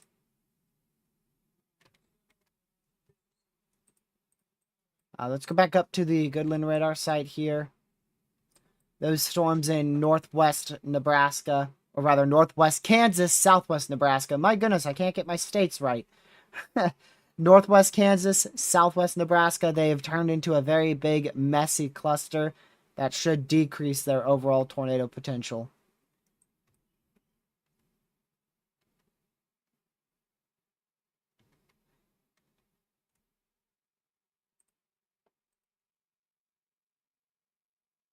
Friday is looking worse than today.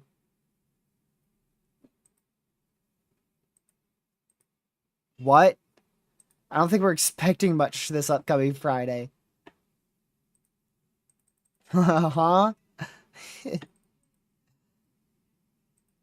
Oh, you mean the past event? Yeah, well, Friday was a bigger risk. We weren't expecting this to be exactly like Friday. Friday was a larger 15 sig tor. Friday was a 45 sig wind, and it was a larger 45 sig hail. Friday was expected to be a lot more widespread and a lot more storm coverage.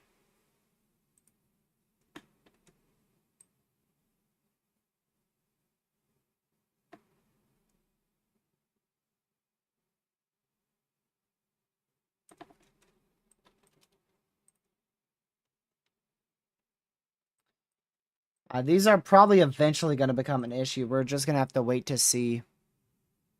I mean, here's the newest HRRR for 9 o'clock tonight, and it says, yeah, don't let your guard down. Don't think that this is it. Don't think this is over. Line of discrete supercells all over Kansas and northern Oklahoma. In the west side of the I don't think that moderate is a good placement. I went with my gut and I said it out loud, and I'm glad I did because I still don't believe that moderate risk is a really good placement. I feel like it should be and should have been more west and northwest, and maybe even a little bit more south.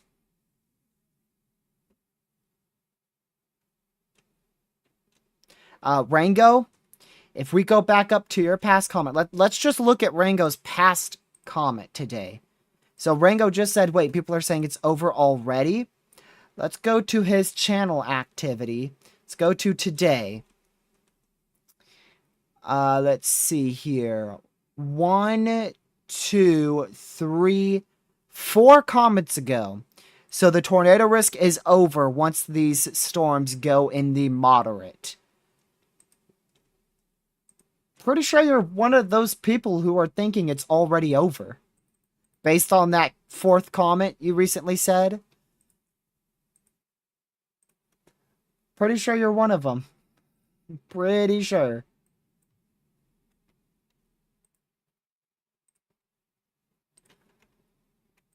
So still... Oh, wow, that fell apart fast. Look at this. This PDS tornado warning, it fell apart very, very fast. Wow. Yeah, that's likely not producing much right now. That confirmed one is probably going to be downgraded. This is definitely trying to reproduce a large tornado here. That's southwest of Grainfield. Rocket said the storms may struggle because of a cool pool. He didn't flat out say no tornado threat in the moderate.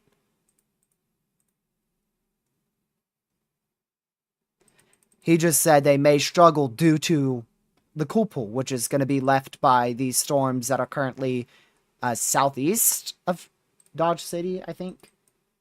Yeah, southeast of Dodge City.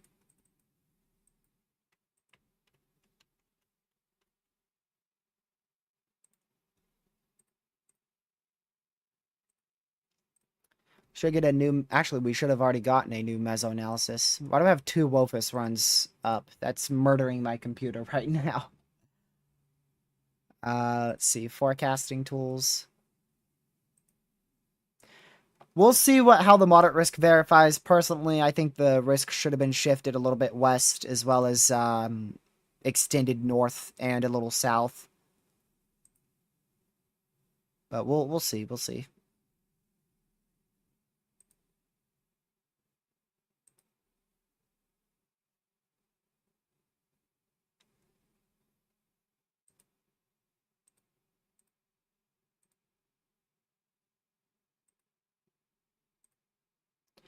You mean the channel activity legacy? So you click on them, go to channel activity, and at the top left... Oh, wait, you're not in YouTube Studio. I'm in YouTube Studio. You're right, it might not be on YouTube, like the app. I forgot you're not on YouTube Studio, because I'm the one streaming. Let me go to the channel on my end on the YouTube website. So, legacy, channel activity. See what it goes to. Yeah, just above. So at the very top, just to the bottom left of create, on the top right corner of the YouTube page, to the bottom left of the create, it says channel activity, and on the left side it says back arrow right there.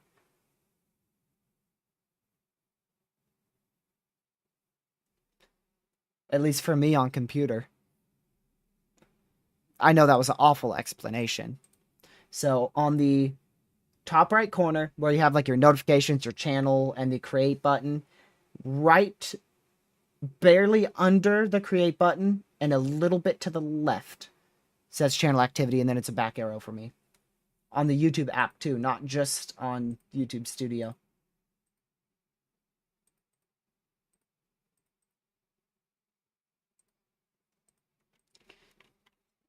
Yeah, we're still at PDS for 4 more minutes. Yes. We are.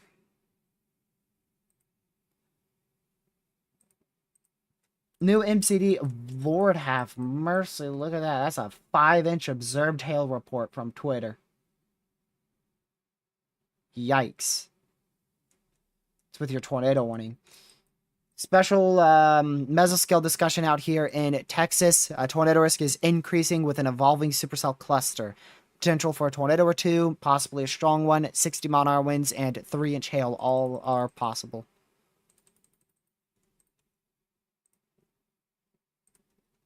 That's in Texas.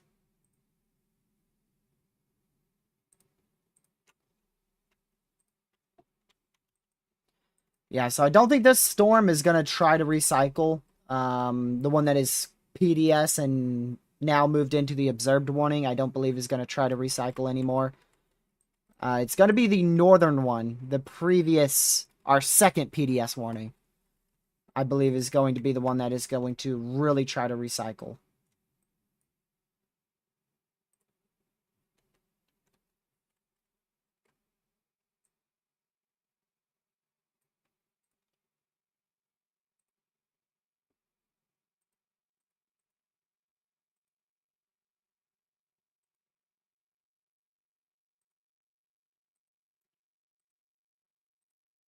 Let's see here.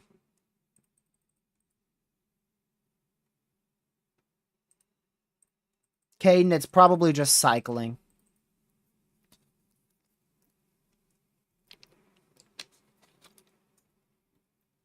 It's just recycling.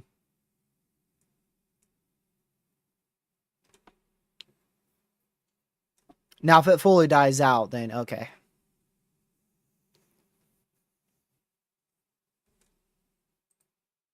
But it's likely just attempting to recycle. I mean, it has 5-inch hail with it, so.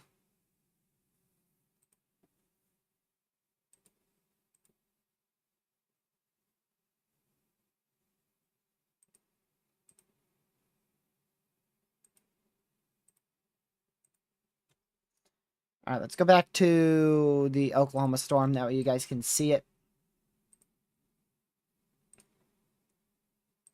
I think they canceled that warning. That PDS warning, I think it's been canceled. I'll wait for it to fully pop up on my end, though. So this is the storm in Oklahoma. Still a weak upper-level mesocyclone apparent with it, but you could see this hail core with up to 5-inch hail dropping just to the west and heading into Sharon in west central Oklahoma.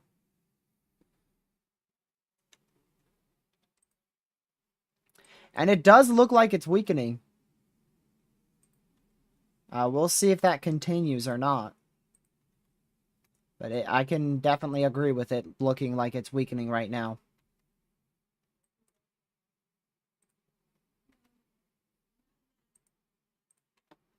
Alright, PDS warning was dropped. We're down to confirmed. That's our only confirmed warning. Oh, PDS severe up here for 80 observed mile-an-hour winds over Scottsbluff in western Nebraska.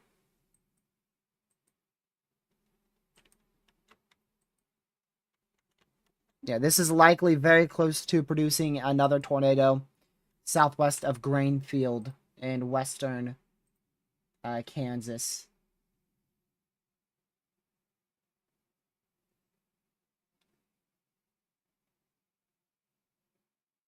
Yep, I see it. This is your current satellite. Look at that. Tornado warning for northeastern Cheyenne County in northwestern Kansas, southeastern Dundee County in southwestern Nebraska, Cheyenne County in Kansas, Dundee County in Nebraska. Dang, that is a crazy satellite imagery. All right, let's go see what that's for. Oh, that's up here. Radar indicated for 38 minutes. That's in a perfect radar hole. Can't see anything. Actually, hold on. This one is at least close. Yep. It's going to a perfect radar hole, but we at least have a slightly close radar site. So there's our region of rotation, most likely in that area. That's going to go towards a max in far southwest Nebraska, so be in your safe spot.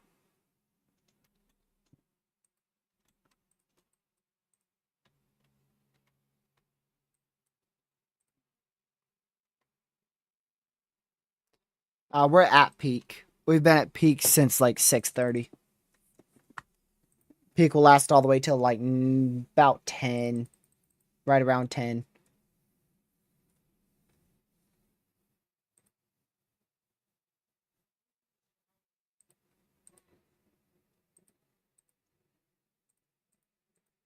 It's gonna really slow down. Like things are gonna definitely start slowing down towards 10 o'clock or 10:30 Eastern.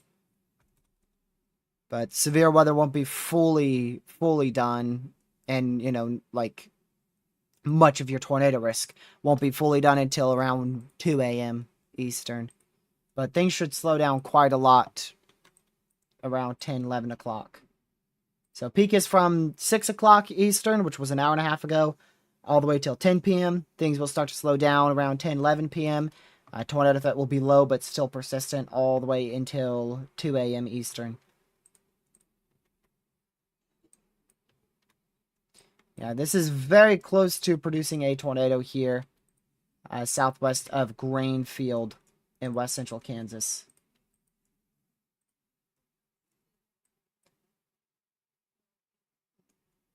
Let's go back to our analysis radar. Yeah, this is going to be the main storm we stay with right now. No longer at an observed warning either. So we're down to all radar indicated warnings across the board at the moment.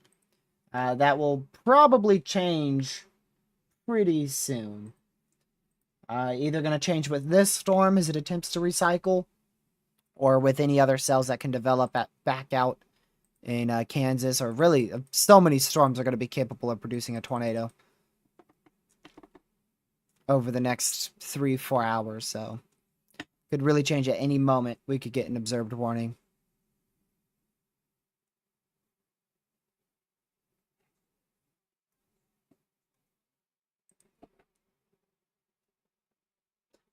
$6:30 for you? Yeah, it's 7:30 over here. All the times I said was in Eastern.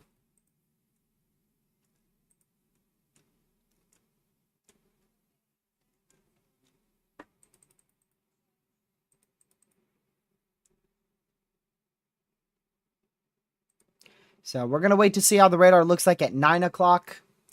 The number one thing I'm going to look at from here till 9 is for additional supercell development in southwest Kansas to see if that does occur. Because that's an area that is very much lacklustering right now.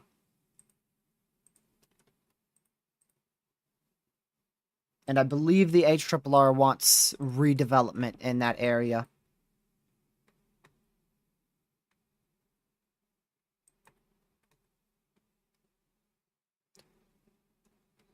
Which I really don't see how that's going to happen. I think our main development in Kansas is probably going to come from these storms here. I don't think we're going to see a lot more near Dodge City.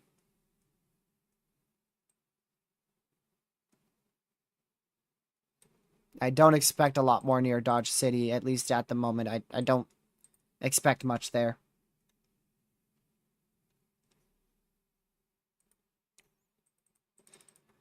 I mean, it's not as bad as what the HRRR was showing, but we've already had potentially two, upwards of 1 to 2 violent tornadoes, and then we had the intense tornado as well back out in Oklahoma. We had another tornado back out in eastern Colorado. We had like 4 tornadoes in central northeast Colorado. We had 2 tornadoes out in Texas, so we've still had plenty of warnings.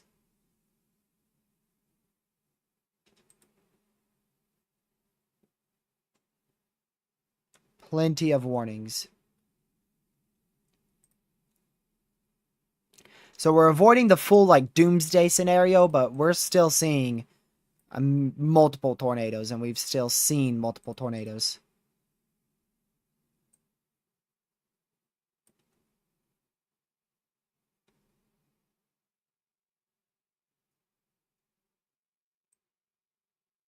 Yeah, most of the Wolfus runs don't have...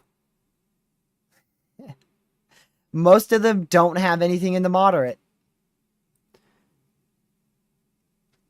I think only like 2 or 3 of the new Wolfus runs have stuff in the moderate risk. Because it's such isolated coverage. Our supercells are so discreet.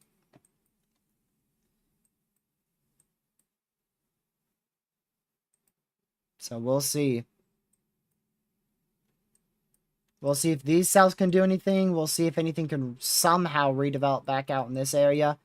We'll see if anything can come out of this storm in the future, as it seems to be dying out right now.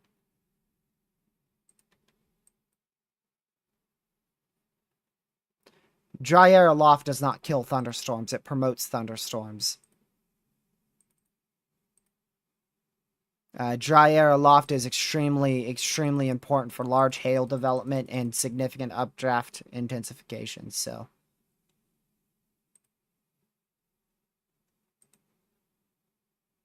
now, if it's dry air near the surface, that's when it's an issue. If it's dry air around or beneath the 800 millibar, that's when dry air is an issue.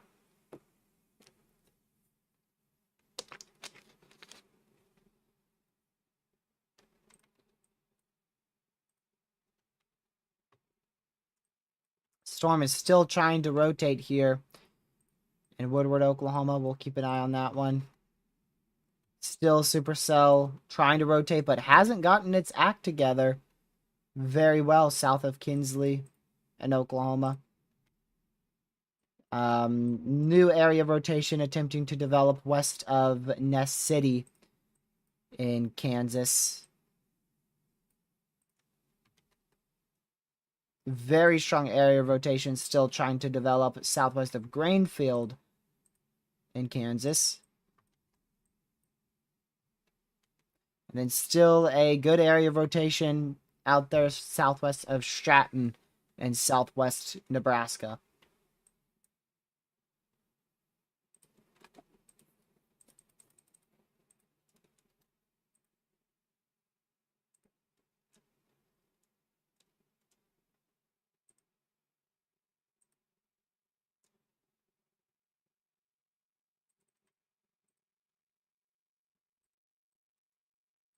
The moderate risk is looking like it's not going to perform.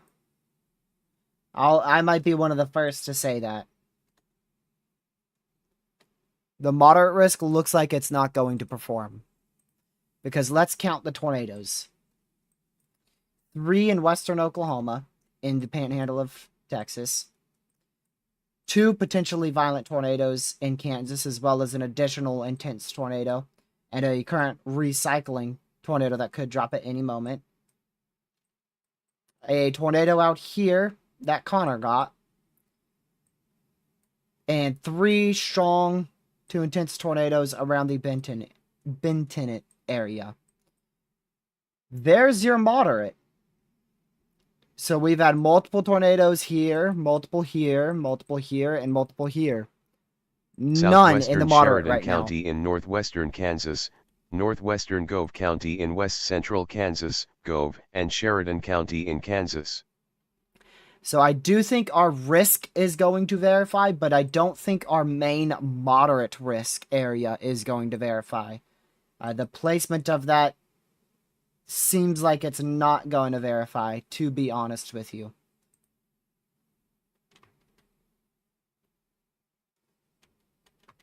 Had they extended that moderate a little bit more northwest like I was originally thinking, the northwest side of it would have verified. But still, this portion of the moderate wouldn't have verified, even if they expanded that northwest. It still wouldn't have verified, so... It's going to take a lot for this not to be classified as an under performance in the moderate risk area. I want to stress that.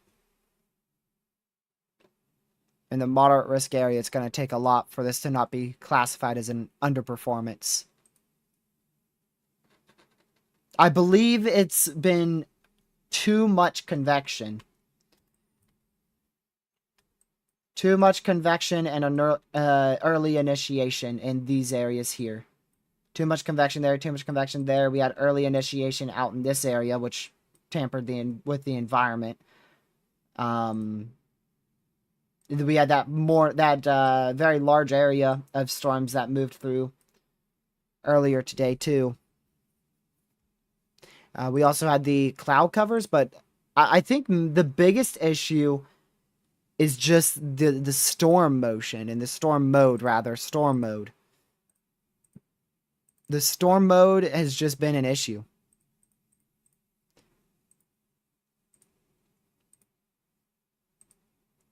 And where storms have fired and how many have fired have led it to be more clustered.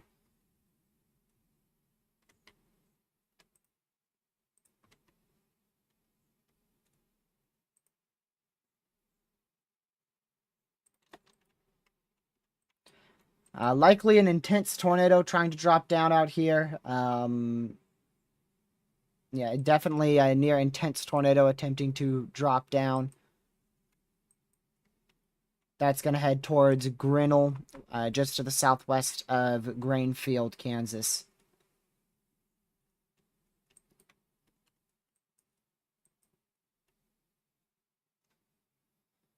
Want to go back to our Oklahoma storm, see if that's doing anything at all. Yeah, see, this is turned clustered. So there you go. It's just the storm mode.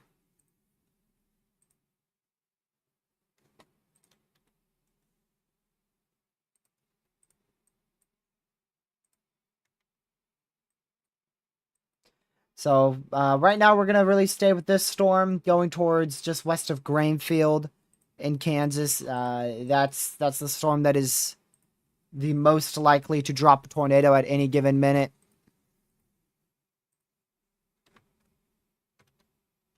So we're going to continue to monitor that one very, very closely. Also, another one to watch very closely is right in here. They just issued a Tor possible severe for this, but that rotation is trying to strengthen going towards I think that's Ransom? Yeah, Ransom, west of Brownell in west central Kansas. Tornado warning for northeastern Eastland County in north central Texas, southeastern Stevens County in north central Texas, southwestern Palo Pinto County in north central Texas, Eastland, Palo Pinto, and Stevens County in Texas. Surprised that was just now warned and not way earlier. Look at that. That is a wild supercell that is developed out of this cluster. Yeesh. That is out here in Texas. Morton Valley, Texas. Ranger, Strawn, all in that tornado warning. Be in your safe spot there in Texas.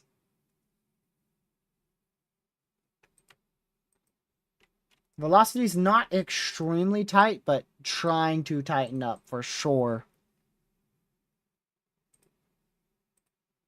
Definitely trying to tighten up.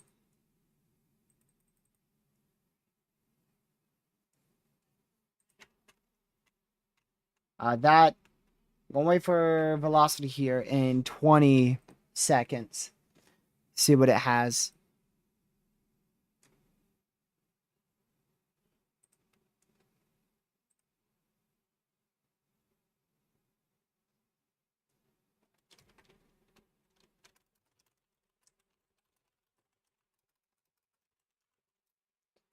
Alright, that should be in right now. Yeah, that's likely a tornado on the ground.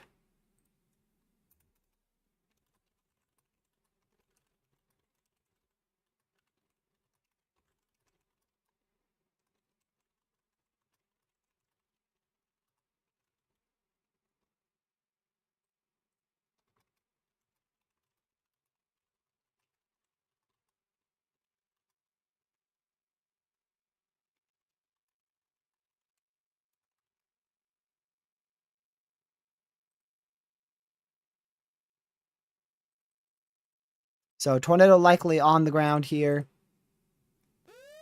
in Texas. Third tornado on the ground in Texas here. We've had 3 around this region. Tornado warning for East Central Dundee County in southwestern Nebraska, Western Hitchcock County in southwestern Nebraska, Dundee, and Hitchcock County in Nebraska. Let's go back up to Nebraska.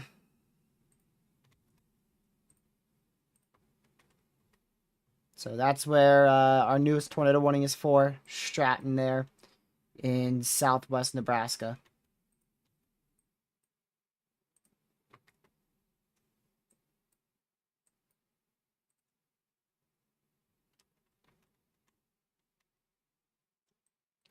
Yeah, so that's your main area of rotation we're watching here in Kansas, going up towards Grinnell, barely to the southwest of Grainfield. Oh, that's PDS. I was going to say that might be on the ground. That is PDS. That is on the ground and is PDS. So that's in west central Kansas, 5th PDS of the day. That is another strong tornado on the ground for 430 people there.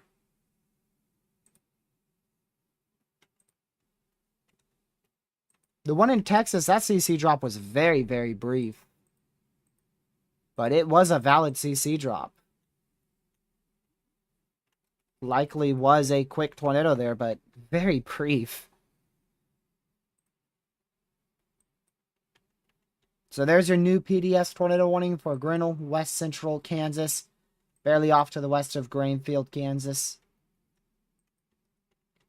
That is a strong tornado on the ground.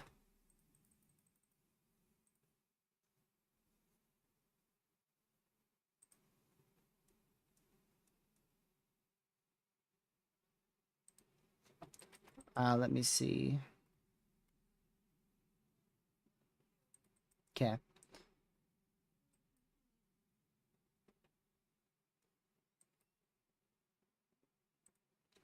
Sorry, I was having to check something real quick.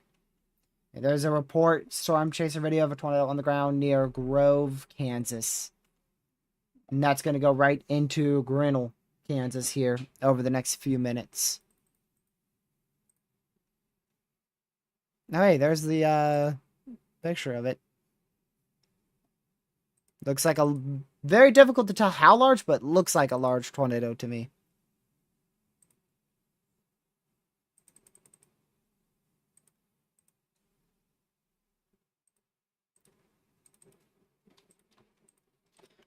So strong tornado on the ground. Don't see a debris signature here.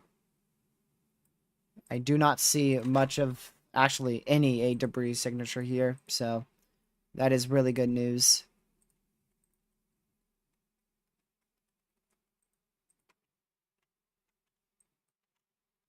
Southern one is trying to get its act together. I didn't think that was going to happen. But looks like the southern one is trying to get its act together southwest of Grove City.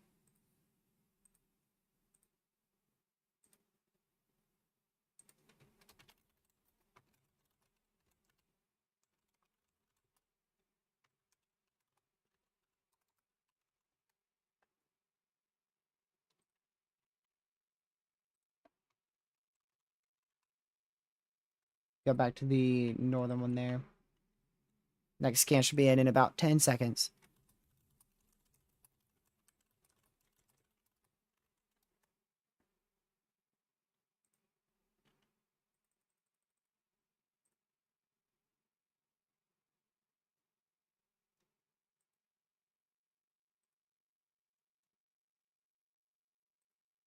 See if we get a new WOFUS run here. The big thing about WOFUS is it is typically pretty good on how it initiates. There's 18 different ones, so normally pretty good with at least one of those initiating correctly. Yeah, new WOFUS is coming in right now, so we'll see what that has. It is still, I mean, wow, the whole dry line is such a potent environment. But honestly, there's there's not really that many storms right on that dry line. The only one that's directly on the dry line is a tiny little storm west of Dodge City and the supercell in Oklahoma. Those are the only two that are like right on the dry line.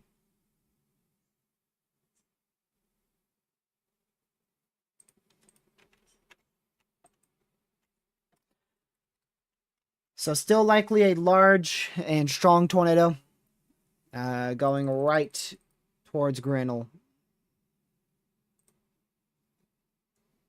in west central Kansas.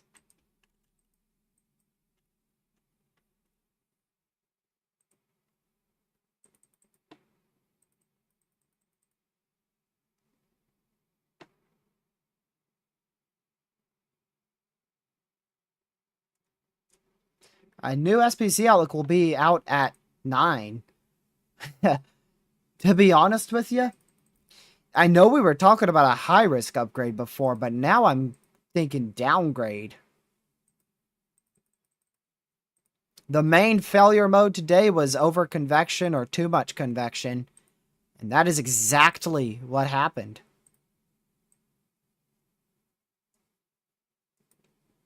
Unless something really gets its act together, I wouldn't be shocked with a moderate being dropped.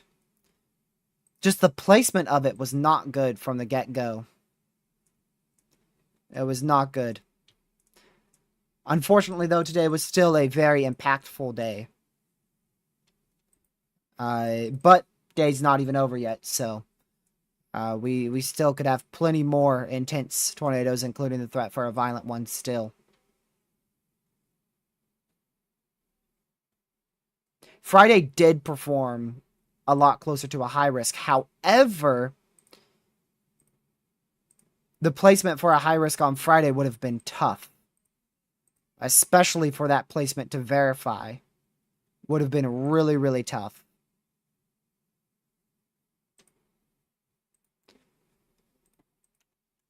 Oh, it just hit something. That is for sure. It just hit something. Big CC there. Strong tornado just hit something south of Grinnell. Oh my goodness, I didn't realize Grinnell's actually quite populated. Holy crap.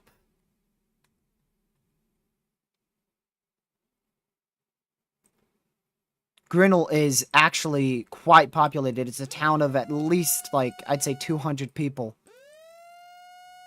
Oh, hopefully it goes just to the east. Right now, I think it is lined up to stay barely to the east of Grinnell, Kansas. Tornado warning for East Central Yuma County in northeastern Colorado, Yuma County in Colorado. So that's for this storm that is exploded, absolutely exploded along the dry line in eastern Colorado and is very broadly rotating. That might just be pushing. Couplet says an intense tornado. Strong to intense tornado there. Tornado back on the ground here in Texas. The fourth one, I believe. The fourth tornado here in this general region in Texas. We've had very close proximity tornadoes here. This one dropped 2 up here. And now this one has dropped 2 down here. Also a PDS severe for 2.75-inch hail.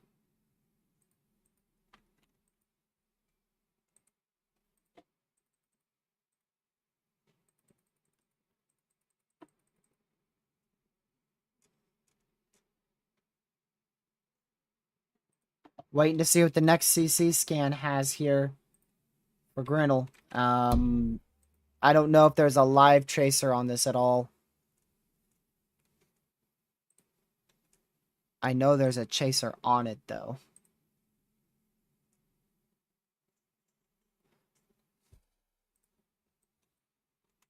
That's the next CC scan, isn't it? That is so close to the town.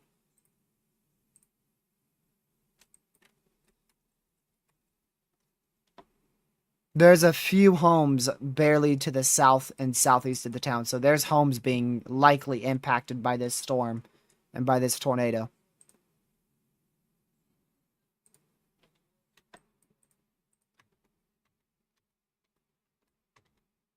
Wait for the next velocity scan. We could have it on this end here. Should be now. A whole lot weaker velocity. A whole lot weaker. Debris is already being lofted up 9,000 feet.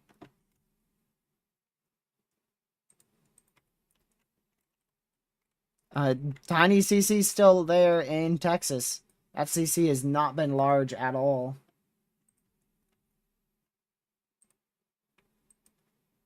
So look at that strong tornado on the southern side of Grinnell in western Kansas. Hopefully lifting. The velocities are quite notably weaker. Yeah, it's a town of about 300 or so people.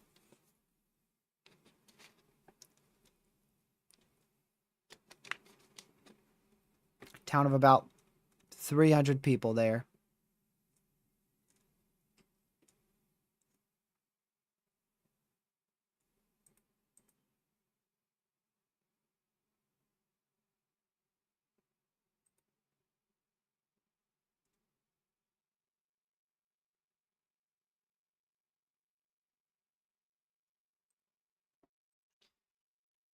All right, let's go back up here to Nebraska, where there is a likely violent area of rotation trying to drop a intense tornado here. Very far from the radar site, so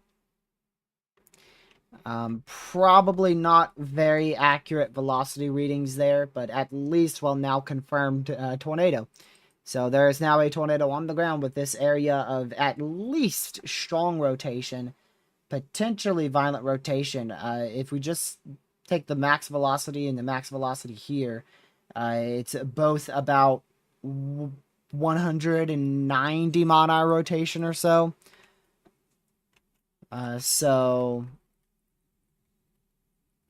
that is extremely strong rotation. However, there is a area of weaker velocities in the middle. So hopefully this area of 145 mile-an-hour winds and this area of about 50 mile-an-hour winds are not actually very close to each other.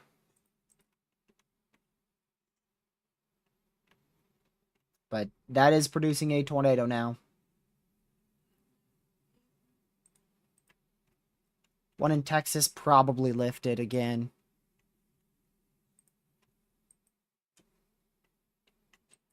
Should get the CC scan now. Yep.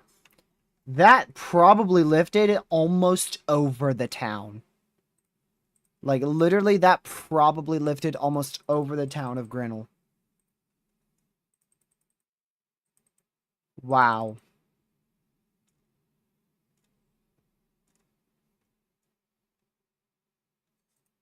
That was a very, very, very, very close call.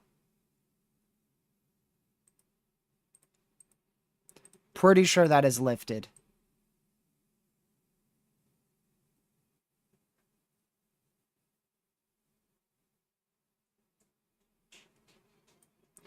What are those storms? I want to go see what those cells in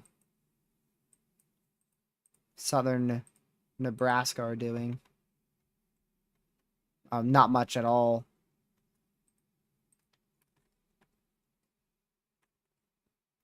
Yeah, the new HRRR is a lot more realistic. This is the new HRRR here. This is a lot more likely case scenario here. So don't see much in the moderate at all. Aside from that one supercell in Oklahoma potentially tracking through the extreme southern side of the moderate risk area. We continue to see the threat for strong to intense tornadoes out here in northwestern Kansas, even into southwestern Nebraska, northeast Colorado. So those will be the three main areas to watch. Three main areas. This area here, this area here, and this area here.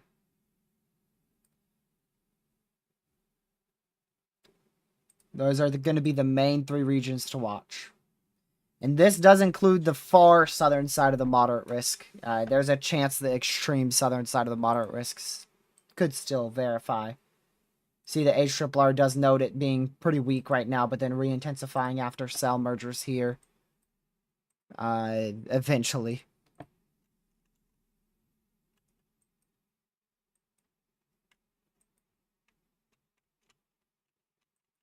That could very easily be the strongest tornado of the day in southwest Nebraska.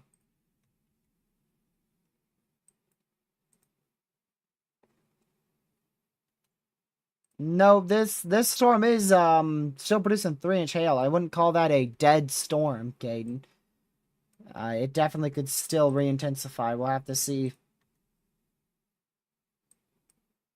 We'll have to see if it re-intensifies in the next hour or so.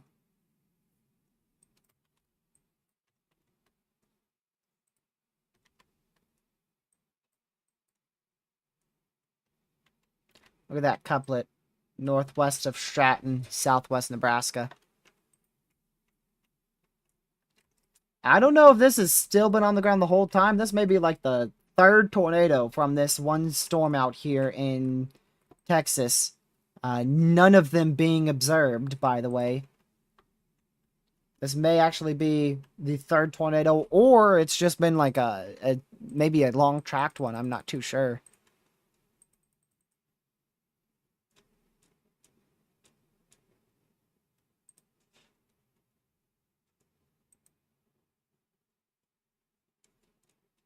But that's back on the ground.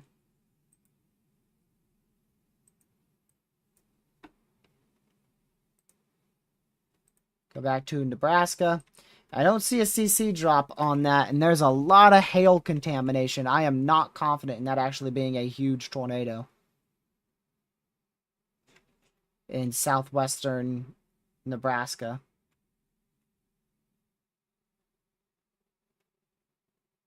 But 2 people have reported a tornado, so it's definitely a tornado.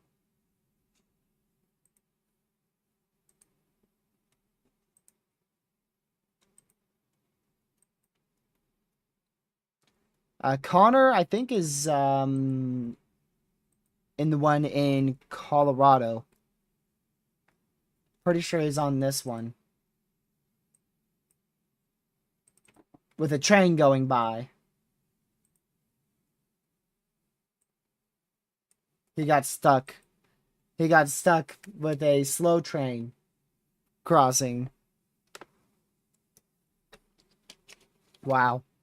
Very unfortunate. Alright, now a PDS tornado warning in southwestern Nebraska. As we just lost this, one down to radar indicated in Grinnell, Kansas, and just got this one upgraded.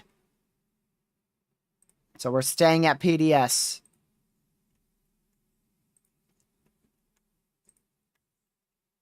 So there you go, a strong to intense tornado is likely on the ground here northwest of Stratton in southwestern Nebraska.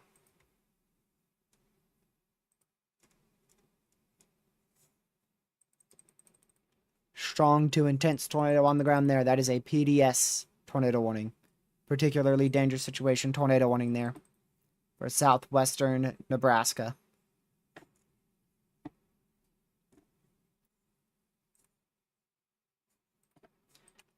CC drop could easily be contaminated by hail. It's very, very far from the radar, so I would not bet on that being a CC drop.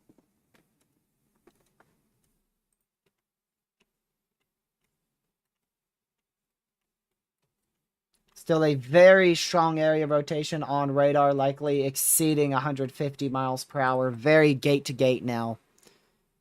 So there is a chance that this is an intense to maybe even pushing a violent tornado if those velocities are correct.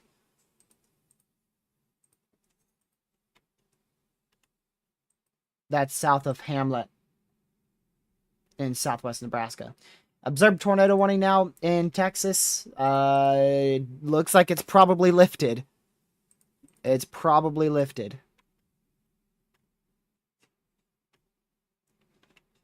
But it is observed now, so be in your safe spot. Tornado warning for southeastern Chase County in southwestern Nebraska, southwestern Hayes County in southwestern Nebraska, Chase and Hayes County in Nebraska.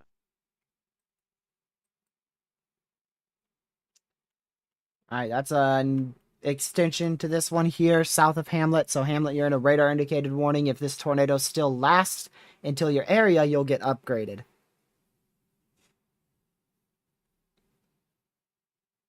If it lasts that long. I don't see the one in Texas being a wedge tornado right now. I doubt that couplet has a wedge on it.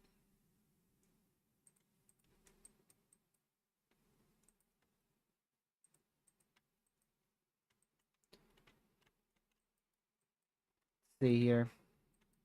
Uh-oh. Well, how'd you become fully discreet?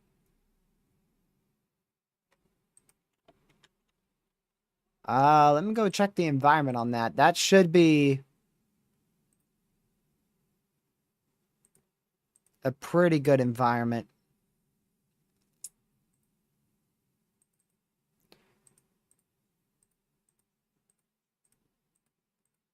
Yeah, pretty good's an understatement. Definitely capable of producing all significant hazards there.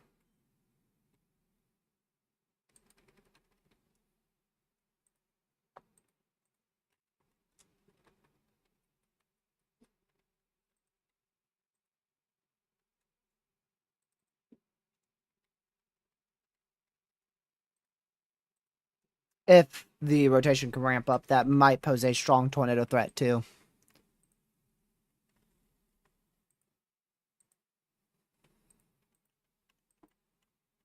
Yeah, this one in Texas is likely not on the ground anymore, but probably trying to be again.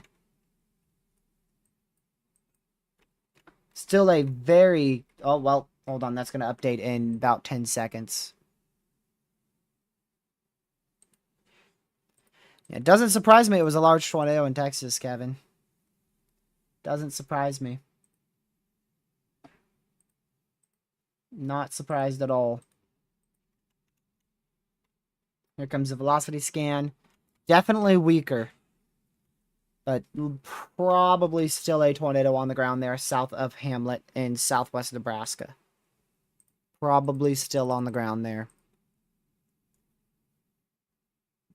Continuing that PDS warning for 107 people.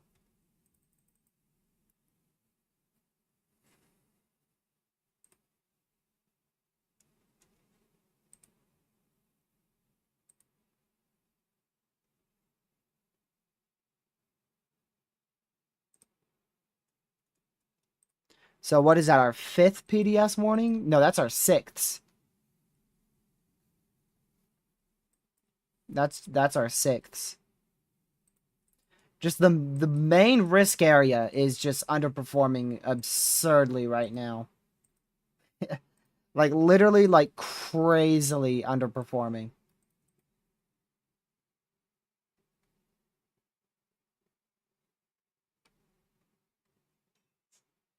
If they keep this moderate, it will be a miracle.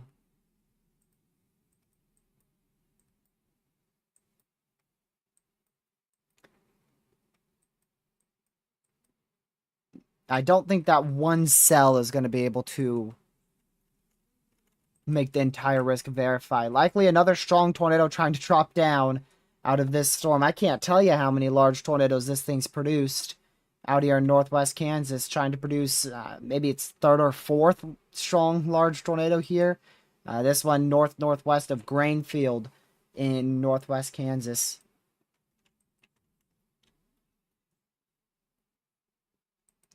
One Connor's on, very weak right now, but definitely could intensify there in extreme eastern Colorado, going into southwest Nebraska.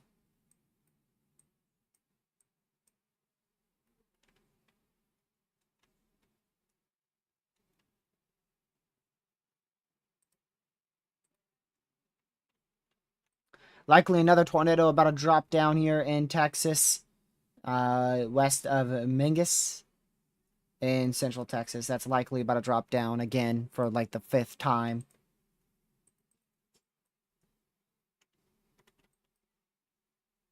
Tornado warning for central Sheridan County in northwestern Kansas, Sheridan County in Kansas. Yeah, both of those don't look horrible either. Where was that warning for?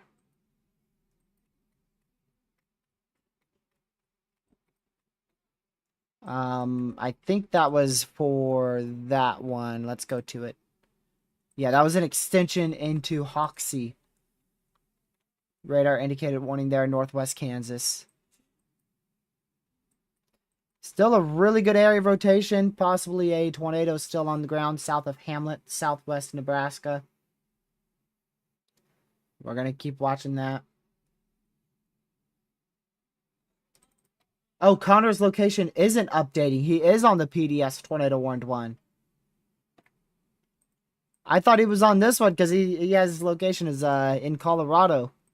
I thought he was on this one, so his location's not updating. He is actually on the one that is PDS warned. Wow. Yeah, Proxy, you did. I was wrong. I was wrong. I thought it was in Colorado. I went off his location. I was wrong.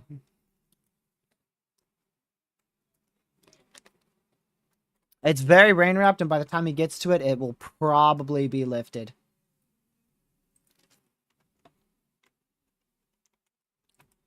That's if a new tornado doesn't develop right now south of Hamlet again.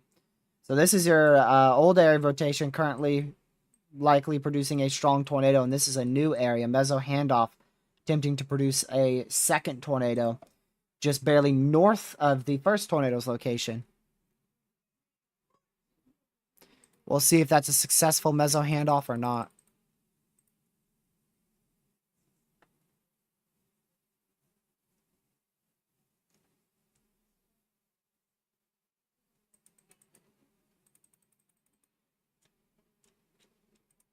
All right, another new warning here. Apparently 2 new warnings. One of those ought to be for one of these in central Kansas, right? One of them. Let's see if it appears here. Tornado warning for northwestern Hitchcock County in southwestern Nebraska, Hitchcock County in Nebraska. Okay, that's a new observed warning there, because the PDS one's going to expire pretty soon. Actually, the PDS one just expired, so we're down to radar indicated. Or no, confirmed. My bad. Confirmed. I heard a second warning, though. I don't think Radar Omega was right with a second warning.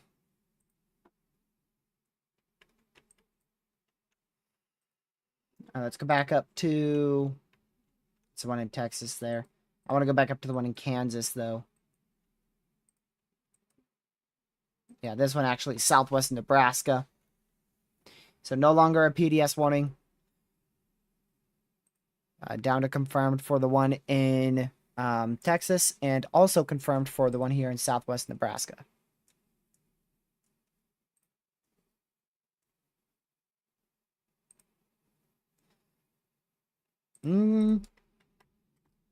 I don't think that meso handoff was successful. This is still your old area of rotation right here, with your new area not nearly as strong.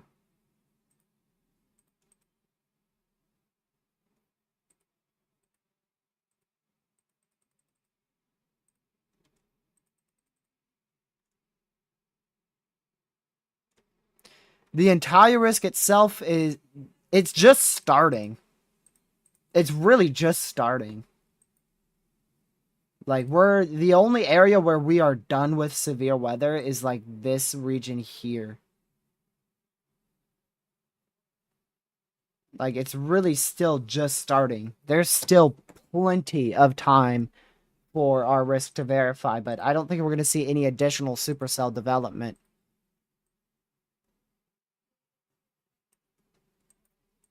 I don't expect to see any more development.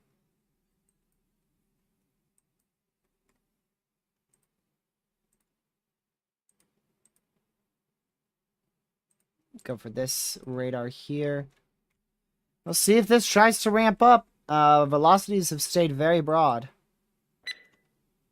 Tornado warning for South Central Sheridan County in northwestern Kansas, North Central Gove County in west central Kansas, Gove, and Sheridan County in Kansas. That has to be one of these, right? Yep, that's one in Grainfield. So that is this one over Grainfield in west central Kansas. Yeah, I think the one that was previously PDS still observed is probably beginning to lift here. One back in Texas is attempting to produce its like 5th tornado here. Things produced so many tornadoes. All of them brief, and at least 1 or 2 of them strong.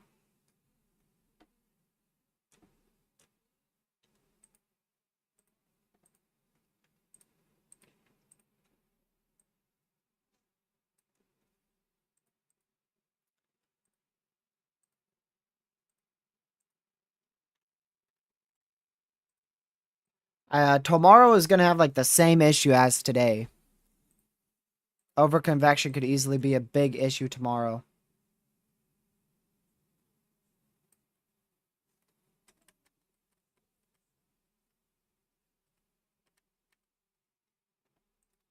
We'll just wait and see how it goes, right? Just wait and see. Tomorrow could go moderate. I don't know if it will, though, with the overconvection issue and uncertainty. I don't know. Alright, that rotation south of Hoxie is now weakened significantly. So both of those are now weak in west central Kansas. Wait for this scan. Yep, that's now weakened there, going towards Hamlet.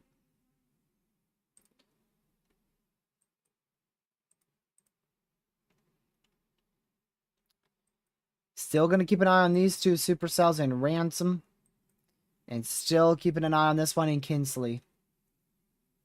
Keeping an eye on all 3 of these for tornadic potential. As well as one back here in Texas, too, that's still observed.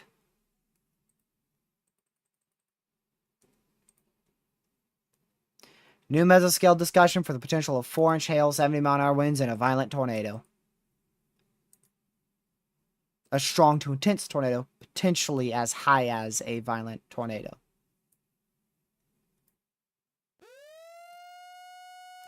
Multiple strong tornadoes will be possible over the next several hours.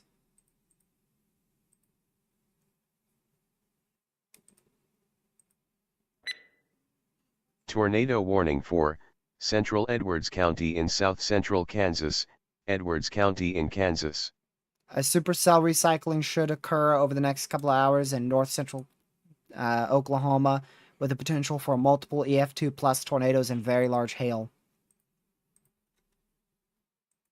So this is an MCD over our really dead center over all of our risk. That's where our main risk is happening right now.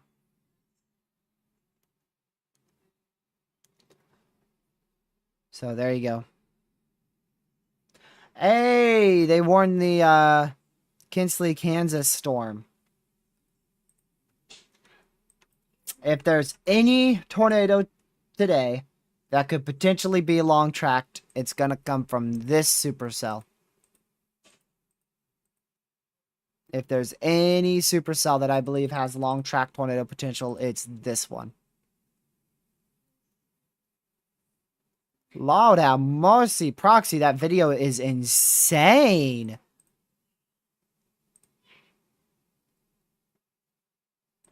Let me go back to the velocity scans on that. So that was with like these 2 scans here.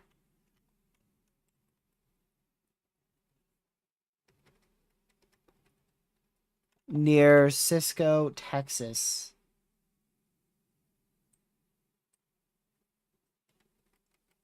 That is an insane video. Hold on, I need to hear the audio on that.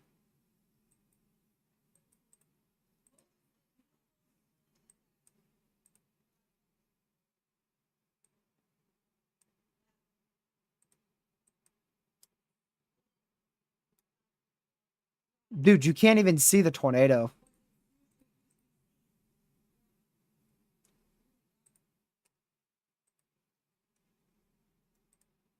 It's such a large low mesocyclone. Where even is it?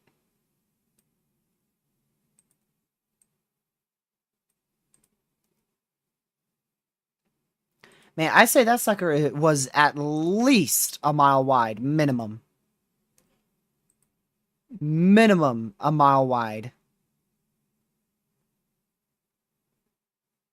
It could have been significantly larger than that.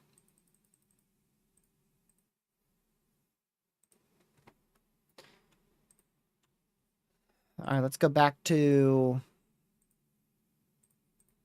these cells. Yeah, these have gone clustered. Still could pose a tornado threat, but they're going clustered. These two still pose a tornado threat. We'll see if they can intensify at all. Tornado warning for southern Palo Pinto County in north-central Texas, Palo Pinto County in Texas. It's likely an extension there.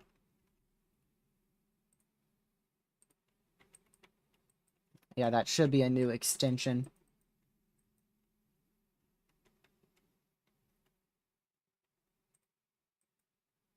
Yep. So, and I think that's observed. I believe that is an observed extension into Gordon and Mingus there in north central Texas.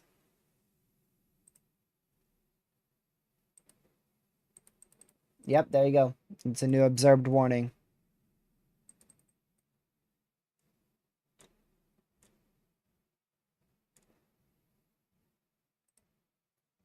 They specifically highlight the supercell in northern Oklahoma for the greatest tornado potential.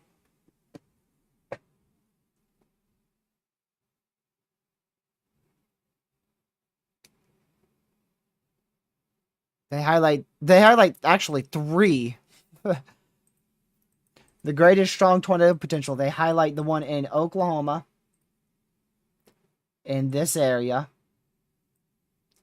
They highlight the one in northwestern Kansas, this area.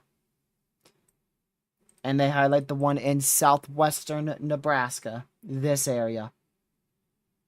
All for strong tornado potential in the next 2 hours.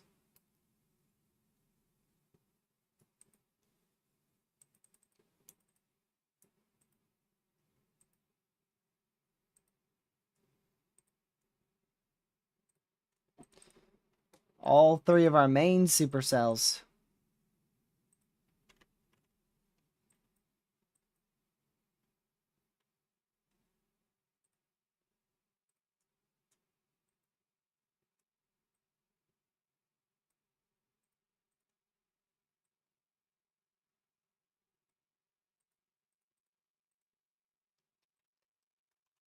Yeah, today's still been a big day. Don't let anybody on Twitter tell you otherwise. The moderate risk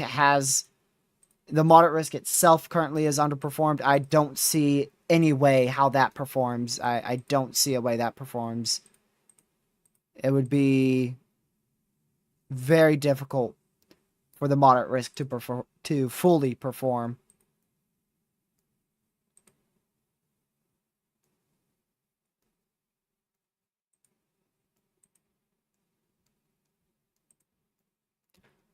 We'll see what happens over the next few hours. Really curious to see if anything happens in southwest/south central Kansas. Anything in here. Right in here. And your moderate risk area is very close to that region. Very close.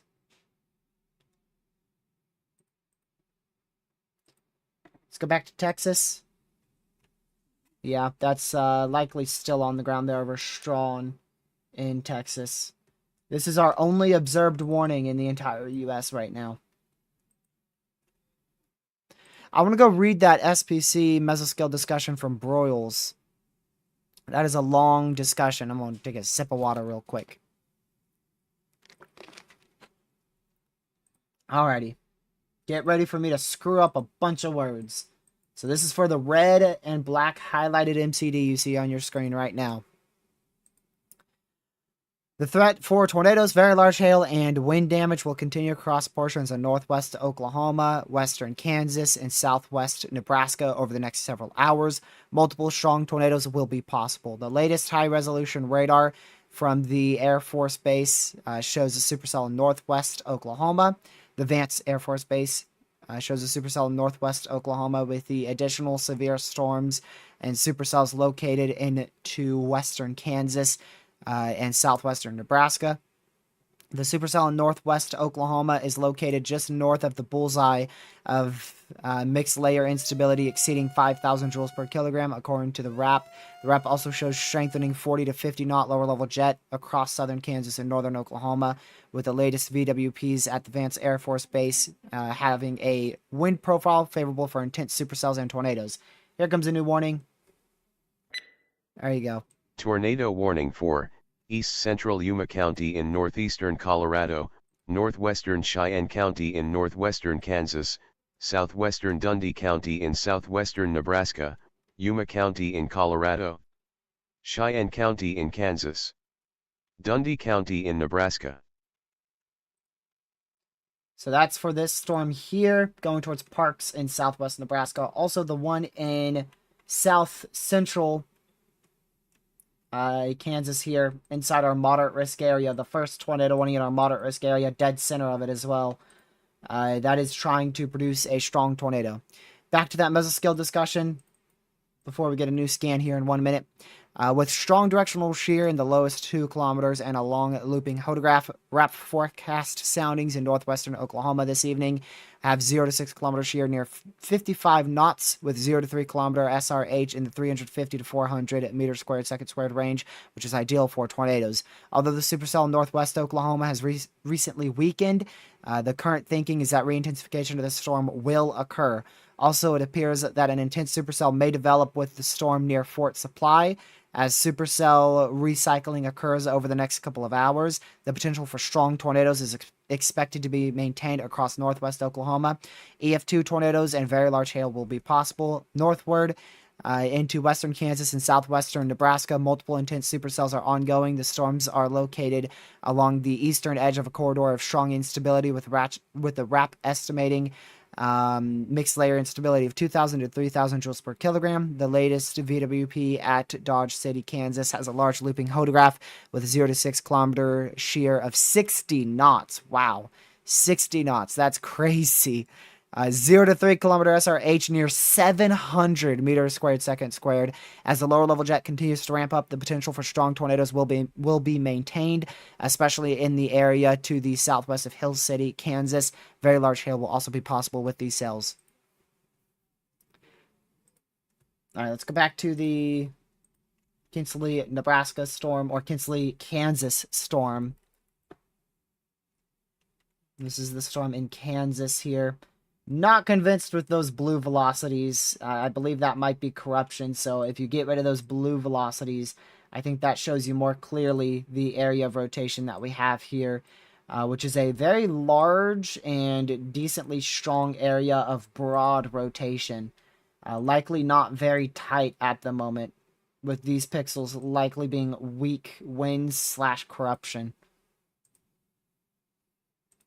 But definitely going to attempt to produce a strong tornado as it goes towards Lewis here in Kansas.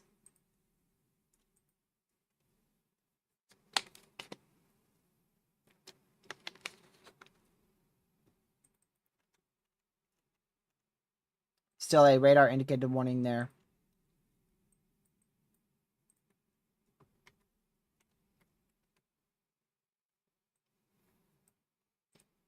Storms in northwest Oklahoma / north central Oklahoma, I should say north central Oklahoma, just northeast of Woodward, they continue to die out.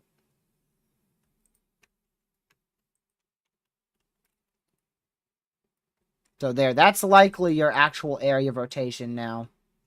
Those last pixels were corruption, as I said before. Just like I was anticipating. Still a good area of rotation attempting to drop a tornado here.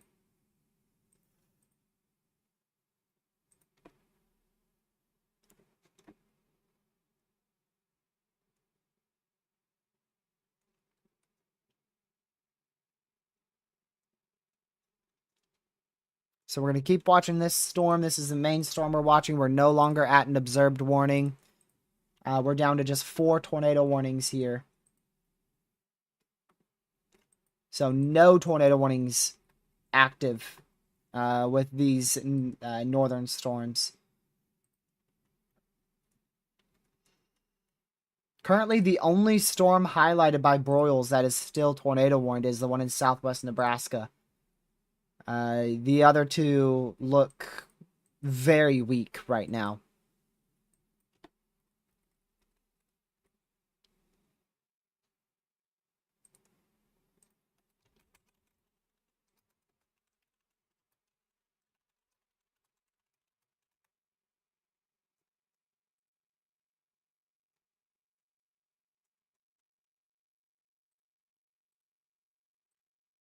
Let's see.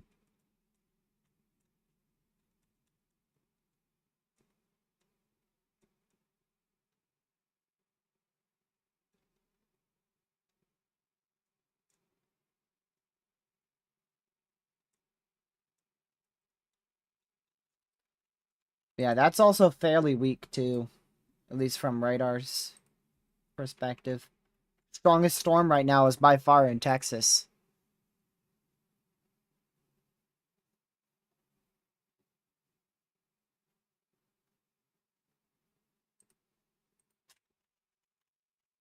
That's the strongest storm right now.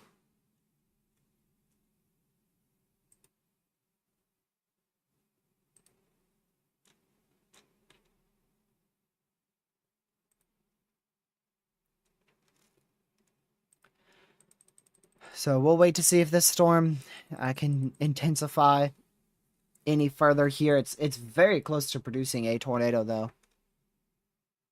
Very, very close already.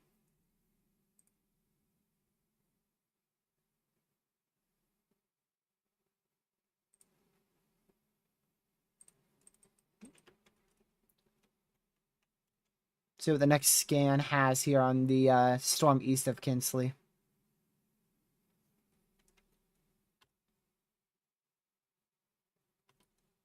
Ben, that dry line is not going to move much at all. We are not expecting that dry line to move much at all tonight. It's really going to start moving, but very, very, very slowly. It begins to move towards about 1, 2 a.m. Eastern. And then it sets up over central and south central Kansas tomorrow. So it's only going to move a couple miles. It's only going to move from where it's currently located right here. And it's going to move to about like somewhere in this area tomorrow.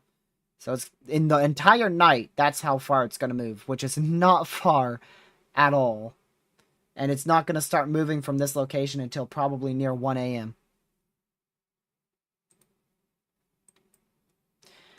So as you just saw, they just went observed for that tornado warning. Wow, that's trying to produce a very intense tornado in Texas near Strawn. So observed tornado now for our storm in the moderate risk area, producing a likely very weak rotation and probably a weak tornado east of Kinsley in south Tornado central warning for northern Kansas. Cheyenne County in northwestern Kansas, Cheyenne County in Kansas. That's the far, far northwest Kansas storm. That is way, way, way up here. I believe that's on our dry line. Pretty sure that's on our dry line.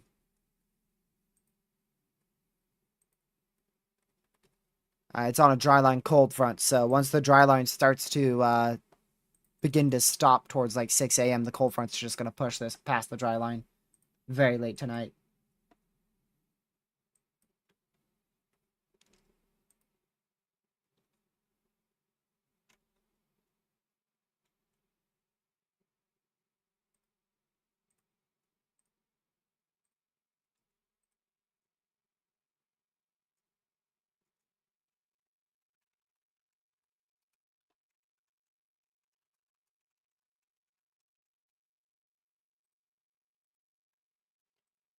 All right, let's go back to...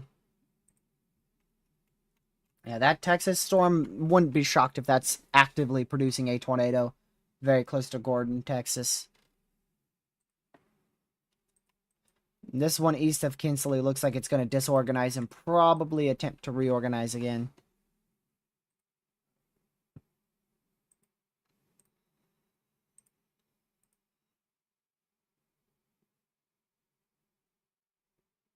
Already 22 tornado reports today. Yep. Full-fledged outbreak, that's for sure.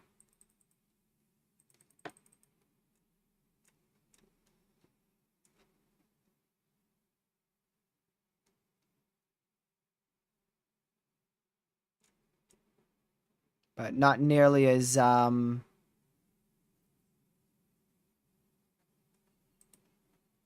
nearly as much as what we were anticipating at this point.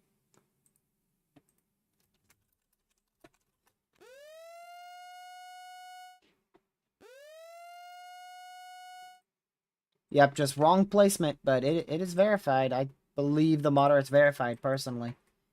It's just it would have... See, that's tricky because... Oh, Tornado warning for southeastern Pawnee County in south-central Kansas, central Edwards County in south-central Kansas, Edwards, and Pawnee County in Kansas. The moderate risk would have probably just had to be with, like, these storms up here. And it would have had to be so small. And it would have verified. Like, if they somehow knew that these storms were going to produce strong to intense, potentially even a violent tornado, it would have had to been a small moderate like that. And there's just no way they would have done a moderate like that.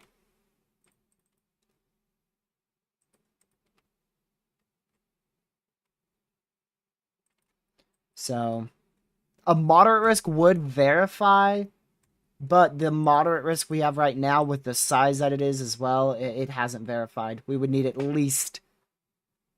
It would still take a lot. It would still take a lot for this to verify. But, I mean, this Oklahoma storm, it's probably going to try to strengthen, either do a cell merge or... I don't know. Something's going to happen here. Probably going to be a cell merge.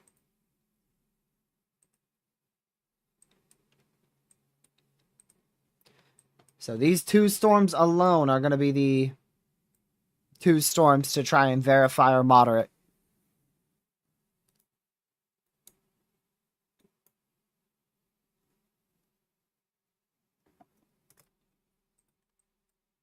Okay.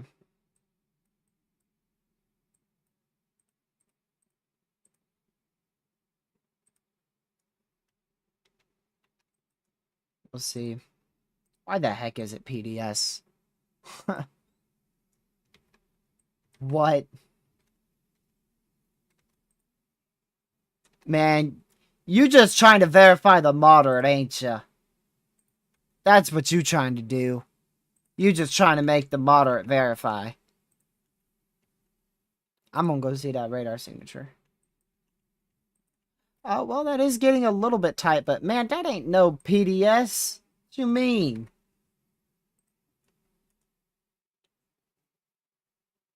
Broadcast media has confirmed a tornado. Yeah, we knew that, but last time I checked, a 50 mile an hour couplet has never warranted a PDS warning.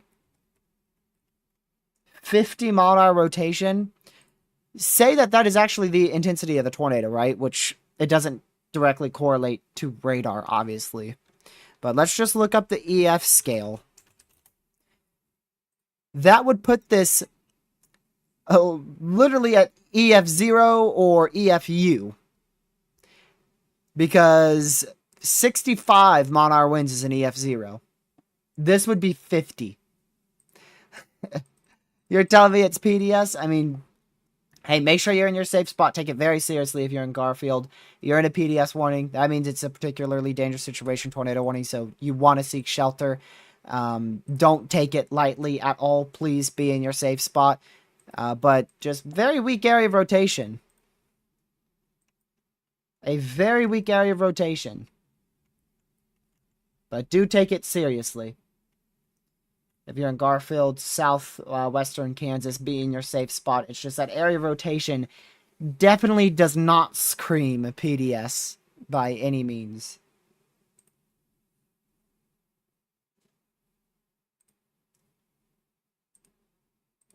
It's observed PDS, yeah. That's why I switched to the observed scene. It's observed.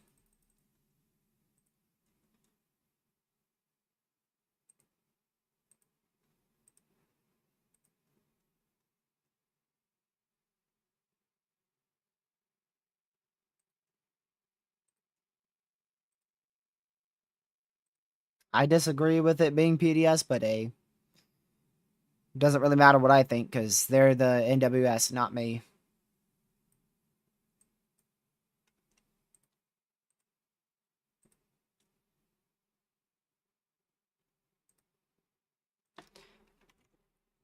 We'll see what the next scan has. Maybe they got a scan earlier than us. Maybe it's a lot more intense on the next frame.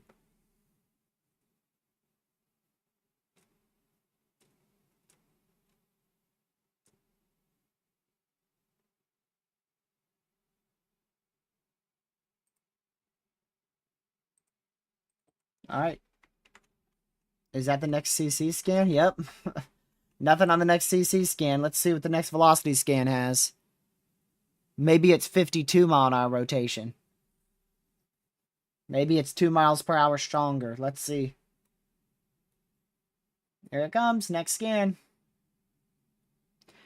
I'll shut up. I'll shut up. So that's up to 130 now. I just got put in my place so fast, it's crazy. I apologize for ever doubting you, NWS. That thing went from 50 mile an hour rotation to 130 in one scan. Broyles notified them. I just got put right in my place so fast, it's insane. They must have had that scan way sooner than us, man. Cause yeah, that's a lot better now. Went from 50 mile an hour rotation to 130, well over doubled its intensity in one scan.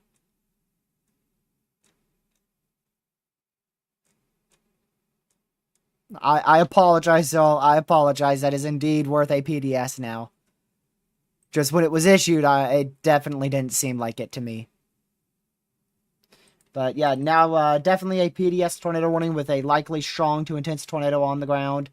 Heading right very close to Garfield here in south central Kansas.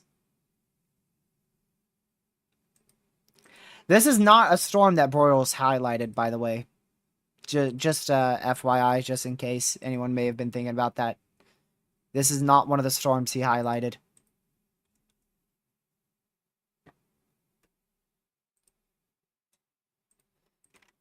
I don't see a CC drop, but that definitely does not mean it's on...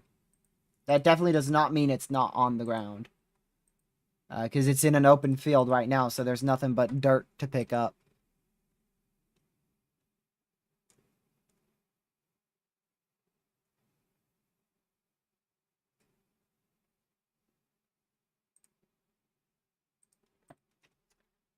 So we'll need to watch that. The one in Texas is on the ground. They re-observed that.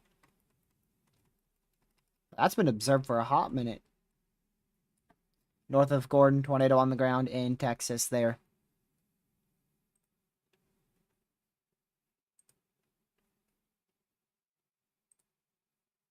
Warning 4, southwestern Lincoln County in southwestern Nebraska, northwestern Hayes County in southwestern Nebraska, Hayes, and Lincoln County in Nebraska. Yeah, this one also looks like it might be trying to intensify after it finished that cell merge. I would start watching this one a bit closer here towards going towards Lenora in northwest Kansas. Lord have mercy.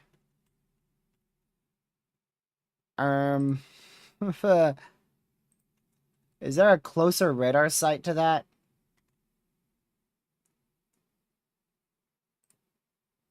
Yo, yeah, all the radar sites have that being a strong area of rotation. However, it is in a hail core. So I don't know.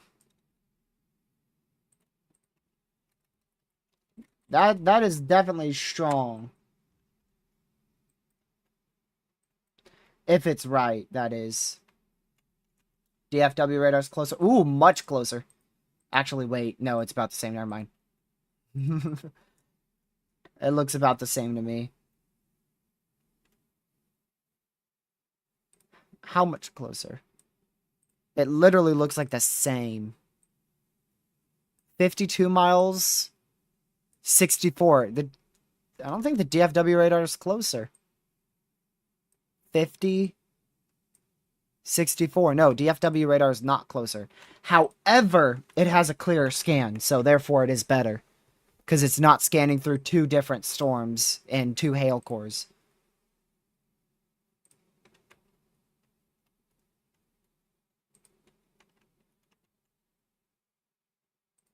So I'll stay with the one in the DFW there.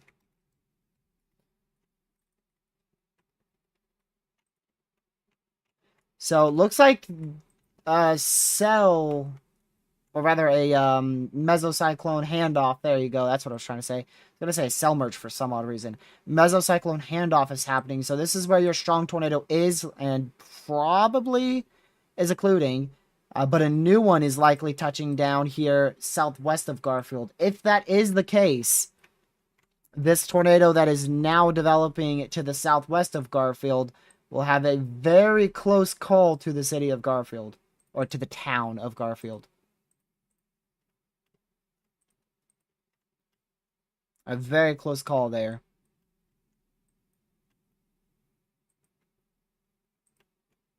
Yeah, that is likely another... There could even be twins here. There could be this strong tornado dying out, and the cell... I keep saying cell, my goodness. The mesocyclone handoff also being on the ground too. There is definitely a small chance that both of these are on the ground south of Garfield right now.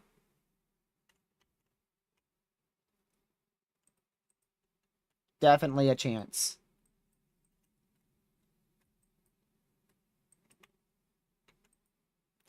One in Oklahoma looking any better yet? Nope. Gotta wait to see if that does a big cell merge there. This is the one in Texas here. Looks like this may be undergoing a cell merge too with this area. I said cell merge again. Meso handoff. Holy moly. It is undergoing a cell merge, but it's also undergoing a meso handoff. Both of them.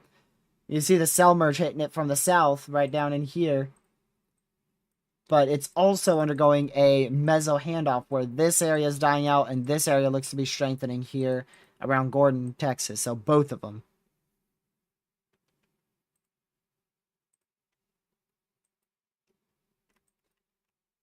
I do think that's full corruption there, but I wouldn't be surprised if this is going to try to rotate here near Moreland going towards Lenora in Kansas.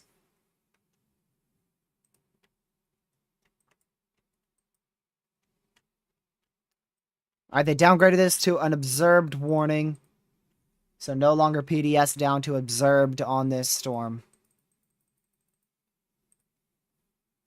See if they noted one or two. A confirmed tornado was located near Garfield, moving northeast at 20. Okay, they only noted one.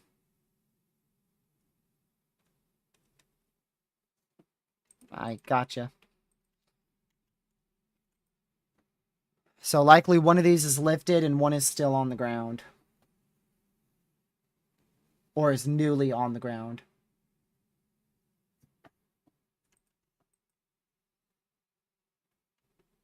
No, there's no triplets.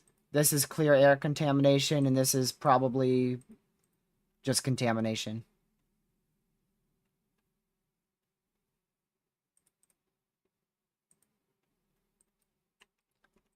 Now that newest scan, we'll have to see what the velocities show, though. We'll have to wait to see what the velocities have here in 15 seconds.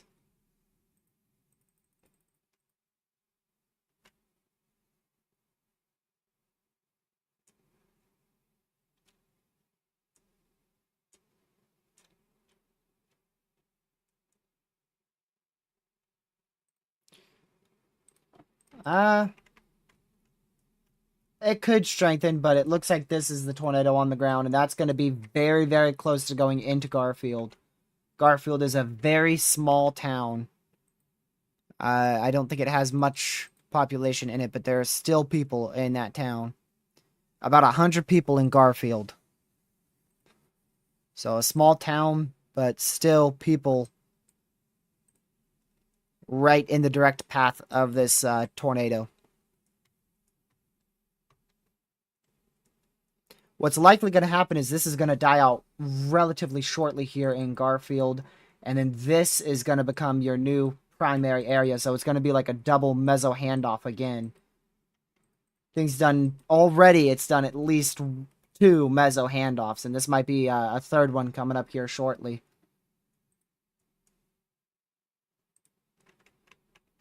No longer observed here in Texas over Gordon, Texas. Hard to say what is happening up here in southwest Nebraska. Just a bunch of hail and some rotation. Exactly how strong, I can't say because it's so sloppy. Very, very sloppy in terms of likely contamination.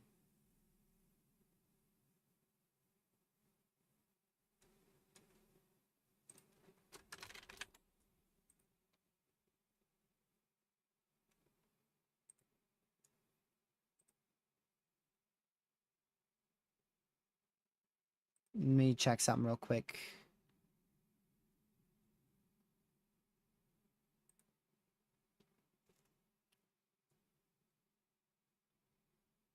Okay. Let's go back down to the confirmed warning in Kansas.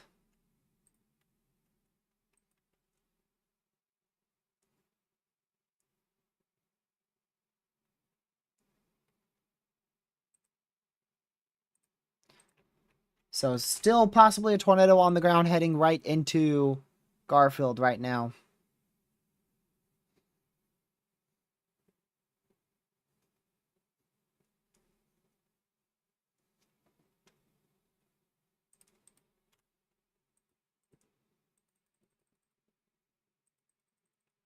Waiting for the new scan here.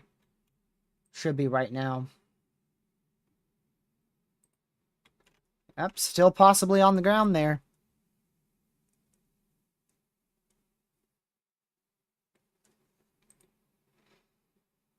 Still possibly on the ground. No very obvious meso handoff just yet.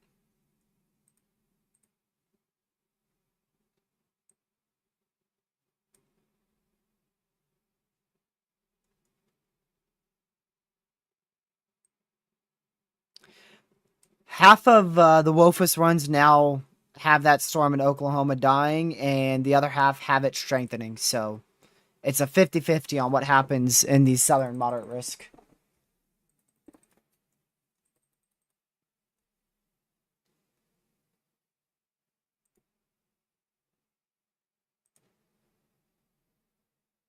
The heck happened in Grinnell, Kansas, y'all?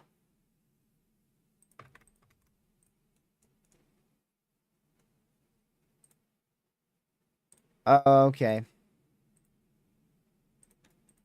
there's reports of potential catastrophic damage in Grinnell, Kansas.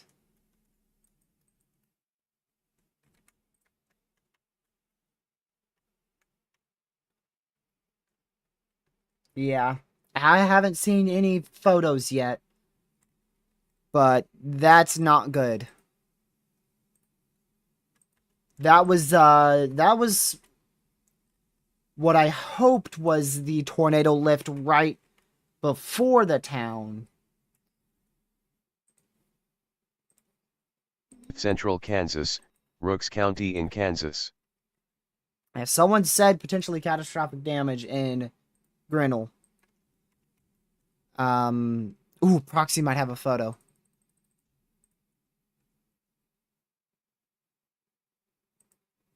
Oh my goodness. That's extreme tornado damage right there. That is catastrophic damage.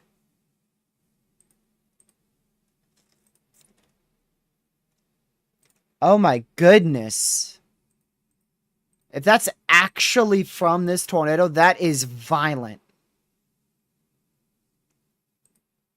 I don't know who it's taken by, so I can't get any rights. I have no idea who took the photo, so I can't get any rights or show it to you guys. I will send the tweet in chat. That's the best I can do.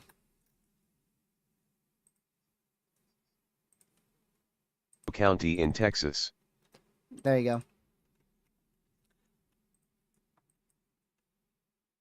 go. New tornado warning out in Texas. Yeah, so that was just to make the warning a bit bigger. Tornado warning for Radar indicated Central there. Pawnee County in south central Kansas, Pawnee County in Kansas. Let's go back up. It looks like this one in Garfield's died out, but we might have a mezzo handoff here pretty soon.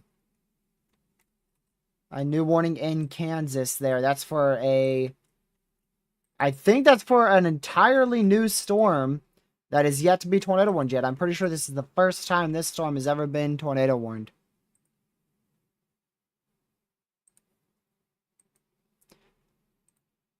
Pretty sure that's the first time this storm has ever been tornado warned.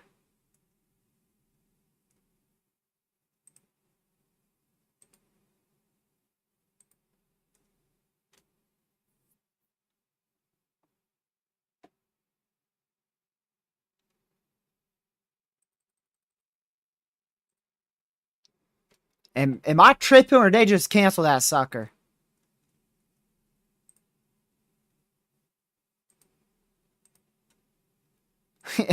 Am I tripping or did they just cancel that sucker? Wait, what? Yo, they already canceled it. Wow. In one frame, they just canceled that tornado warning. They issued it and then boom, gone, canceled. Wow. That is something. That is something. Wow.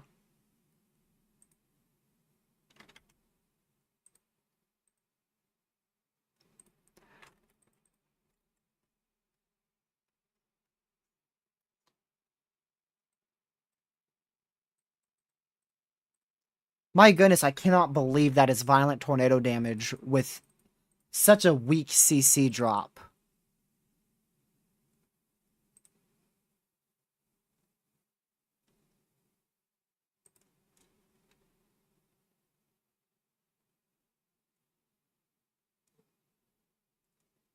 Like, to the south of the town, it was a big CC drop, but when it went into town, it was barely any CC, and then the next scan, it was all gone. Wow. Mesocyclone, recycling here. Meso handoff looks to be successfully occurring here in Texas, so we could easily get a tornado, potentially a strong one, trying to drop here in Santo, Texas. It's like the freaking 7th one out of this one. This one supercell alone has almost caused a full tornado outbreak in Texas. A full regional tornado outbreak out of one cell.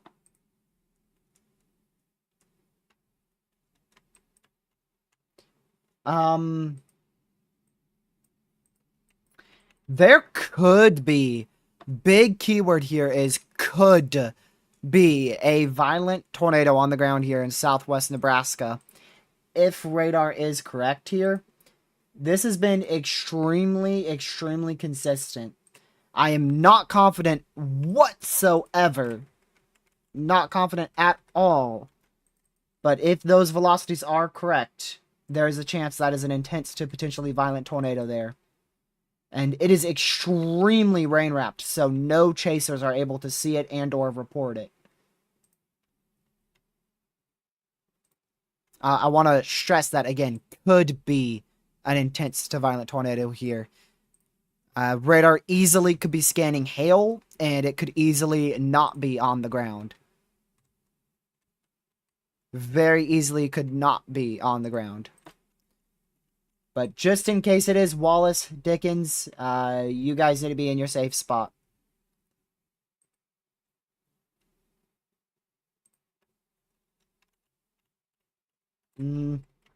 Not so successful of a meso handoff here for Leonard, the Leonard supercell here in Kansas. This is the only active tornado warning in Kansas. That is insane. That is insane. That is the only active tornado warning in our entire 15 and 10 sig tour. Look at that.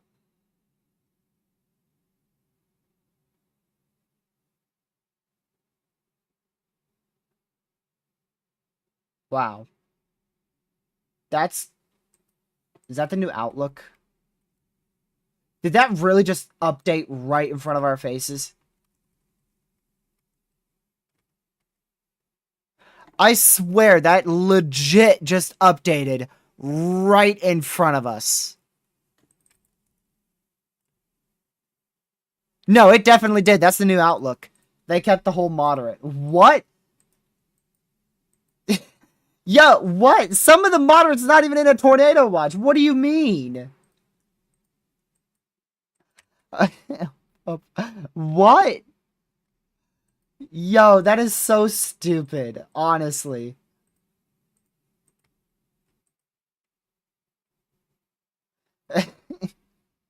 Some of the risk area is not even in the tornado watch. You just got Dodge City. You just got removed from the tornado watch, yet you have been maintained in a significant tornado risk. Like, what? That makes total sense. For sure makes total sense. Like, what in the world?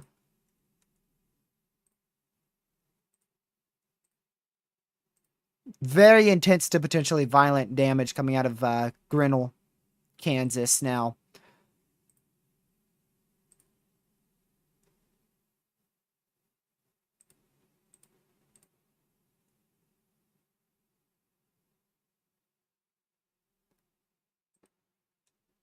Very many photos of intense damage, potentially violent.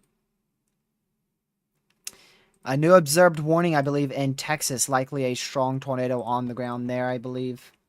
Yeah, likely a strong tornado on the ground out here. Now observed in Texas. So that meso handoff was very, very successful with this storm. And you can see it is currently producing a tornado. So that is just to the southwest of Bennett in Texas. This will probably end up going PDS.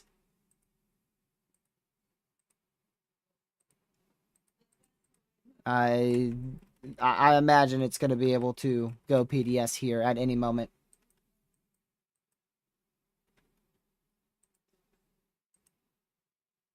Oh, I believe this is right over houses. I believe this is directly over houses right now. Let me go check this.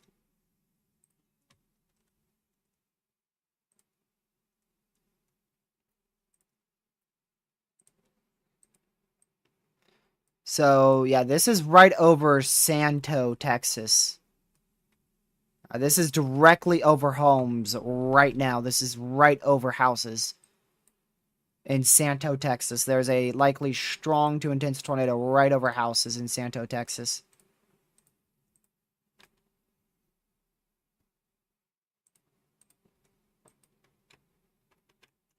Very, very strong rotation too, but I have a feeling a lot of those pixels are corruption. Um, Unfortunately, though, not all of it is corruption because it's scanning right into our storm. And still a CC drop right there. We'll see what the next velocity scan has here. So the DFW radar site's scanning right into this storm, but there's definitely some corruption here because you could see all the pixels all over the place. It's definitely partial corruption.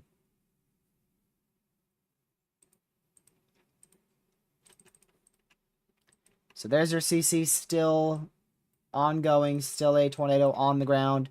That is probably much more realistic to what your radar is picking up, and a lot more realistic to how strong the tornado is. Likely much closer to around 110 velocities. That's likely a lot closer to what it's actually at.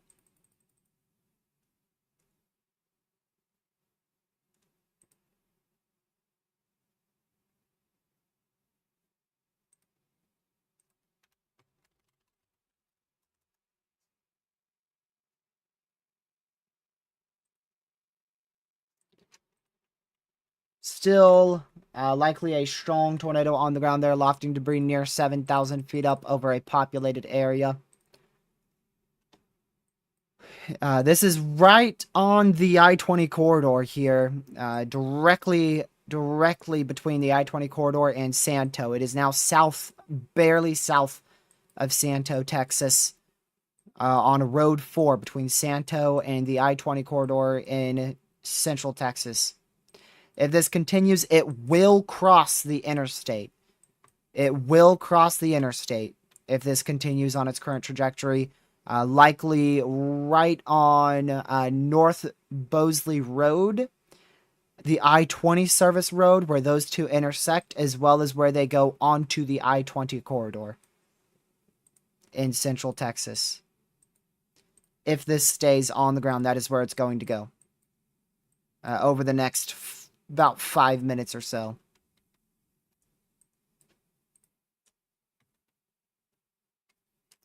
The storm in Oklahoma is completing its cell merge right now, but it is gaining a little bit of intensity, but not much. Still worth keeping a close, very close eye on.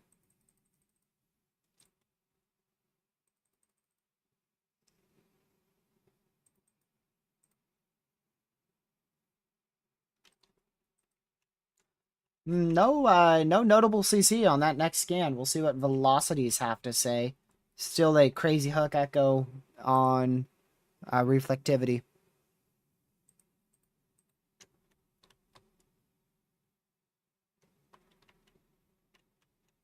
So here comes those new velocity scans right now in 2 seconds. Right now. Looks a lot weaker. Significantly weaker. Still some corruption velocity scans back here with the inflow. Tornado warning for southern Parker County in north central Texas, southeastern Palo Pinto County in north central Texas, northern Hood County in north central Texas, Hood, Palo Pinto, and Parker County in Texas. That is for 34,000 people. 34,000 people in that new warning here in Texas. That is a lot of people. Probably one of our most populated warnings. One of our most populated tornado warnings so far today.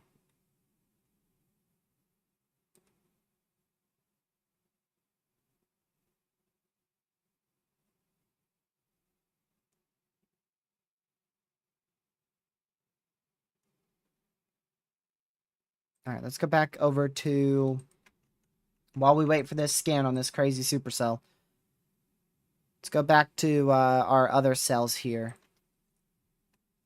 So this is your storm attempting to intensify in western Oklahoma.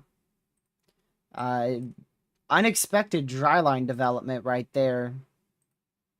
It's a very volatile environment, so we'll see if this can mature quickly into something west of Sealing, Oklahoma. Still a supercell capable of producing a tornado going towards Great Bend here in Kansas. And the Nebraska one still looks insane. It has not been observed, so they don't believe it is on the ground. But it is very, very difficult to tell. It's likely somewhat hail contaminated as well. But man, it has had a persistent, strong area of rotation, potentially corruption, its entire recent lifespan there. For like the last 30-some minutes or so. This is the one in Texas.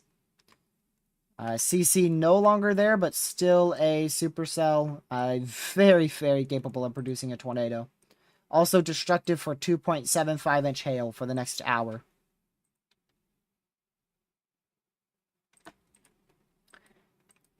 Alright, this might be our velocity scan here. Yep. Still very, very, very corrupted. Very corrupted. But extremely classic supercell. Very classic supercell here. And this is aimed towards the DFW. We'll see if it lasts that long, but it is aimed in about an hour and a half. It will be very close to the DFW.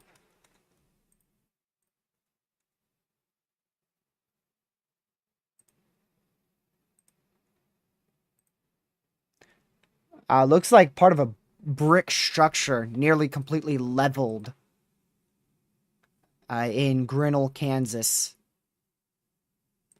So likely a violent tornado struck that area earlier.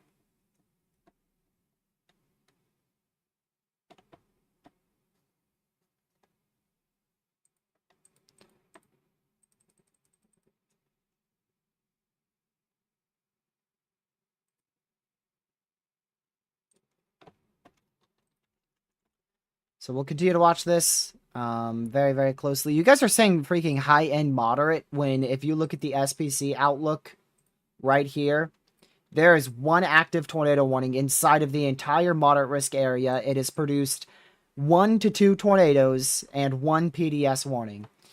With no visual confirmation that I know of a tornado actually occurring out of it. I do believe we had a report in Kinsley, though. Live streaming video. Okay, so there was video confirmation of it.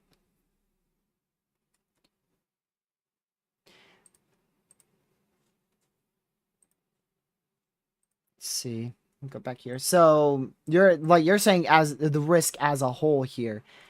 But the thing is, for you to say the risk as a whole, what that means is that means you're assuming that the moderate risk would have to be as large as all the tornadoes that we have seen here in the risk area. So you would be looking at a moderate risk like that in order for it to verify exactly like a moderate. It wouldn't be any larger than that. But that's not the outlook we have today. So this is not verified in the moderate risk area at all.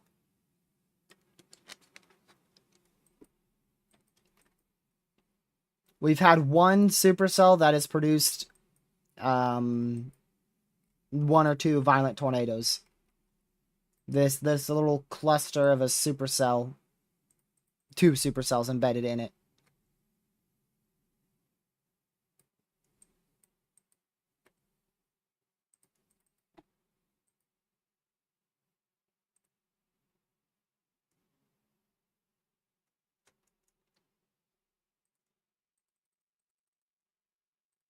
Let me go back here.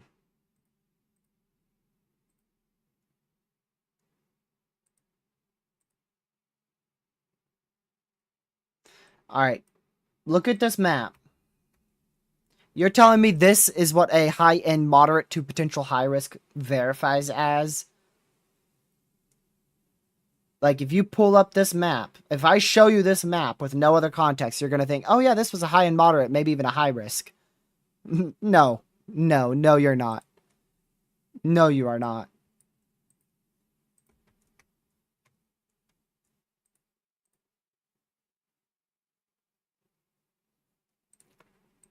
I want to go back over to here.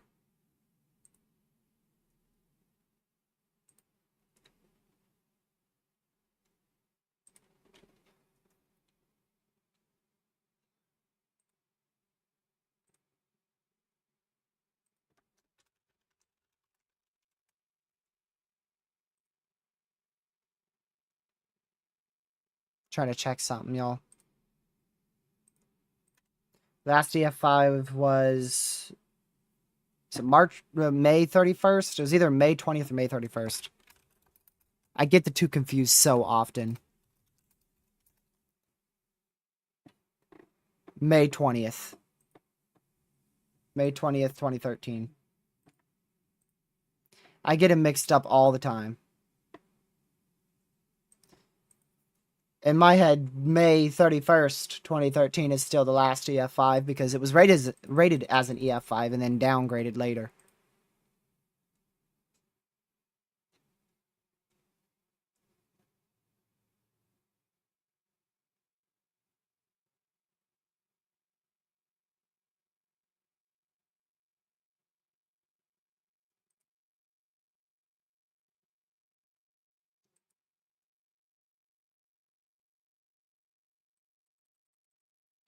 So we've had one tornado in the moderate risk area at the moment.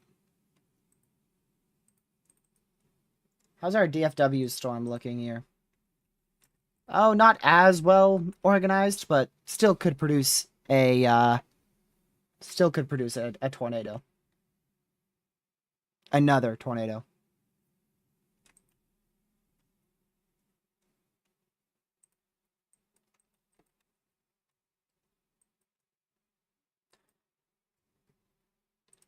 Let's go back here. So yeah, storm in Oklahoma is still very much struggling. It is almost in 50 supercell composite, and it's struggling. 50 supercell composite. That is insane, and it is struggling. Wow.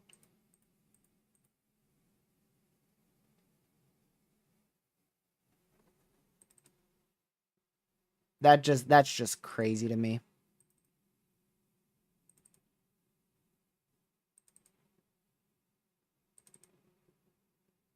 And I see why. I see exactly why.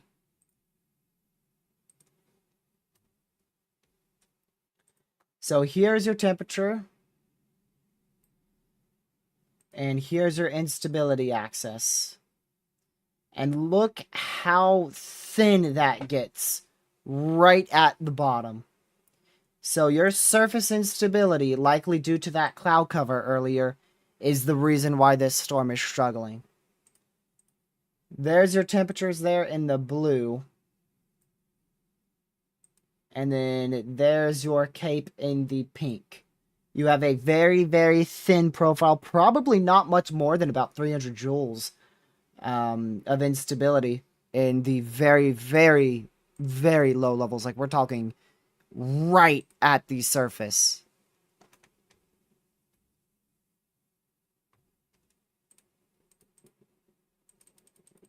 And that's likely what's contributing to this storm struggling a lot.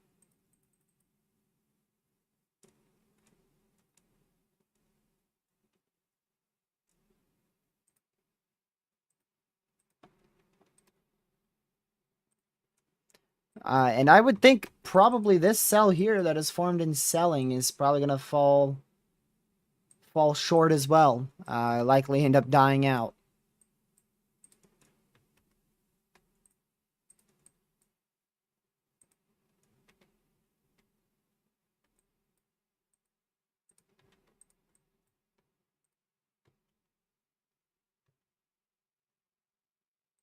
Let me see. Okay. Looks like they may not continue that tornado warning into North Platte, Nebraska. Oh, well, hold on a second. Is possible tornado damage reported?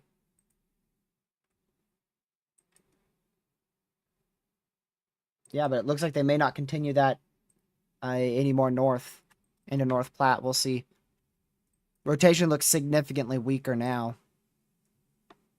compared to where what it looked like over that tornado report, possible tornado report. Still a huge tornado trying to drop here west of the DFW. A huge tornado trying to drop out of an extremely classic mothership supercell here in Texas. Very classic supercell structure. Very, very classic.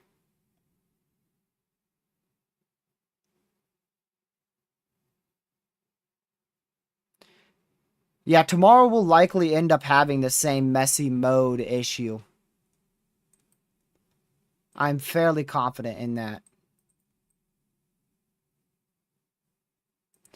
But it may not be messy enough. It may still be enough for them to promote a moderate risk and issue a moderate. Special mesoscale discussion for this supercell. And it includes the DFW. Not fun. Supercell tornado threat continues with the potential of 3-inch hail. A few tornadoes, possibly a strong one.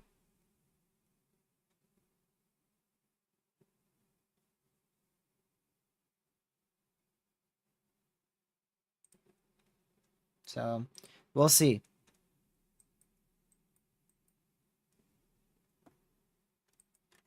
We are about to go fully unwarned with no tornado warnings in the moderate risk area or anywhere in the hatched tornado risk. This is your full hatched tornado risk, and we are just a couple minutes off. I believe 2 minutes, maybe? 7. 7 minutes. 7 minutes off of being completely tornado warningless in our main risk area. In the entire hatched risk area.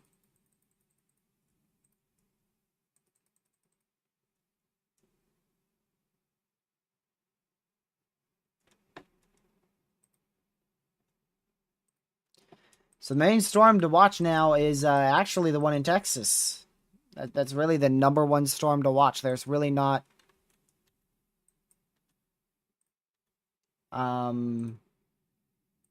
really not much more to keep an eye on outside of that. We'll still watch the dying cell in Oklahoma. We'll still watch the maintaining, not intensifying, but not dying supercell in going towards Great Bend, Kansas, and we'll keep an eye on the tornado warning that is about to expire in 6 minutes here, going towards North Platte. Doesn't look like they are going to reissue that tornado warning for the small area rotation that exists.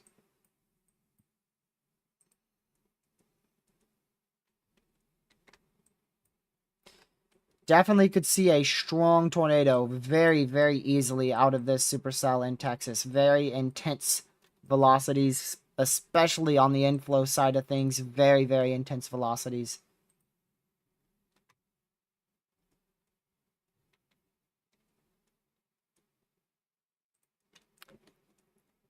Oh my goodness, rockets today did not even perform nearly as expected. I don't even know why you just said that. What possessed you, man? We have had one tornado in our moderate risk area. That is not what we were expecting. One tornado? Not too sure what possessed you there, but you just in case it wasn't obvious, you are dead wrong.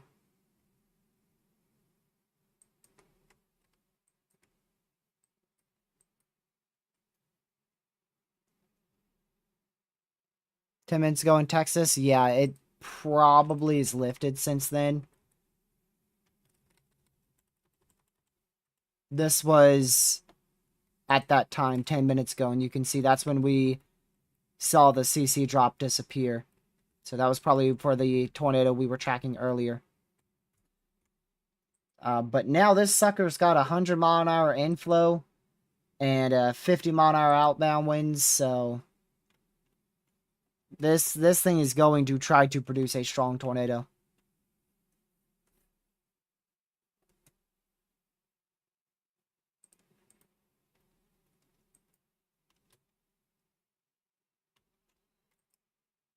So we'll see.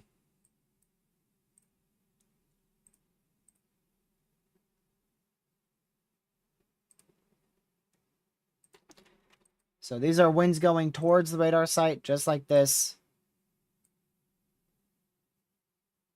And this is winds going away from the radar site, just like that. It's going to have to tighten up a little bit more in order for it to drop a tornado. And it's trying its best to. It is trying its absolute best to. That is for sure. It is really, really trying to.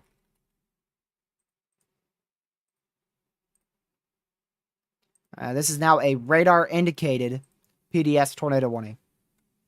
So that means a large tornado could drop at any given moment, but is not being observed currently.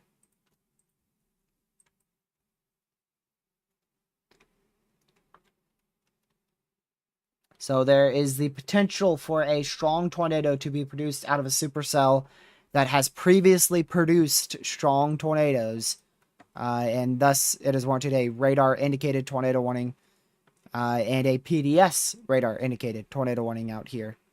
PDS radar indicated tornado warning. Very confusing, I know.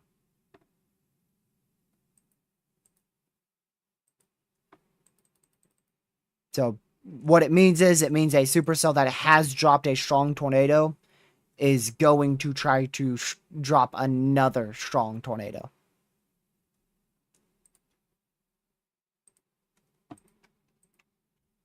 It is PDS, but it's radar indicated. If you take a look at it, scroll down, radar indicated, and scroll up, PDS.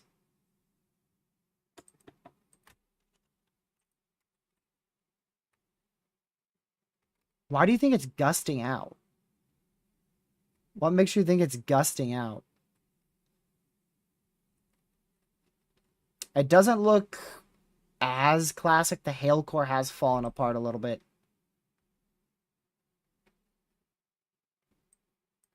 Where has it been undercut by outflow?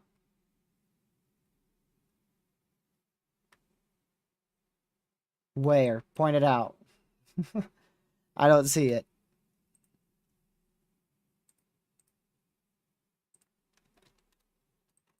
I'll loop this.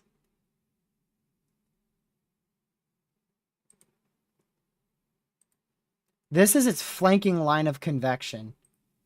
That's a flanking line of convection. That's not outflow. That's very, very common in intense to violent tornadoes. It's very close to occluding, though. It is really close to occluding. You can see the hook is getting very close to going into the base of the supercell here. It's getting really, really close to occluding.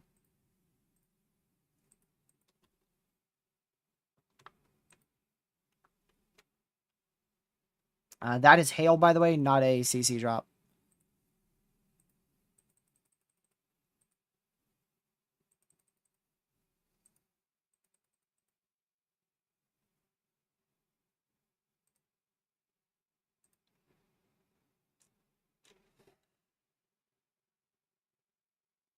Yep, still tightening up, but I don't know if it's going to be able to drop anything.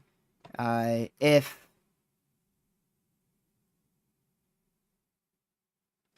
Sorry, I got distracted. If this hook does occlude. This is our only active tornado warning in the whole US. And it is actually well outside of our enhanced risk for severe weather now. Because they dropped much of the enhanced for western, southern, central, and Oklahoma into northern Texas. They dropped all that. So our only active tornado warning is not in the moderate. It's not in the 10 sector. It's not even in the enhanced risk for hail.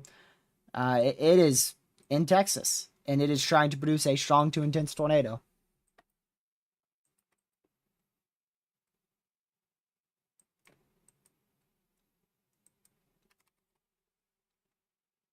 I want to go see that storm in Oklahoma. It's still there.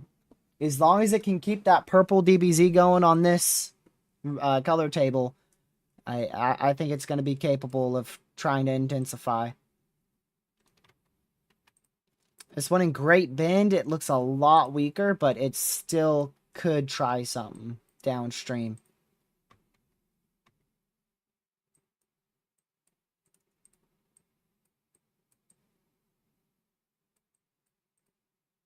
Let's go back down here to Texas.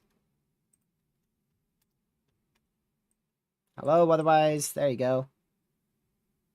Alright, that looks a lot weaker. We'll go to GR2 to confirm that. Nope. Can't confirm. That is still very, very strong. Nope. Still very strong. But it is really, really close to occluding. You can see the full supercell structure here, and then look how small that inflow is on the hook. Very tight, small inflow. Very close to occluding. Then you have your flanking line of convection back out here. Really close to occluding here.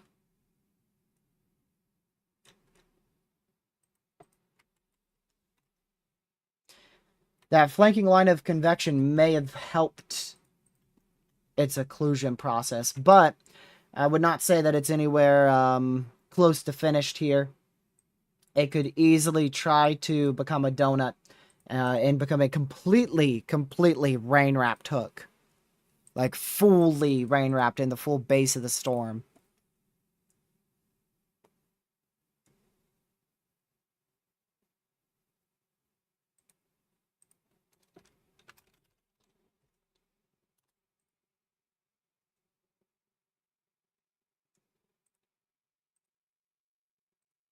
So we'll... Oh! They continued the PDS Severe. 2.75-inch hail. No idea, Ben. No idea what happens.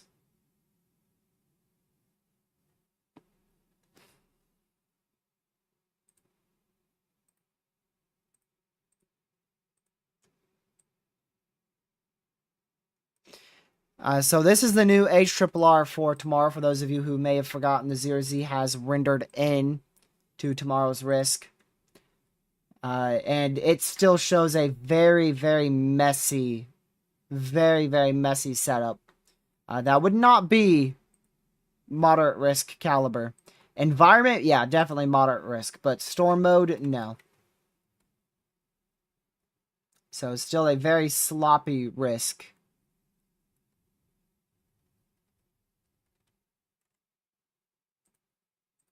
Very potent. Definitely very, very capable of producing widespread damaging winds, very large hail, and a couple tornadoes, possibly a few strong. But the intense tornado threat or violent tornado threat or moderate risk caliber, not very likely with a look like that. This will also go into Tuesday's threat too, so it'll be interesting to see what it shows for Tuesday, because I have no idea what to expect for Tuesday.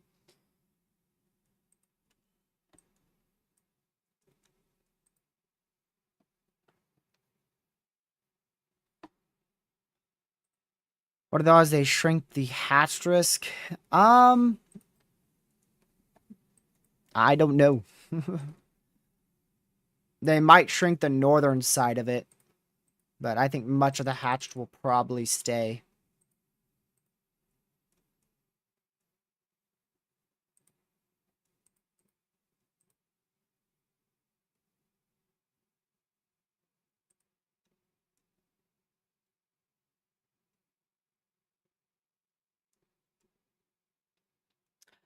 So they just updated their moderate risk. The their moderate risk PWO, which is their public weather outlook. And here's the wording on that. This is as of 9:32 p.m. Eastern Time, so legit 4 minutes ago. Severe storms are expected over parts of the southern and central plains this evening and overnight. Several tornadoes, a few intense, widespread large hail, some baseball size, isolated damaging winds, all expected. Multiple strong to intense tornadoes possible.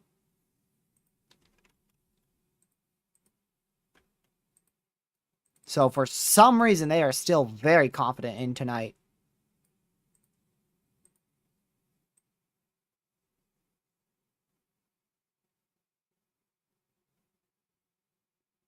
Quite unsure why.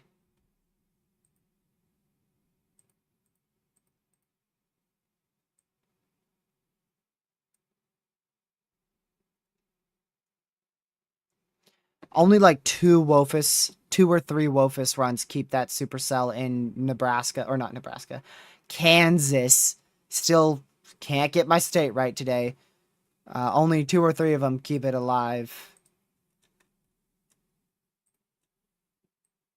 New warning somewhere. Where the heck? Guess we're about to find out in just a second. Tornado warning for southwestern Barton County in central Kansas, Barton County in Kansas. Oh, okay, that's our supercell in central Kansas in the moderate risk area. Shocker, we got another tornado warning in our moderate risk area. I almost wasn't expecting that tonight.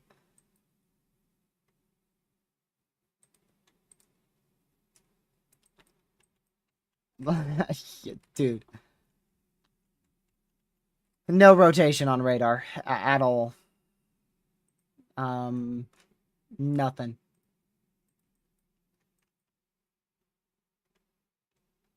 Doesn't mean it's not on the ground, though. Or trying to be on the ground. So this is a supercell capable of producing a tornado. Potentially could already be on the ground. So make sure you're in your safe spot here. That's going for Albert in central Kansas.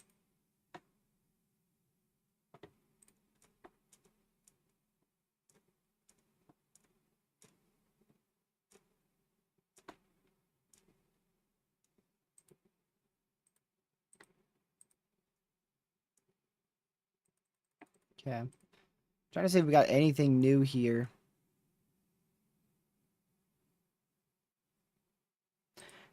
They just issued a mesoscale discussion back out in Central Texas. A special mesoscale discussion in Central Texas. Not for the DFW storm. They already got that one. No, this one. For Coleman, Texas. The potential for 3-inch hail, around 60-mile-an-hour winds, and a tornado or two, potentially a strong one, will all be possible over the next hour or so.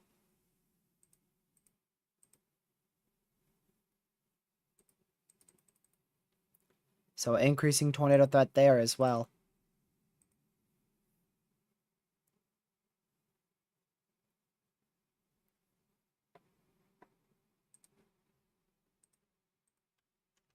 Yeah, this storm has so far fallen apart here near Weatherford, Texas. It's likely going to try to recycle, though, with the environment that it's in.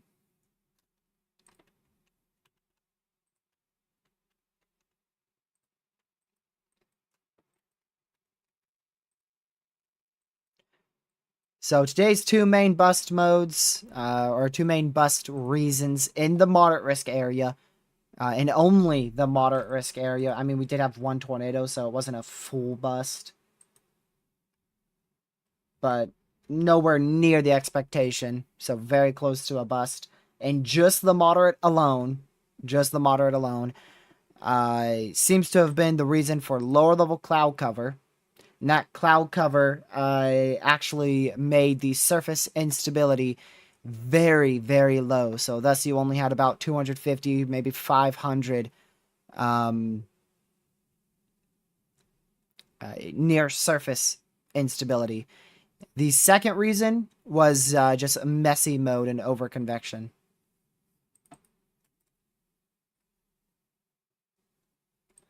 I see the dryland initiating in Ashland, Kansas, but I'm not worried about that.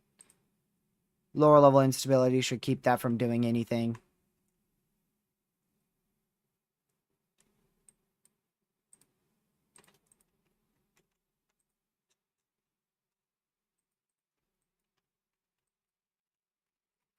Still a good couplet there. I mean, this is stalled out for the moment as it's occluding completely. But it's very, very close to dying out. Yes, and the capping is building in. I see that proxy.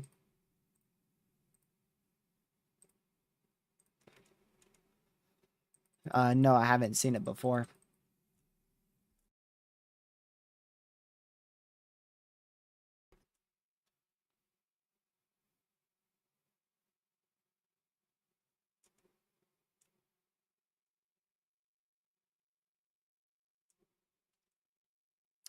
So we're gonna wait to see what other storms can try to develop areas of rotation.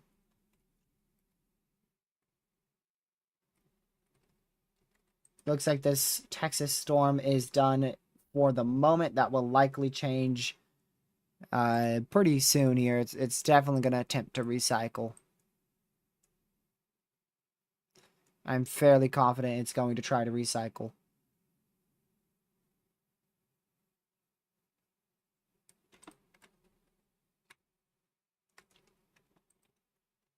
I doubt that's the last time we talk about it.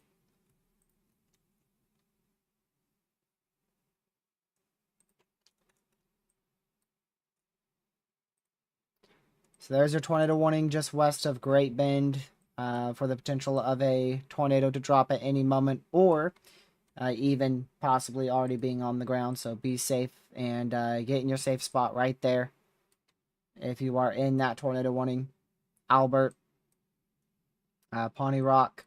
Radar doesn't look impressive, but like I said, be safe. So better safe than sorry. Just get to your safe spot if you're in that tornado warning.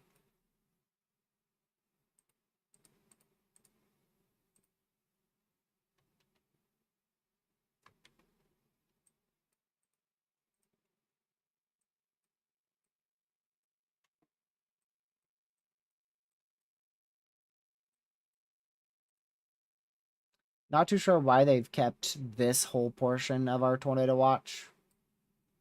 I mean, I guess there is a rain shower that could produce a light rain. But not too sure why they've kept that. This part here. Some lightning with these storms on the dry line. Now that might be an interesting cell merge here in about an hour or so for this cell moving northeast. These may eventually collide. One of these may eventually collide in about an hour, hour and a half from now.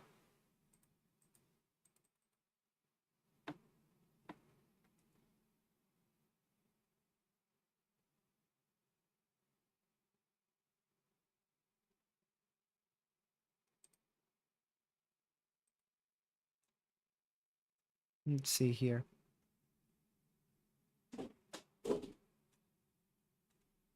Yeah, we're going to wait to see if any of these storms try to intensify, see what happens with this merger, if anything happens.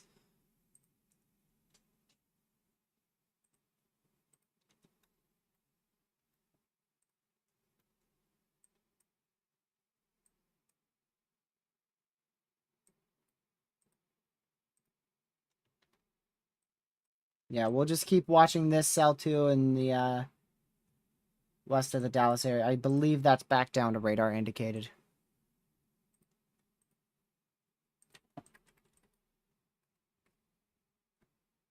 Pretty sure.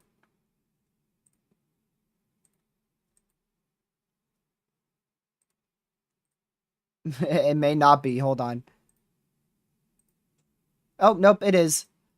Well, otherwise, just got it so early.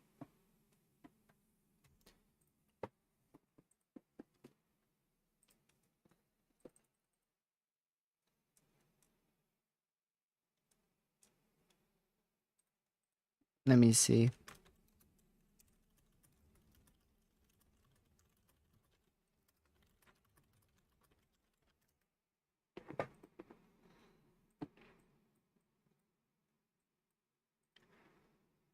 Well, we're quite far down there on warnings here. Let's see how many severes we have right now. 16 severe warnings, 2 tornado warnings, and one of those are in Texas. The other one back out there in Kansas.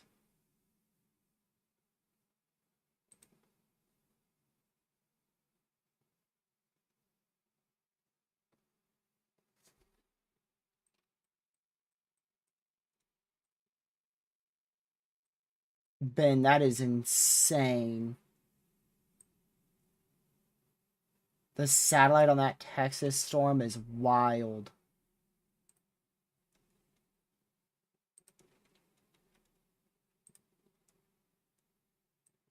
Let me show you guys.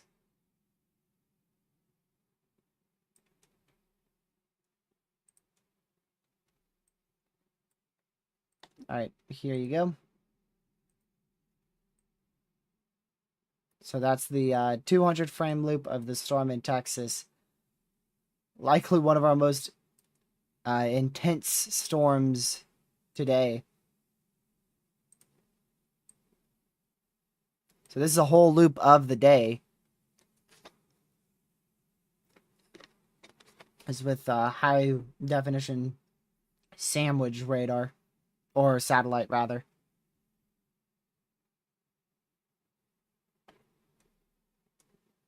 See when this loop began. I began at 3 p.m. So I believe that was very close to when we went live.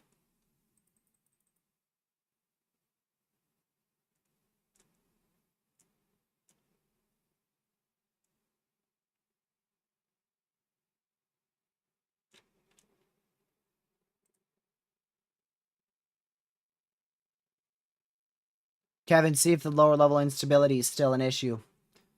Look at the difference between the temperature and the gray dotted line near the surface.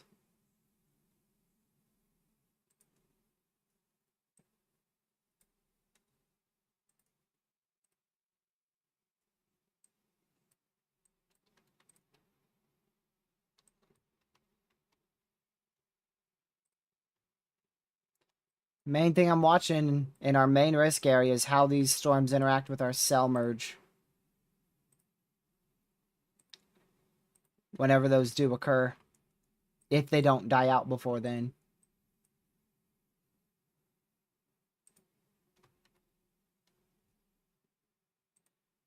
Yep, we were here. We were here for 4 hours yesterday. We tracked that storm's entire lifespan. Well, at least with the tornado warnings. We watched it form, watched it get tornado warned, and then we ended after the last tornado warning on it expired.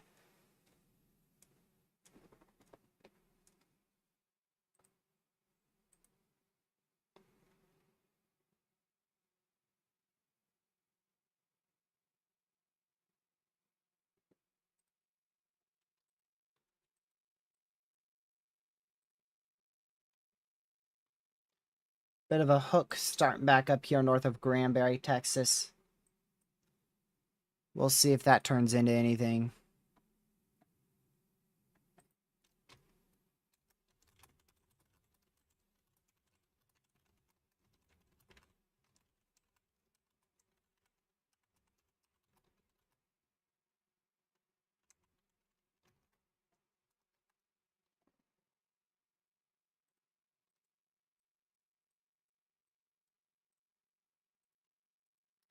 Getting very inactive here. Tornado warning still for 10 minutes there in central Kansas.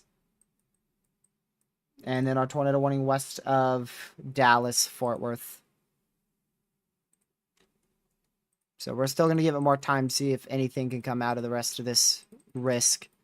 But our peak will be over here in 10 minutes. And from there on out, the environment worsens. Worsens in terms of weakens. The environment will get less favorable.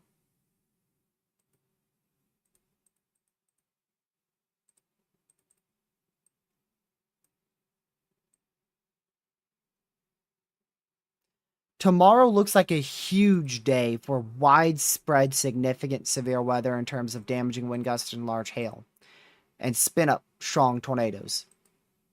In terms of long tracked strong tornadoes, or long tracked intense tornadoes, or intense tornadoes, or violent tornadoes, anything of moderate risk caliber, I don't see it. It looks way too messy.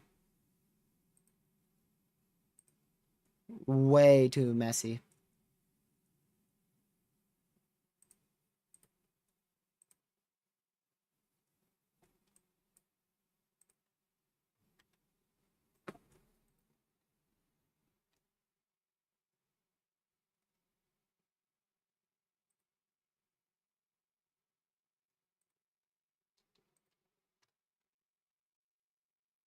Yep, it's getting beneath the purple DBZ bin. It might be dying out here. No, it definitely is dying out. Yeah, it definitely is. So all three of these storms may just be blobs that do nothing.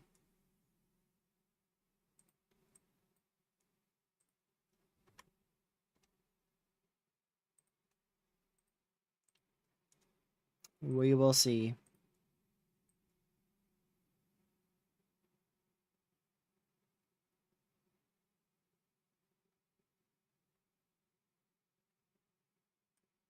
I doubt it, Catman. I expect tomorrow to be very linear.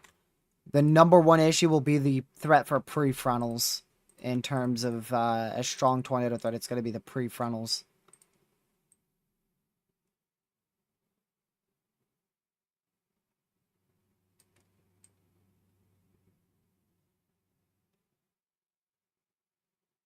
I think when they first initiate, they may be discreet, but they will likely grow upscale very quickly.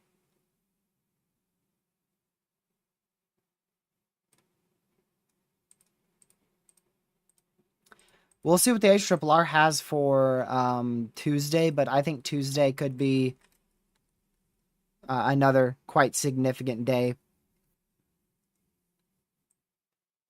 We'll see how linear Tuesday looks on the HRRR. That's what I want to see.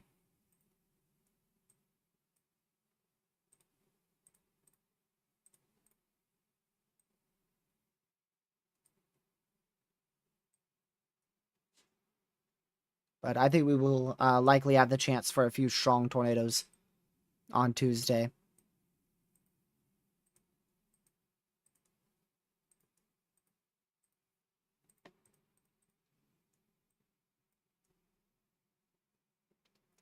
All but one Wofus run has that supercell on the Oklahoma-Kansas border dying. All but legit one.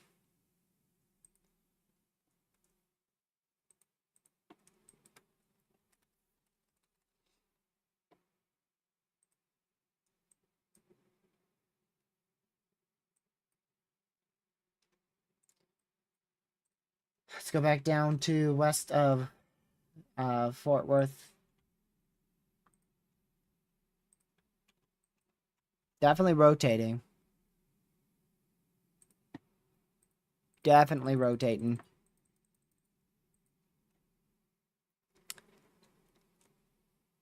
New tornado watch, a very small one just got issued. A very small new tornado watch just got issued. You may be saying, why? Why would a new tornado watch just get issued? Reason for that is because our first tornado watch is about to expire.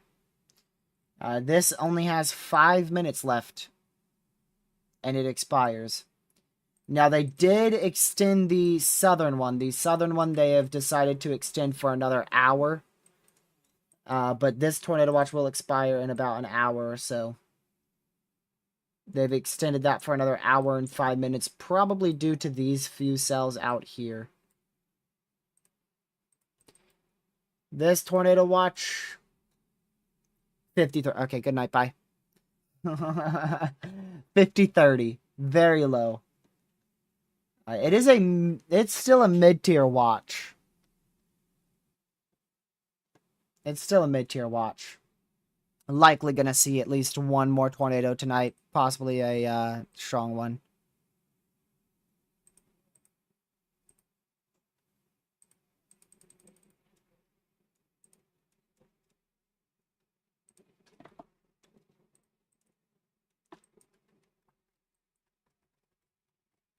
All right, give me just 1 second. I have to go do something.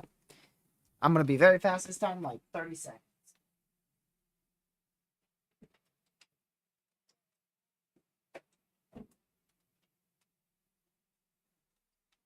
Good morning.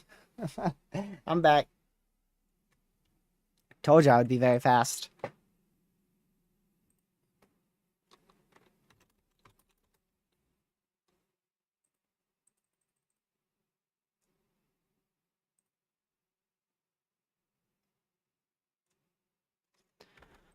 So, um,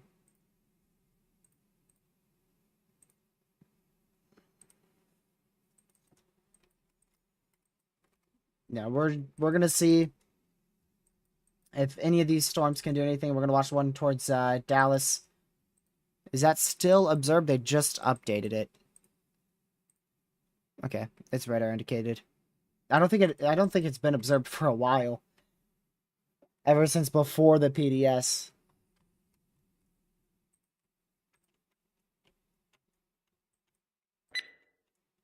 Tornado warning for northwestern Hitchcock County in southwestern Nebraska, Hitchcock County in Nebraska. Let's go up to that one. Just a little air rotation. Line's going to be capable of producing a tornado threat for much of the night. That's going to be able to try to produce 60, 70 mile an hour winds, 1 inch hail, and a few tornadoes. That is going to be possible for pretty much all night tonight.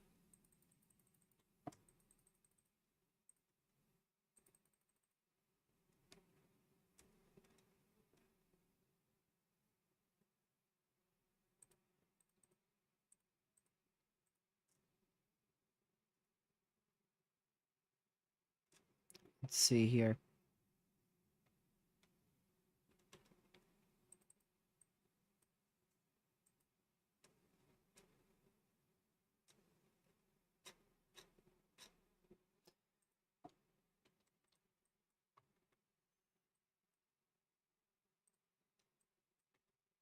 Now, all these look done. All of them look done.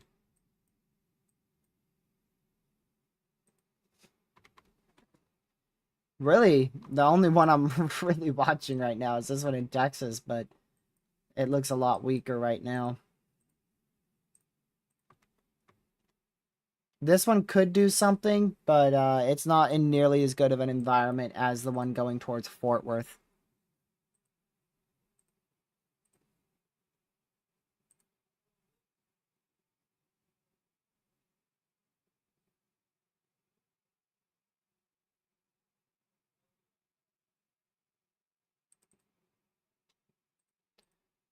So we'll see. I want to see what the HRRR has here. 40 frames in. Wait, so tell me how the tell me how the HRRR 00Z isn't finished, but the 01Z is now rendering. Like what? The HRRR thinks this storm's gonna survive. Yeah, you're wrong, HRRR. Sorry, you're wrong. That thing is not surviving.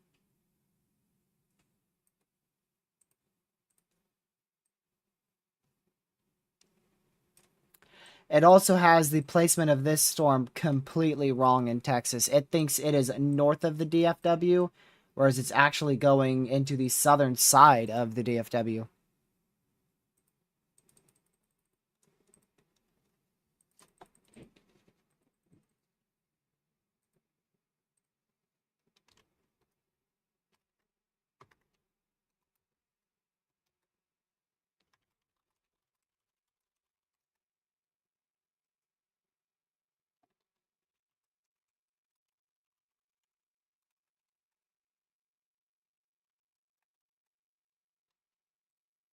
Dude.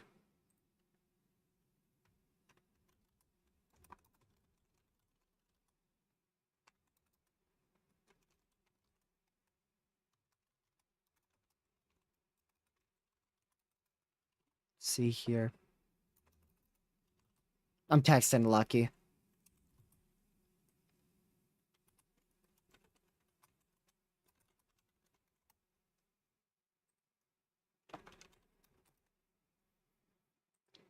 He's finally alive. I don't know about Tuesday. I think we'll have the threat for a few tornadoes. Likely a few strong. But anything more than that, I don't know.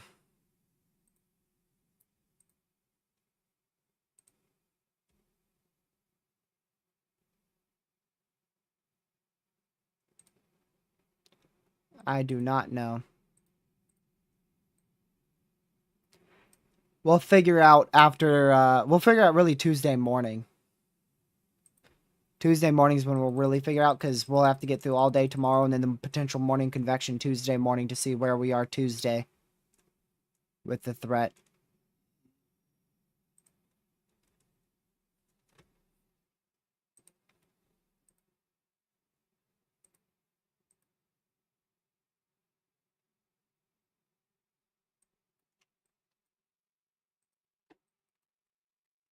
There goes your first tornado watch.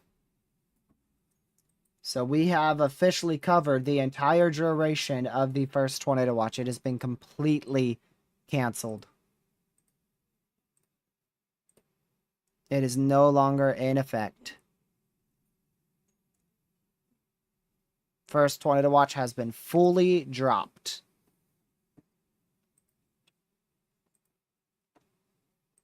Oh yeah, I think we'll see a 10 sig tour on the day 2 update. I'd be a little surprised if we didn't.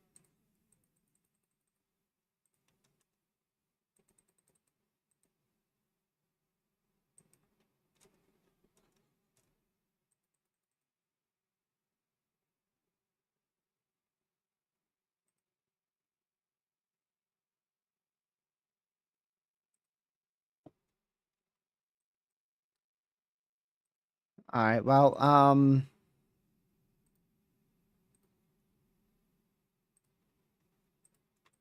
yeah, I mean, I'm probably gonna head off here. Did you see those velocities for a second? I'm probably gonna head off here pretty soon. It'll be possible for urgent coverage tonight, but I'll probably just go ahead and go to sleep. I gotta go eat me some supper. I've gotten hungry. On to tomorrow. I think tomorrow is the last moderate risk caliber day for a very long time.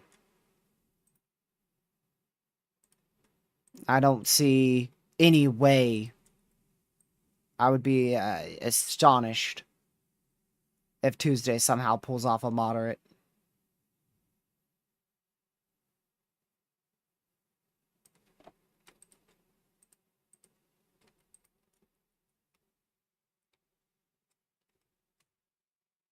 I mean, I guess nothing's impossible in the weather, right? Nothing's technically impossible.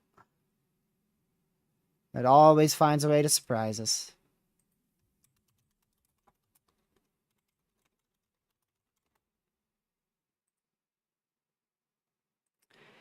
Speaking of surprises, May is not done. The end of May will likely feature one last chance for significant severe weather to return to the U.S. Exactly where and how significant and exactly what date, I don't know. But we will likely see a chance for significant severe weather towards the end of May after the 26th. So this is today, right here. That's today. This is tomorrow. This is Tuesday. Which, might I add, is actually quite higher than tomorrow for some reason. And then this is Wednesday right here. And we drop very far down on Wednesday.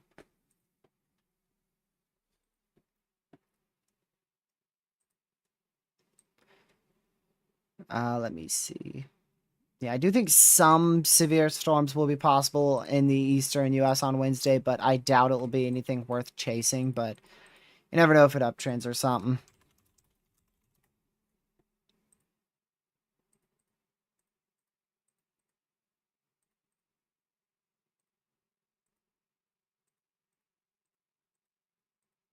CSU has a huge moderate tomorrow. But then again, it had a huge moderate today. And that, I think CSU's moderate performed better than the SPC. However, the CSU's moderate risk was a lot larger. So it would be a lot more difficult for it to verify. But I think it was probably pretty close to verifying that large of a moderate.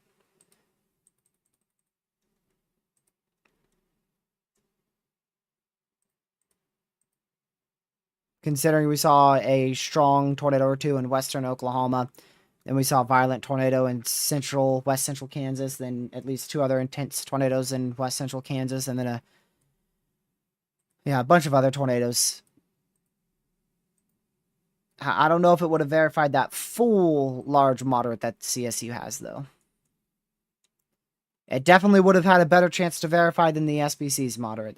That's for sure. And there we go. We just lost half the tornado watch back out here in Oklahoma, portions of Texas. Still in effect for another hour and 7 minutes. They may even extend that a little bit longer. This is still in effect for an hour and 7 minutes. And I wouldn't be shocked if they extend it a little longer. They've done that before in the past. They may do it again.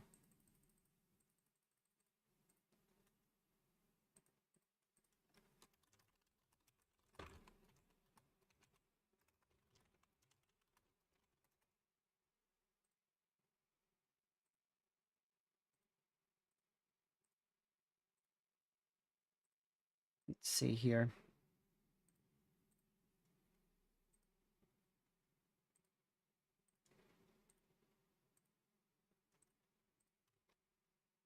Yep, that looks almost done.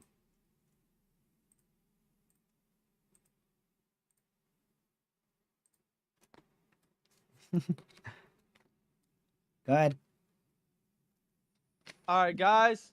If you enjoyed today's stream, please like and subscribe, turn the post notification bell on so you get notified when TRG goes live or makes the video. And please share the channel with your friends and family. Let's get the word out to people, let them know what weather's coming away. Please join the Discord server, very fun server, a lot of cool members, a lot of active members. So you always have someone to talk to. If you ever want to talk to me and TRG outside of stream, that is the best place to do so. And yeah, that's gonna be it. Thanks for joining, Lucky. A lot of help today. Yes, sir. Of course, bro. Anytime you need help, bro, I got you, bro. I appreciate it. All Man. right, bro. I'm about to go to bed in a little bit soon. Man, I want to watch the highlights with you. I didn't see one bit of the race. All right, we can do that. I heard it was really awesome, though. So let It me was. just wrap this up. I got to start music here in 2 minutes. No, Lucky's not going to go live. I wouldn't want him to anyways. I mean, we only have one tornado in the whole moderate. We had We have. We had one tornado in the moderate all day today. That's it. Oh, so it didn't. It was the moderate was a bust. We had one PDS warning. That's Okay. it. But outside of that, we had a violent tornado in northwest Kansas in the enhanced, and I think it was in the 10% tour. I don't know if it was in the 10 sig. Nope, it was barely in the 10 sig. Barely in the 10 sig. And then we had plenty of other tornadoes in the 5% and 2%. And then Texas popped off with like 7 tornadoes. But the moderate did not perform. Outside the moderate performed. Alright. Well, Lucky, I'll talk to you in just a bit. You can go and say bye to chat. Bye, chat. Love y'all. See y'all very, very soon.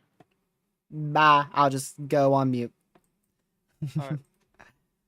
All right, let's switch on over to the ending screen. I appreciate all you guys tuning in today. Really glad for the risk underperforming somewhat, especially underperforming in the moderate.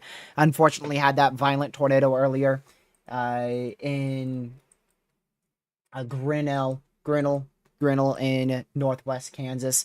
hopefully everyone's all right there. That was likely a violent tornado, so hopefully everybody is all right. But I appreciate you guys so much for tuning in. I appreciate you guys for helping me reach over 5,000 people today. If you haven't already, I hate saying this right at the end after Lucky did, but leave a like. We are only 7 away from 200 likes. Really quick, Brooklyn, it looks like a very messy setup, but definitely the potential for significant severe weather. You will likely be under the gun for up to 80-mile-an-hour winds, 2-inch hail, and a couple tornadoes, potentially a strong tornado or two, all possible for you tomorrow. Prefrontal supercells will be possible around 6 p.m. Central Time, with the actual cold front and dry line pushing through towards 8 p.m. Central Time. All right, that is going to be it for today's live stream. Once again, I appreciate all you guys for tuning in, and I hope you guys have a fantastic rest of your Sunday night. I'll see you guys in tomorrow's live stream, probably right around the same time. I imagine I'll be live right around 3 p.m. again. So I'll see you guys tomorrow. Again, thank you, Mods, for Mod Chat. Thank you, everybody, just simply for being here. I hope you have a great rest of your night. We'll probably see a tornado or two tonight, maybe even a strong one, but nothing like what we experienced earlier. Have a great rest of your night. Goodbye.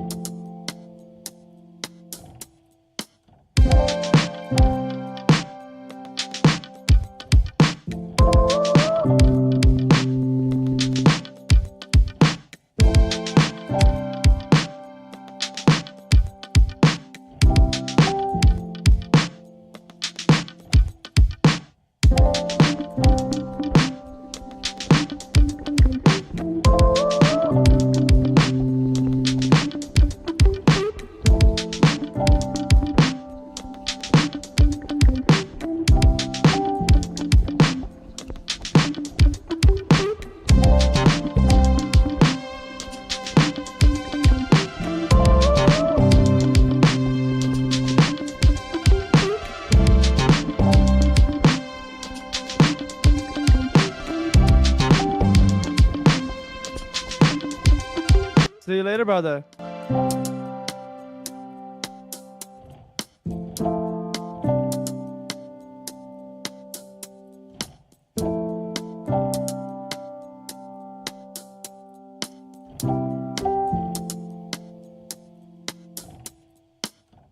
Thank you guys for 200 likes, and I'll see you guys in tomorrow's live stream. Have a great rest of your Monday night or Sunday.